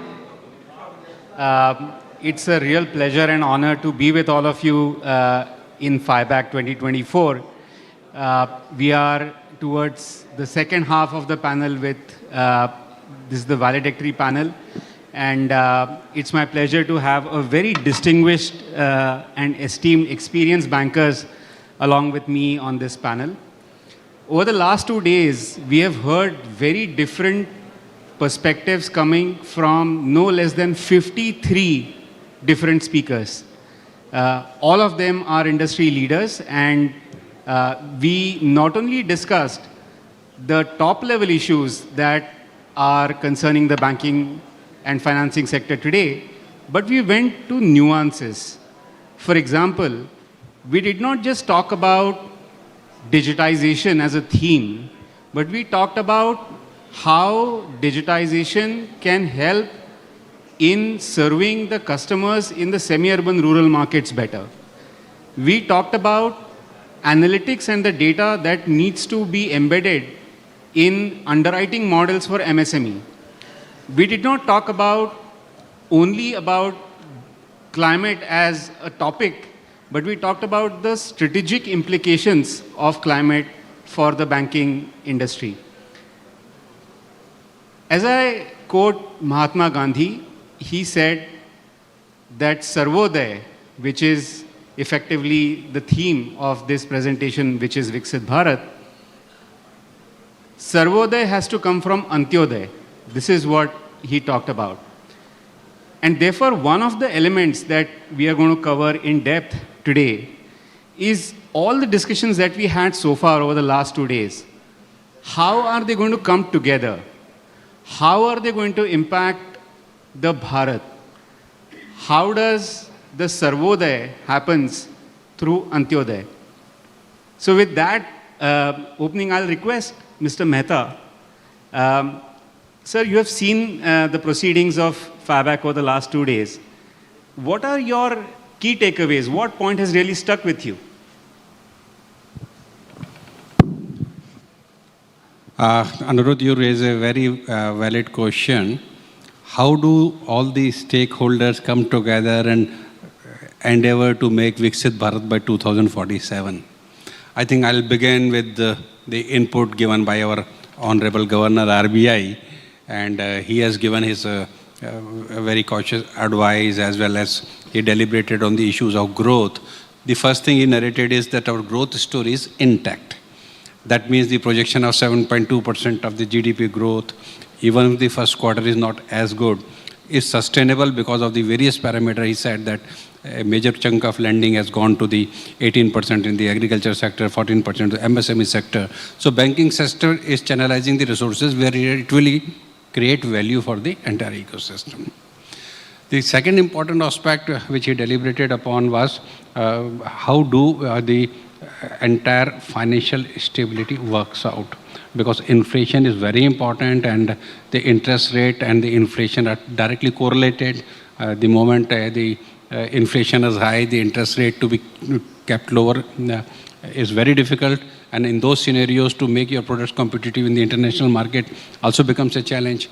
So I think the supply side constraint the government is addressing, the monetary side constraint the RBI is addressing, and the entire ecosystem will have to gear up to see that we are and the best part is government has come out with limits. Now there are defined limits that we have to keep pack the inflation between the 2% plus minus of 4%. So that gives a roadmap for the entire system.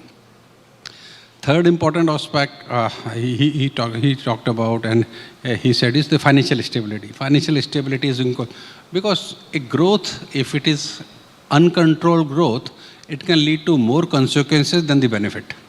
And that's why I think the regulators proactively come out with certain where they found the things are going beyond, so some provisionings and all that. So what I mean to say is, regulator is quite proactively working for providing the platform.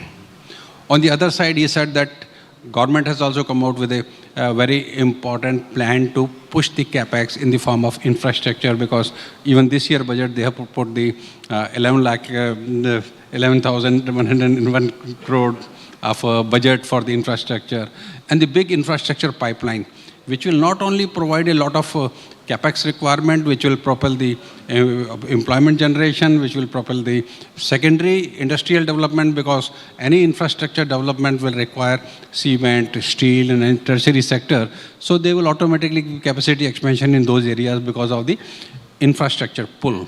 Now, what has to follow, and which was the part is there is a dearth of private investment into it. And to encourage the private investment, few of these steps which the government is taking and they are working on is how to do the ease of doing business, decriminalizing some of the corporate laws which were there earlier. So the entire ecosystem is being created. Now, as a banking system, we have our own challenges. And those challenges is like, when there is a growth, there is a greater challenges. The system has done exceedingly well during the last 2-3 financial years. But that leads to complacency because we don't know what is ahead of us. And that is one thing for which plan out.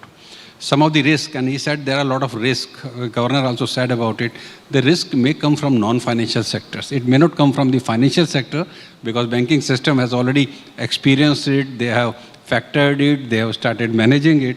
But risk always come from the unknown sectors, and that can be cybersecurity, because sometimes the operational risk can even over with the credit risk. So cybersecurity risk, the various alternative investment and options risk like plight of deposit into the higher yielding areas. So they can also have different risks. So the entire ecosystem need to care up. And banking system is the backbone of economy. If they are able to provide a support to all the sectors of the economy like blood vessels, then only the economic growth. So I think a calibrated approach, and for which the RBI has come out with a unified lending interface where the entire banking system can take advantage, ride on it, create the digital lending solutions for the masses, can provide a ease of doing banking, can propel a channelizing of quality credit because it will be underwritten through the algorithm processes, less human intervention, more efficiently through the lending space. And everybody has seen it that wherever it is a digitalization, that is the logical digitalization where these tools are available, they are used, they can provide all this. So in nutshell, I think every stakeholder has to play the role, the regulator, the government, the banking system, and the private players, because FICCI has members who are also there. So the intention is that if we work in a tandem, I think India has the best potential, not only because we are growing well, because we have the largest younger generation in the world which can consume and produce both. And that is one positive factor which can provide a lot of fillip to our economy and achieving our goals of Viksit Bharat. So I think there are a lot of things which can play together. Yes. Very well said, sir. I think, many stakeholders need to come together. Mr. Rao, I'll come to you. Over the last decade or so, we have seen financial inclusion and banking services reaching the doorsteps across India, Bharat, metro, tier 1 to tier 6, all the cities. What are the new frontiers for the financial inclusion beyond just the deposits where we have made very significant progress? And sir, I'll just make it a little bit provocative. This is not a new story. We have seen this emerging over a period of time. What will really change? What enablers do you see coming in the market which will see a very different trajectory as compared to what we have seen so far? Yeah, thank you. As far as financial inclusion is concerned, see, it was the individuals who are linked to the formal access to the banking services. Now, beyond, if you think, financial inclusion and keeping the Viksit Bharat, keeping in view of that, it is the inclusive growth that is what is required. From financial inclusion, that was the first step. Next step comes the inclusive growth. As far as the financial inclusion, all the banks have done very well, and they could able to establish what I always call as a DPKF, domestic peacekeeping force. And then coming to the inclusive growth, first and foremost, to achieve the dream of 2047 as a developed nation, we should grow consistently 8% over the years so that we can have and we can realize the dream of developed nation. For that, if you analyze further, the additional labor participation which is going to come into workforce, it will be on an average will be 6 million per year up to 2030, and beyond that it will average out to 3 million per year. So that is the absorption capacity that has to be built in the economy, so that this job creation that becomes a fundamental fulcrum for the growth and prosperity in the economy to realize our dream. And coming to your next question, what is, beyond this, what is there? That innovations continues to happen. Whenever these aspirations of the people, to match that, product innovation always happens. And as far as the products are concerned, now banks are becoming the one-stop shop where you will have the deposit products, you have the insurance products, you have the investment products. So all these products are within the reach of all the people. And technology, it is the biggest equalizer among the geographies. There is no division of any rural, urban, semi-urban like that. And also demographics. Now almost all age groups are maintaining these technology tools to access to the banking services. Going forward, beyond this is much more innovations that are going to happen on the financial products that will be made available across the country without any difference in the geographies. So you talked about technology very well, and technology is an equalizer, levelizer, as you rightly said, for the customer base. But it is also a levelizer and equalizer for the competition. So, Mr. Sharma, I'll take your comments. How do you see the competition shaping up in this? Because if you see right now, especially in semi-urban rural areas, the predominant financer set is public sector banks, some of the NBFCs, then many other small financiers who don't really have that kind of a technology strength. For example, MFIs, for example, cooperative banks, or urban credit, rural credit corporations. How do you see the competition changing, sir? Do you see the large private sector banks, the other private sector banks making a very substantial inroad and build their capabilities and presence in these markets? How will the competition structure change? So thank you. Actually, first of all, I like to say that, if we have to go for that, Viksit Bharat 2047, which we are talking about, $30 trillion dollar economy, so we have to go for inclusive growth. Now, historically, the public sector banks and the MFIs and the other NBFCs, they were basically funding the requirements of these rural and semi-urban areas. That for mainly it is basically because of their, the outreach which they have. Now, in fact, if you see the public sector banks, earlier they have around 55 to 60% of the branches in rural and semi-urban areas. Whereas the private sector banks, they have around 30% branches in rural semi-urban. And then, the earlier issue was that, the cost, it was not cost effective also, NPS delinquency is very high.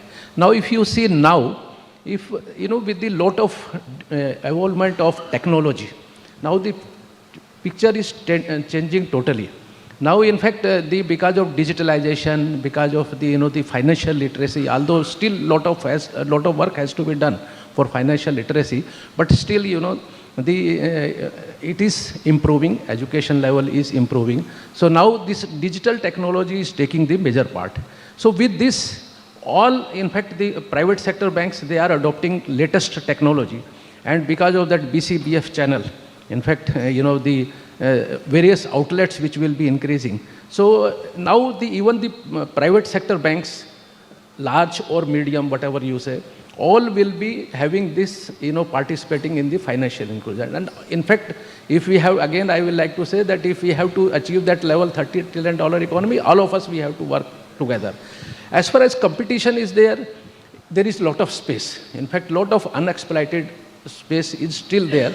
And of course, most of the banks, they will be coming out with their various, niche products. And niche products will be there. There is possibility that one bank may take over the share of the another bank, but then there will be another scope. The other bank can have share from in the new products. Main thing is that, we will have to devise the products according to their needs. Now, if you see the lending part, because yesterday RBI governor had also indicated that ULI which had come. So this will open really new areas for growth. In fact, all this facility will be made easily available in such a way that this inclusive growth is possible, I think, and the competition wise, lot of space is there as such, and lot of work to be done, and all, I think, will be contributing towards that. Sir, a follow-up question.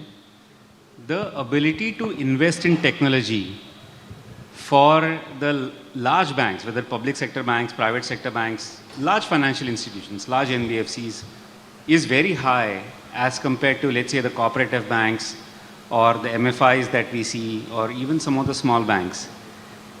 Would this then result in the more organized, larger financial institutions actually substituting some of the smaller financial institutions in the market? It may not have full impact, but my personal opinion is that this is basically need-based. Without technology, you cannot do it. Now, there are different types of products based on the size of the institution. Different products, APIs and this technology and the various products are available.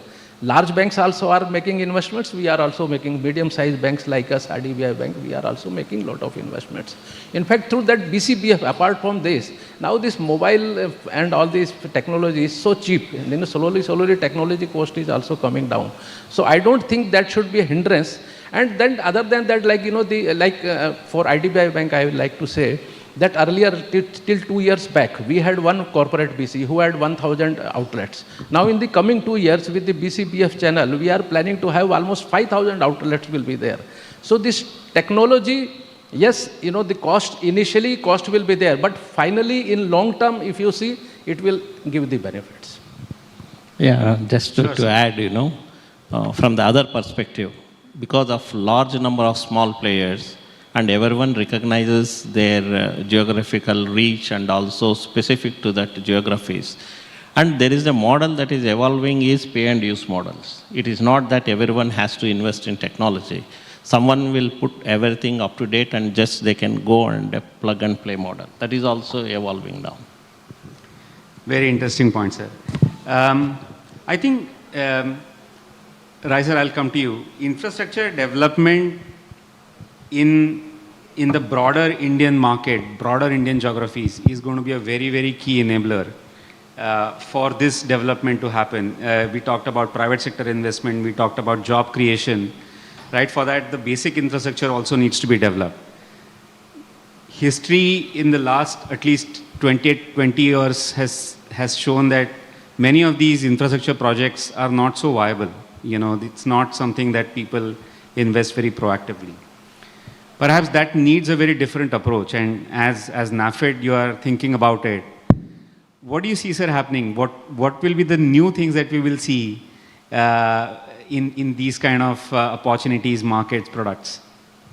Yeah, when it comes to infra, generally the past memories are not that good. So maybe 90% of the audience here also, when they hear infra, so they may not like it as a opportunity, many of the bankers also, because we are the people who were there in the system at senior levels, the people who created the problem, who actually suffered the problem, and also a team which solved the problem. So we have seen all the... That's well said, sir. The people who are sitting here, actually, all of us are in that league. Actually, there are people who were first part, somewhere in the second part, but then we are there in all the three parts. So we understand it better. So I think infra is not... And then as bankers, because you said the non-viable infra, as bankers, we are not in the job of making a non-viable project viable. Yes. Moment bankers get into that business, we will have problems. Because that is not our job. It is the person who conceive the project and other people who have to think what is viable, what is non-viable. And if it's non-viable, see, there are ways the government or other concessionaires who can make non-viable project viable. Viability gap funding is one of the areas, basically. If the project is assessed right, like, recently you have seen a cabinet announcement of viability gap funding for offshore wind project. Offshore wind, even though PLFs are quite high, but the investment is so high that they will not be able to price it right, the final power price. Now, if the normal wind fellows are able to sell power at 3 rupee 50 paisa, here the cost may be 4 rupee 50 paisa or 5 rupees, which DISCOM will buy. So now that is where actually it is a non-viable project. So now we are not in the business of making that power 350. So that is the people who conceive, that's why the viability gap funding and other things come in. Then there is another product called blended finance. Now this is something, there is a lot of work going on, even though we are not seen much of that here, because particularly on the green financing, climate related financing and all that, this is how the projects can be made viable by way of blended finance. Internationally, there is a lot of money available, what we call GCF and other things. A lot of money is available which can come flow to the country, for which we need to have the right taxonomy and right governance structures to give the confidence to investors the money is used for the right purpose, and the certifications and all that have to be in place, where our country is evolving the taxonomy and other things. So when this happens, actually these are the two products which come to my mind at this point of time to make the non-viable projects viable, which we can definitely make, but not a banker's job. But infra per se, when you mention, actually do we have a choice not to do infra? Because again, what Mr. Mehta mentioned from the governor's speech and other this thing, and where Rao Saab mentioned that we need to grow at 8%. I'll tell you, our assessment says 8% is also not enough. We need to grow at almost 9 to 10%. Because next 2-3 decades are the golden decades for this country. And if we miss these 2-3 decades, we get trapped in that what we call the middle income trap. the country gets trapped, then we will not be able to come out of that. Some countries have already seen that actually happening, where we thought in the last decade they will become developed economies. They didn't become because they got trapped. India actually has to grow, because why it is important is, one is the, as mentioned, the kind of manpower we have, which is again coming to the job market every year and all that, and the potential we have. And even though we are going to be the third largest economy few years down the line, we are already fifth, but that is only for the purpose of large statistics. You and me, citizens of the country, what benefits us is actually what is in my pocket. Now, if you look at the per capita today, it is less than $3,000 US. One of the lowest actually. When we are in the top 5, we may be in the bottom 30, 40 when it comes to per capita, because that is where the quality of life comes in. Now, if you are to reach a developed economy status, we are talking of 2047, actually, where we will be, that is more than $13,000 US. You know, is it possible? Yes. But then I think if it has to really come, then we may have to grow very, very fast. And all the policy advocacies and the investments have to flow in. So now when we talk of infra, again, we should not get stuck with what has happened with us earlier. Now, enablers are already there. Actually, again, to quote certain numbers, on the road side, 2015-16, when the bankers were reluctant to lend to road, the HAM product came. Now today, HAM product, there is so much of competition. Now 60% of incremental credit to infra from the banking system is flowing to only road sector. Because everybody thinks it is safe, everybody is competing there. Now what has happened, we all talk of risk around infra. If a risk in particular sector is high, it should reflect in higher interest rates naturally, because that is how the risk pricing happens. We did a study. The average lending rate for infra in the last 2-3 years is 8.75%. Because this struck me, because one of the big NBFCs, again you have to take this, banking industry has an exposure of only 13 lakh crores to the infra sector. Whereas NBFC, IFCs have much larger share. They are bigger than us. They lend to infra bigger than us. One of the large NBFCs is telling, if infra is so risky, I should have made a lot of money. Average lending rate for infra is 8.75, and today average lending rate for housing is also around 8.5.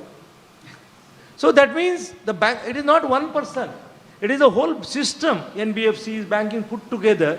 If they are pricing infra at 8.75, even though we superficially talk about the risk, but actually we are pricing it very low.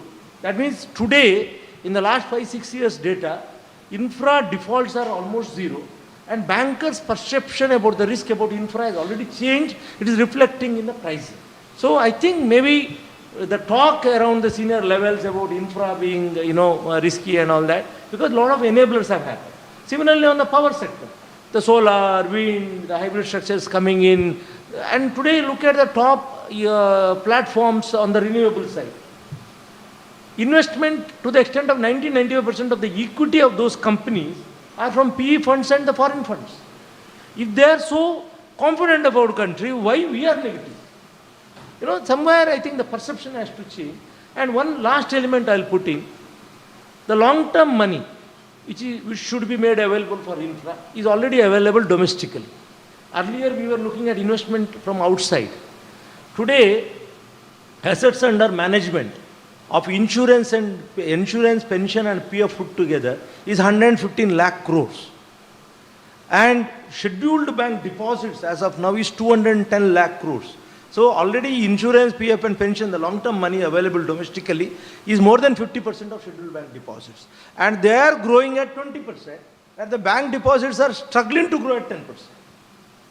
And incrementally, they are getting more money from the banking system. Now, insurance typically has to invest 30 years and above. Yes. Now, G-Secs are the only source where they were investing. Any 30-year, 40-year, 50-year bank, they are the people who invest. There is nobody else. I did a 20-year issuance now. I was surprised by the kind of response I got. So what I'm telling is, domestically there is so much money available.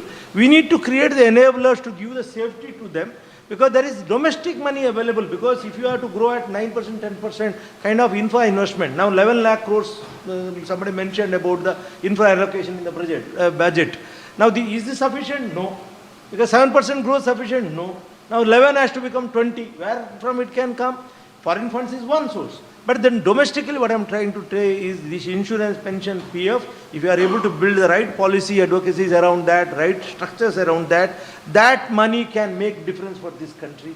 Domestic savings are good enough to take the country forward. That's a very fantastic insight, sir. And I think you talked about many enablers. I'll just ask a follow-on question to sir. One of the important enablers that we see changing in the last few years at least is data, right? And sir, you have done and you have seen a lot of data becoming available specifically in the context of infrastructure finance. Would you like to shed some more light on that? We spoke of technology, just a background. Actually, but for the credit bureaus, where would have been these fintechs? It is only credit bureau which came in. Today we are able to do in 30-second loans, 60-second loans because the data being made available. Similar thing in infra has not happened. Infra, there is no data. Actually, when I was developing the pricing, because NAFID is a new organization, when I was looking at the pricing formula, we want two numbers, PD and LGD. Nowhere it is available. And whatever is available is again lopsided data. It is not correct data. So we have taken that responsibility to build a data repository. We are already working with many of the government departments so that this data should be made available. Now actually, by recent guidelines of RBI also spoke of about 5%. Because that is the number, generally when you look at 10-year, 15-year data, that's the number which is on your face. But is 5% true? Now talk to the bankers, HAM, 0 default, solar financing, 0 default. Now where is 5% coming from? I know, actually, it is less than 1%, I'm telling you. But then, you don't have data to talk to the regulator. You need to have the data. Actually, we have started the exercise of picking up about 400 NPA accounts from the system and trying to arrive at some numbers. Hopefully, we should be successful. My team is working on that. Maybe we'll be able to talk about it and put out those numbers so that it is not only data, it's a verifiable data. Yes. It is not that I can quote any number and get away with. I should have a proper process of combining that data and putting out that data, which NAFID will do for infra. I'll tell you, once these data are in the public domain and as the data repository comes in, actually it will be good. It will not only help the lenders to take the correct call and price the product right. Because in infra, you cannot take it in one bucket. Infra, again, there are asset classes. Yes. With the different asset classes have to be priced differently. You can't have one size fits all. Actually, we need to differentiate, and that can come from good data, good quality data, good verifiable data. Another added thing is when we spoke of blended finance and other foreign funds are coming into the country, they need the data to invest in which sector which is safe and all that. Bond market development cannot happen without data. Absolutely. So now it is all name lending. Now today, good company coming, because of the name they get the investment, not because of the data. Very well said, sir. Ms. Bangari, I'll come to you and I'll switch gears a little bit. One of the characteristics of Viksit Bharat will also be India's presence abroad. You are a conduit of India's credit programs abroad. As we grow in our stature, I'm sure that we will have a much larger presence of India in these international markets. How do you see that picture evolving? How do you see, as part of Viksit Bharat, where, we will have those opportunities? Yeah. Thanks, Anirudh. A very good afternoon to everybody. So since you started with Viksit Bharat, maybe I can start my narrative with Viksit Bharat. So when we look at Viksit Bharat aspirations, and I'm going to restrict myself to the exports aspirations of the country. So today, our share of exports in global businesses, exports is 1.8%. Now our aspiration is to become at least 10% by 2047. If we put these in numbers and we say timelines of up to 2030, we are talking about exports of $2 trillion. Now, how does it happen? It's not going to be easy, because essentially what it would mean is to reorient our export basket. Because if we continue with the same export basket, maybe we could scale up our operations, but we are not really going to get that type of jump which is expected. Now, traditionally, the government of India has schemes which encourage Indian project exporters to execute projects overseas. So that program, I would say, gives a big fillip. So we have, I think we've covered all the countries in Africa and Latin America, and we have more than 300 lines of credit where we have committed more than $30 billion. So this is something which is coming from the government of India. When we also look at project export space in India, and I'm very happy to mention that with a modest beginning in 1970s, today Indian companies and especially the Indian project exporters are the largest suppliers of projects worldwide. So we were also looking at data which is, there are lots of projects which get funded by the multilateral development banks like the World Bank, the AFDB and the others. So there if you look at Indian company share is more than 11%. So I would say that's a good direction which sort of makes sure that the Indian companies or the Indian project exporters export more. There is of course a ever evolving landscape, so we cannot become immune to what's happening in the external environment.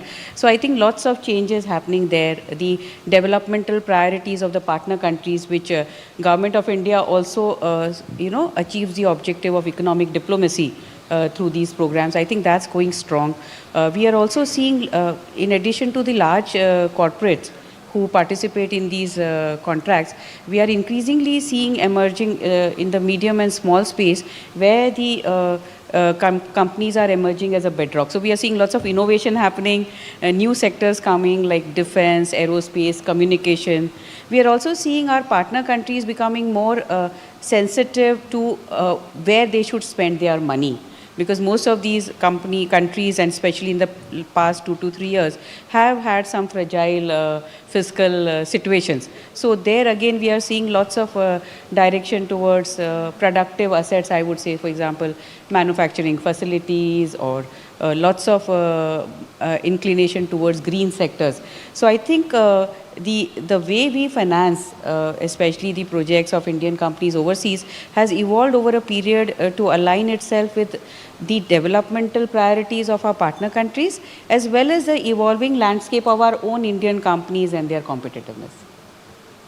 That's very interesting perspective, ma'am. Very different from the focus inside versus the focus that we are going to have outside, and that is equally important for the development of the country. If I look at Indian banking system as a whole, we have historically relied on internal deposits, the domestic savings. Mr. Sharma, I'll request your thoughts. There has been a debate, multiple news articles. This has been a focus in this area, this FIBAC as well, that deposits growth is diminishing, right? People are talking about the fact that in metro tier 1 large deposit markets, the deposits are going to other avenues such as mutual funds or other areas. As we go deeper, let's say tier 2, tier 3 markets, and as they start developing, which is currently the bedrock of our deposits, do you see that trend shifting there, and that will have second, third order repercussions for the banking industry as well? How do you see that picture changing in the medium term, sir? Okay. So first of all, let me say like this, that except maybe to some extent in rural areas, but up to semi-urban area if you go, all are quite literate persons and everybody is using all types of facilities. Now most of these products are either digitally advanced products or whatever facilities are available to everyone. So if you see like during the last 10 years I was seeing, the share of deposits from urban area continues to be around 21%. Rural it is around 10 to 11%. Only semi-urban part during the last 10 years it has increased by almost 1.5% from 14.3% to 15.7%. So more or less during this year this deposit pattern has not changed. So as such we cannot say that as of now they are not investing in these products. So they as of now also they are investing in these products. So this only what we have to do is, of course, when more or more further, I had discussed about the literacy part, of course, this effect will come to some extent. But more, in fact, the issue which I am seeing in the deposit mobilization now, it is more going towards the demographic system, if you see. Like, particularly if I talk about my bank, the deposits from senior citizens which we were receiving.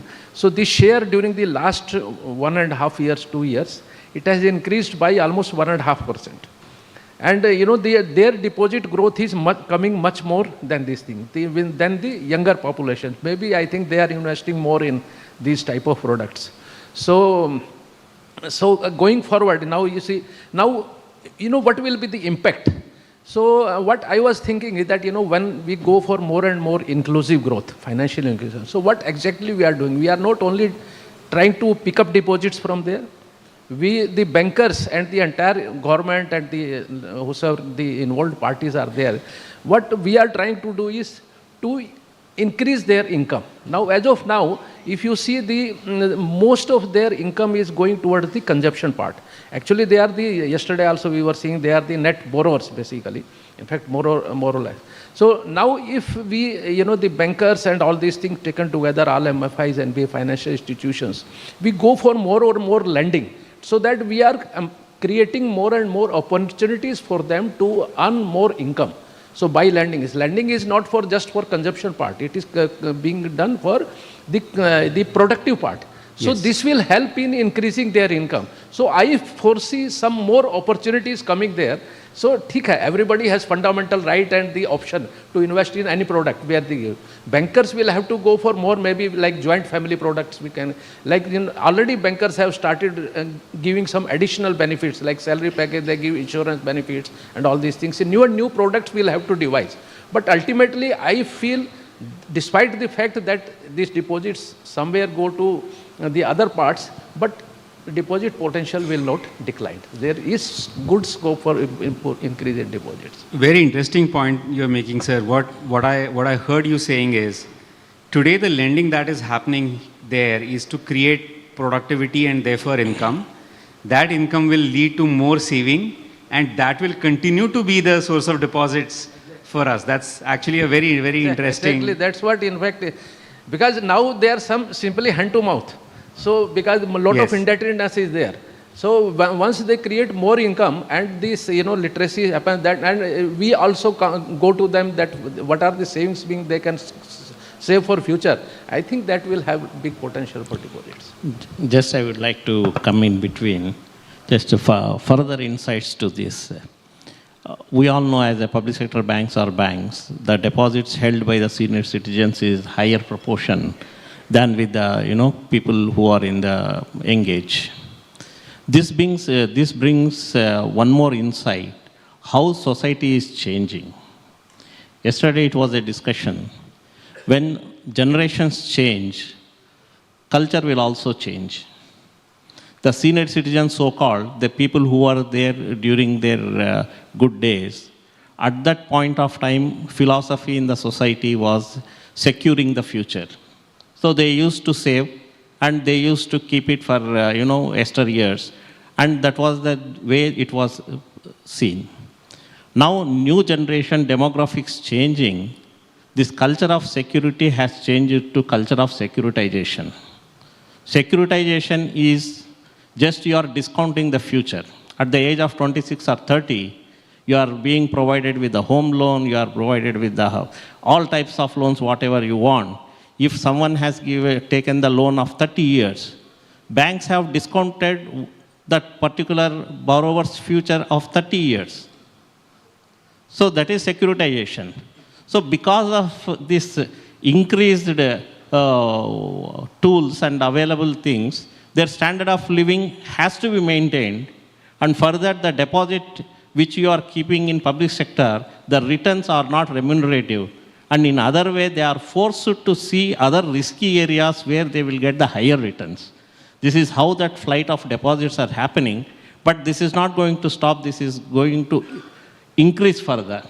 Now it is for the banks how to make their deposits attractive, not only in terms of returns what we give, but also in terms of additions, what they feel in their life cycle that will be much more beneficial to have this type of relationship with the banks rather than being the investor in risky areas. Absolutely, sir. Very well said. I think the relationships. Sure, please go on. No, sir, you have another round to go. Actually, I will bring, because this is a very interesting discussion, because there is a lot of discussion going around this. I'll bring some numbers first and then I'll give other perspective. 23 data, the financial assets created out of the total, this thing is about 29.6 lakh crores. This is the financial savings, which converted to financial assets. This is a 23 authentic data. Out of 29.6, 11 lakh crores came to bank deposits. 12 lakh crores went to the other fund, what I said, insurance, pension and PF. That is slightly higher than the banking. So 23 gone. It is other 6 which get distributed in mutual funds, equity, currency in hand, and many things actually. So the proportion of equity and mutual fund in these savings is only 2.4 lakh crores. I think we are making too much out of it. Absolutely. So I think because 11 lakh crores is still flowing to banking system, 12 is still flowing to the insurance and which is available for long term, only short this thing. Because this is again, like from Sharmaji's data, it is the urban side. And if you look at the deposit composition also, institutions, trust, government still carry a large chunk of deposit in public sector which comes under the urban category. And that is where some movements have happened. Because government has changed the system and all that, because now those money which used to flow to the banking system from the government is not flowing. So this is something. So need not worry too much, because like as the post-COVID, there are certain behavioral pattern changes. Now again, I think it will stabilize, and I think banking will get its share. Actually, it has not changed that much. Another interesting element, because I worked on both sides now. Almost close to 36, 37 years in the public sector space, and now more of a private space, working closely with most of these funds and private equity. Public sector has to relook at the way they have done technology implementation. Because public sector banks, all of us did that. Basically, we were always trying to catch up. It's the private sector which comes in and brings technology, and public sector looks at it, and maybe that's the way we are. We are only doing catch up. But we have caught up very well. Like today, most of the public sector also has almost the same products what private sector has. But has it delivered the same returns like private sector? No.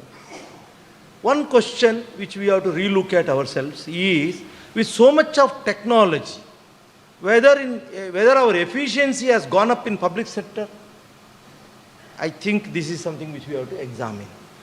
Another thing, when we go to the branch level, if the technology, if the investment is so high, the efficiency at the branch level should have gone up, and the service level should have gone up. But then when you go to the branches, people are crying that the load is increasing. If the technology has played that role, why the load is increasing? I have no answers for that. I am just putting this as a challenge that I think maybe existing public sector bankers have to look at it, whether this much investment in technology in public sector, has it resulted in efficiency improvement and reducing the load at branch level? If it has resulted, then the branch would have given a better service to the customer, because service levels are another issue, and the technology should have been the great enabler. So somewhere we have to relook at the way we have implemented technology. Absolutely, sir. And I'll request Mr. Mehta to come in. No, just one more thought, just sir, add I'll it just to this, keep it brief, please. This one, why I am saying this is, as far as the public sector is concerned, many of the banks have to really relook at the investments, but it is the survival.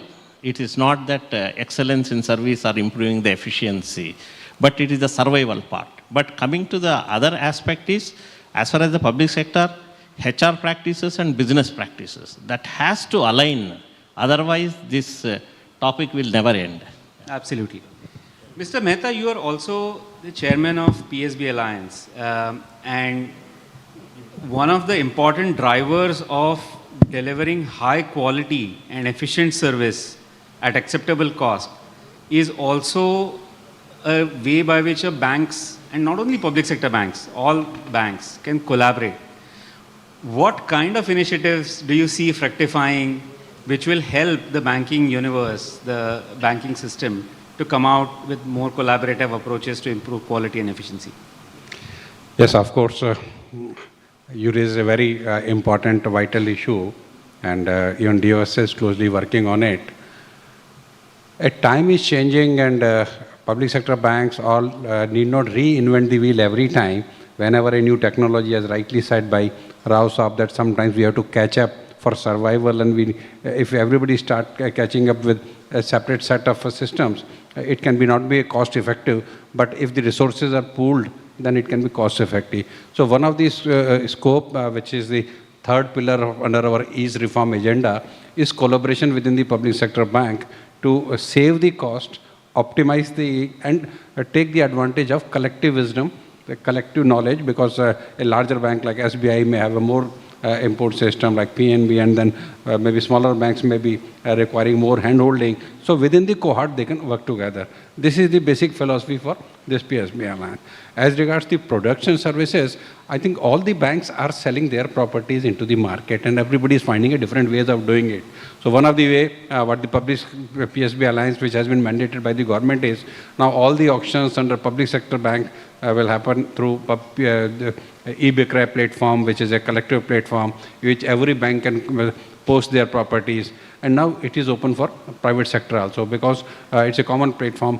And a lot of people in the market do not know that the stress asset sale by the banking system goes at a much lower price than what is available in the market. And if that message is marketed, and if that platform is made efficient on the lines of, say, tiger.com or this 99acre.com or the magicbig.com, I think this can bring a lot of value in three ways. One thing, a customer getting a housing or a property at a lower rate, banker having higher realization, because when the market is opaque, people do not know about this system, then the price realizes lower because people go for cartelization, very few bidders come, and if the bidders are not there, then we every time go and keep on reducing the prices, and the realization goes down. So to maximize the returns, I think that is one platform that is being developed and will help the system. Another thing important is, after the Satyam fraud, this was made mandatory that every auditor should go to the individual bank and obtain the balance confirmation certificate. And one corporate may be having more than 100 accounts in different branches. It becomes practically impossible for them to do that. So this is one solution which is being worked out.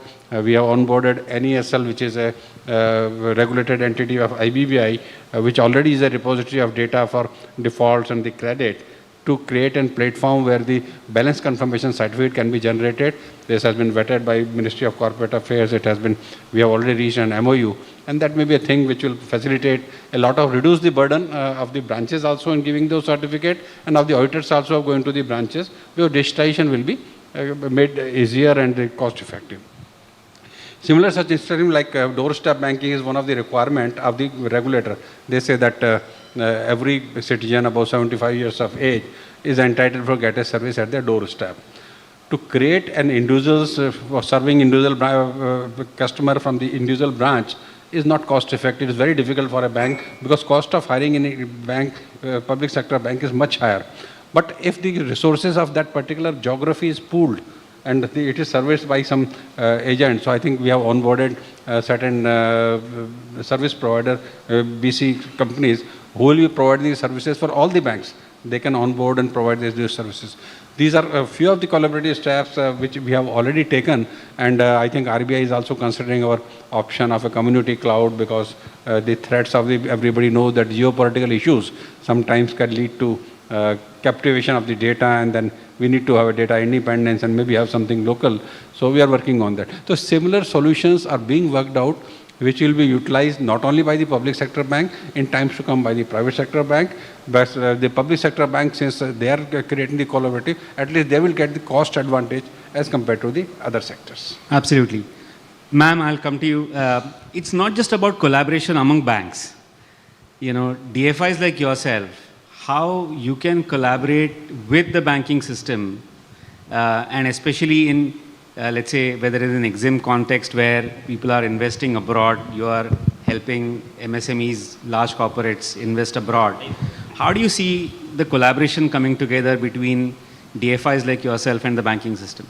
Thanks, Anirudh. And a very relevant question, because increasingly when we talk about growth, and most of our corporates have very successfully deleveraged, there's also a thought process where we should not really encourage Indian companies to borrow more. And even if they, so increasingly we are looking at financing instruments which do not actually lend money to the companies, but provide finance in such a way that either the finance goes to the buyer of their goods and services, or we start talking. So the idea when we talk about collaboration is, of course, one on the Indian banking side, because the Indian banks, especially the PSBs, they are so entrenched in the tier 2, tier 3, and if I may say tier 4 and so on cities. And the ultimate connect of the exporter or a company or a small company who wants to do business, especially looking at overseas businesses, their first port of call is that. So for Exim Bank, it becomes very important for us to collaborate with the banking system, because without that, frankly, there's no way we are going to scale up operations. Similarly, we also need to collaborate with the banking sector overseas, So typically all of us have very good correspondent banking relations, very wide network. And how do we leverage that? Because over the years, we've got experience about how the local banks in some of the African countries or Latin American countries behave, and how we could sort of step in and provide that comfort to the Indian company. Because we were talking about COVID behavior. So one behavioral characteristic which we saw was that increasingly, most of our companies have started looking inward. So, there are so many instances where corporates were happily doing business with everybody on the globe. And during COVID and post-COVID, maybe the Indian economy has been very dynamic and it provides enough domestic markets to them. But there has been some risk aversion. So that risk aversion also as Exim Bank and in collaboration with the banks, the idea is how do you encourage Indian companies? Again, we need to look at the evolving landscape. We look at project exports. Middle East has been the region for project exporters. But I don't think with the development happening in that region, it always makes sense for Indian companies to start looking at newer markets. Similarly, newer products. We are seeing lots of progress, especially in defense, communication, and these new age sectors. So there again, how do we bring in some expertise and try to take the risk of the Indian banks? Factoring, very nascent. I have very high hopes on factoring business, but I think it needs to take off because if you look at the statistics, when we look at Indian trade, international trade, we don't see any reliance on factoring as a financing product. Where if you look at Europe, for example, they are, I would say, they have a matured economy. They mostly rely on that. So I think the idea is to bring in new instruments, try to see if we can take on some of the risks which typically we leave the Indian companies to handle, especially the off-takers' risk in the foreign markets. Very interesting. Taking the collaboration and attracting the investment theme forward, Mr. Rai, you also extensively deal with MLBs, multilateral banks, right? Channeling their investment, crowding in their investment is also going to be very, very important, along with the collaboration among banks and your interaction with the different stakeholders. How do you see that place, that evolving, and also, some of that funding also goes to some of the government projects, right? Urban bodies. How do you see that space evolving, sir? This is a very interesting space because actually when we talk of Viksit Bharat, it cannot happen without the urban infra growing. When we talk of urban infra, many times we think of large infra. Urban infra is generally the drinking water, the sewage and waste treatment, the electrical mobility, housing, healthcare, education. These are the basic things which are needed. And the urbanization is progressing at a very fast pace because ultimately the population which is engaged in agriculture, unnecessarily because so much of population need not get engaged in agriculture as the productivity is improving, more mechanization and a lot of work has happened. So naturally it has to move to the urban, which China did very successfully. And then as the population moved to urban area, then these are the challenges in front of us. One of the problems is the urban local bodies. I'll come to multilateral later. One of the problems with urban local bodies, in India, the amount of revenue available for urban local bodies is only 1% of GDP. It is about 6 to 7% in Brazil and South Africa, which we can compare because they are in the development phase. 5 to 6% or 7%. Here it is only 1%.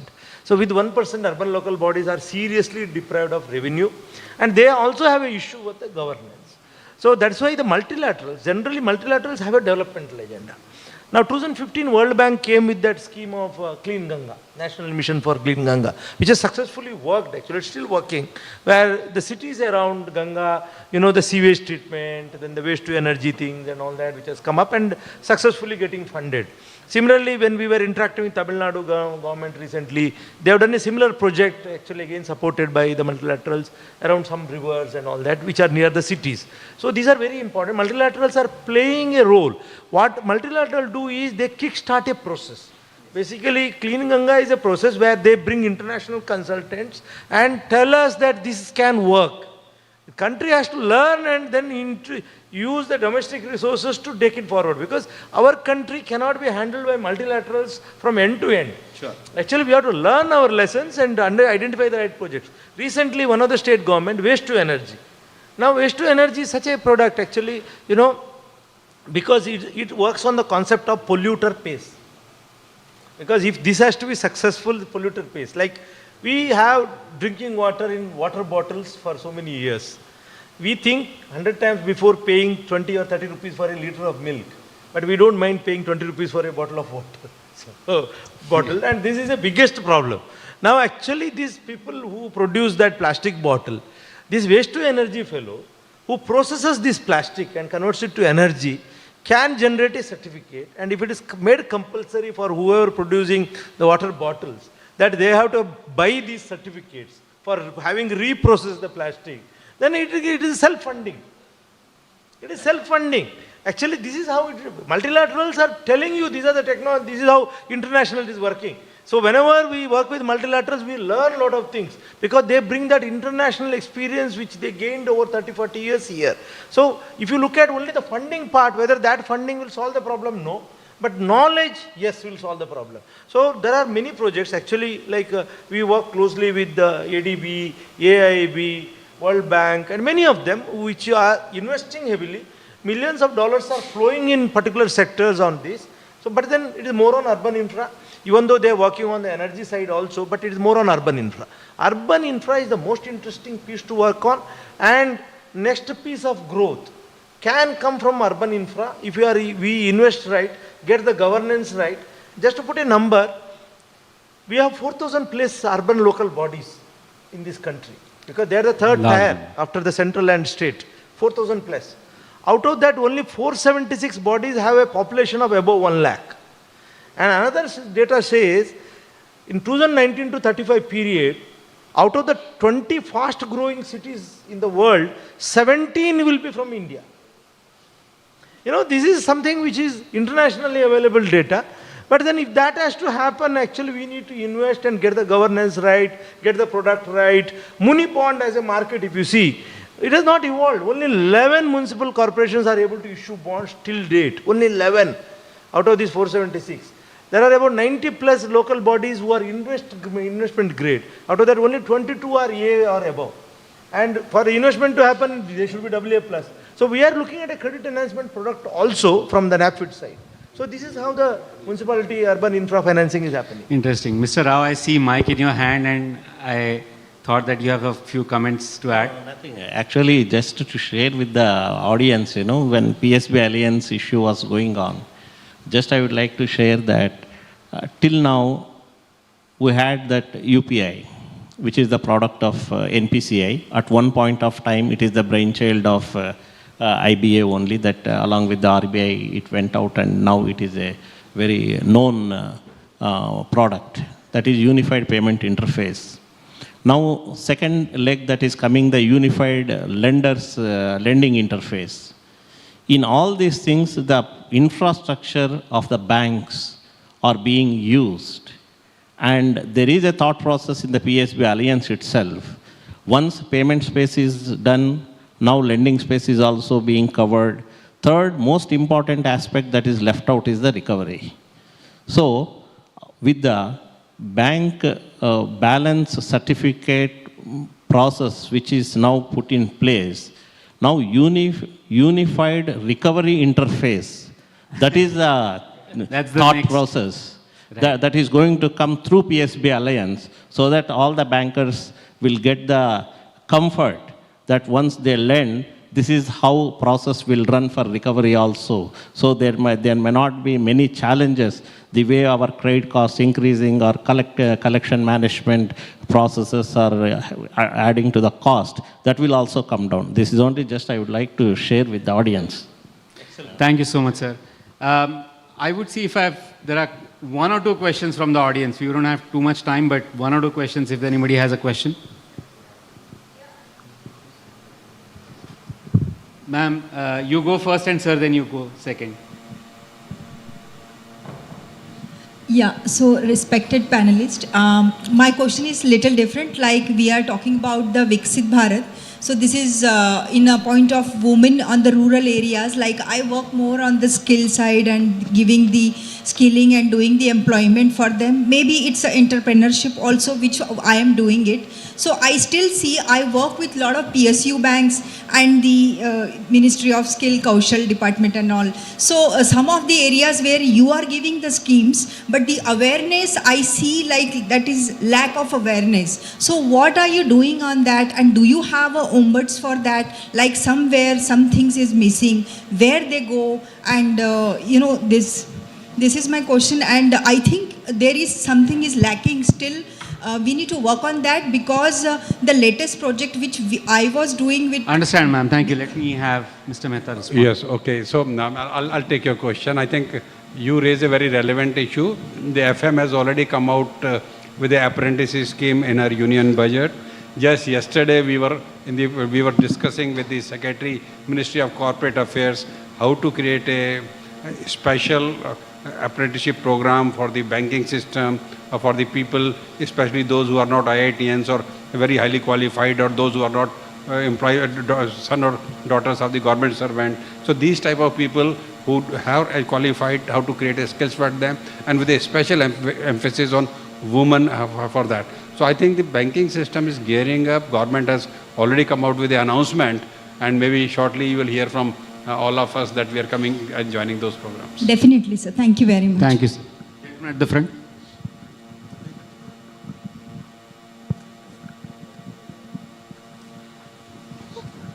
Good afternoon. My name is Vineet Nahata. I'm from Powergill Treasuries. My question would be for Mr. Rajkaran Rai.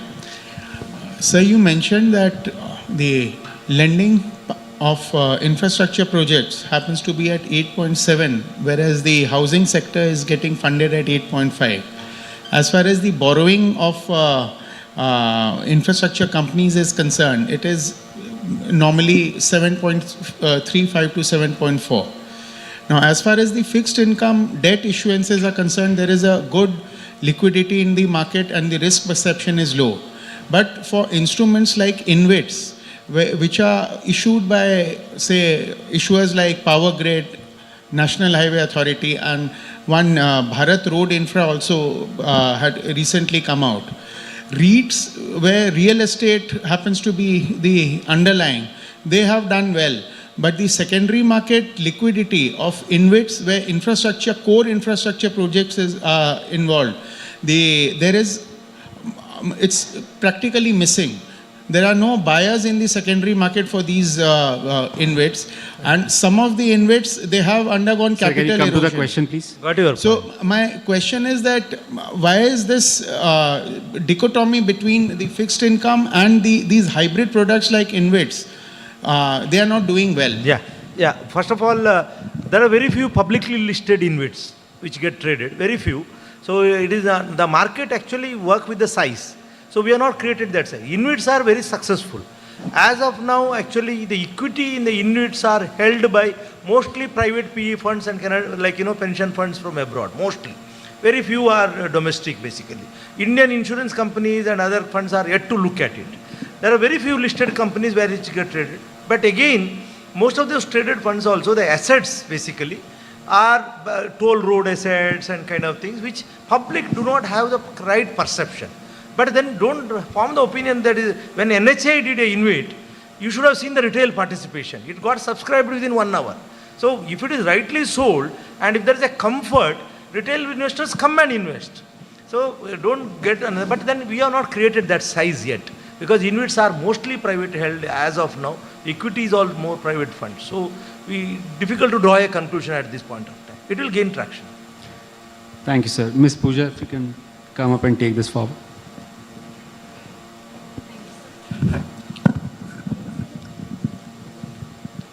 Thank you, sir. Ladies and gentlemen, now I request Mr. Gopal Mulli Bhagat, Deputy Chief Executive IBA, to propose the vote of thanks. May I invite Mr. Gopal Mulli Bhagat to the dais, please?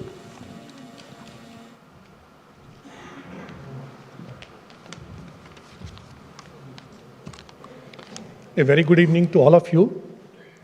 Dignitaries on the dais, Shri Rakesh Sharma ji, Shri Sunil Mehta ji, Shri Rajkiran Rai ji, Shri M.V. Rao and Madam Harsha, and our Anirudh Maratheji from BCG.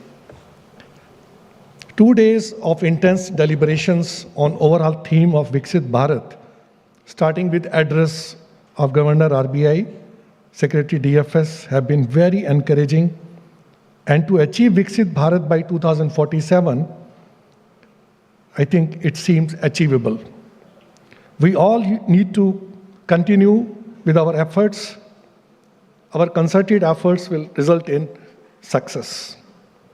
I express gratitude for our chief guest, Governor RBI, Shri Shaktikant Das, guest of honor, Shri Nagaraju, Secretary DFS, dignitaries from FICCI, IBA, all panelists, participants, for making it a very successful event.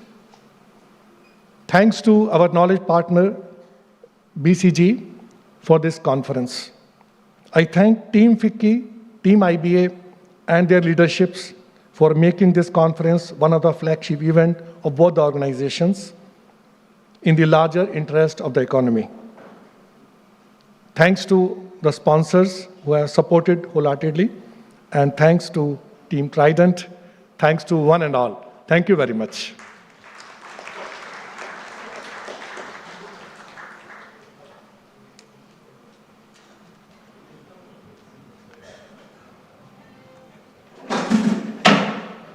Thank you, sir.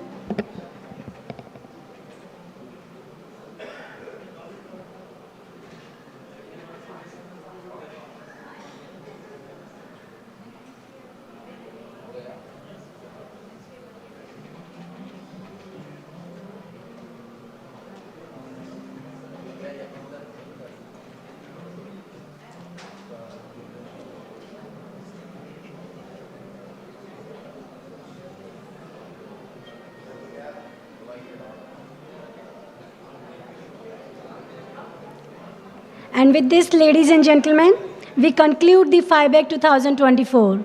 Thank you all. Have a wonderful evening.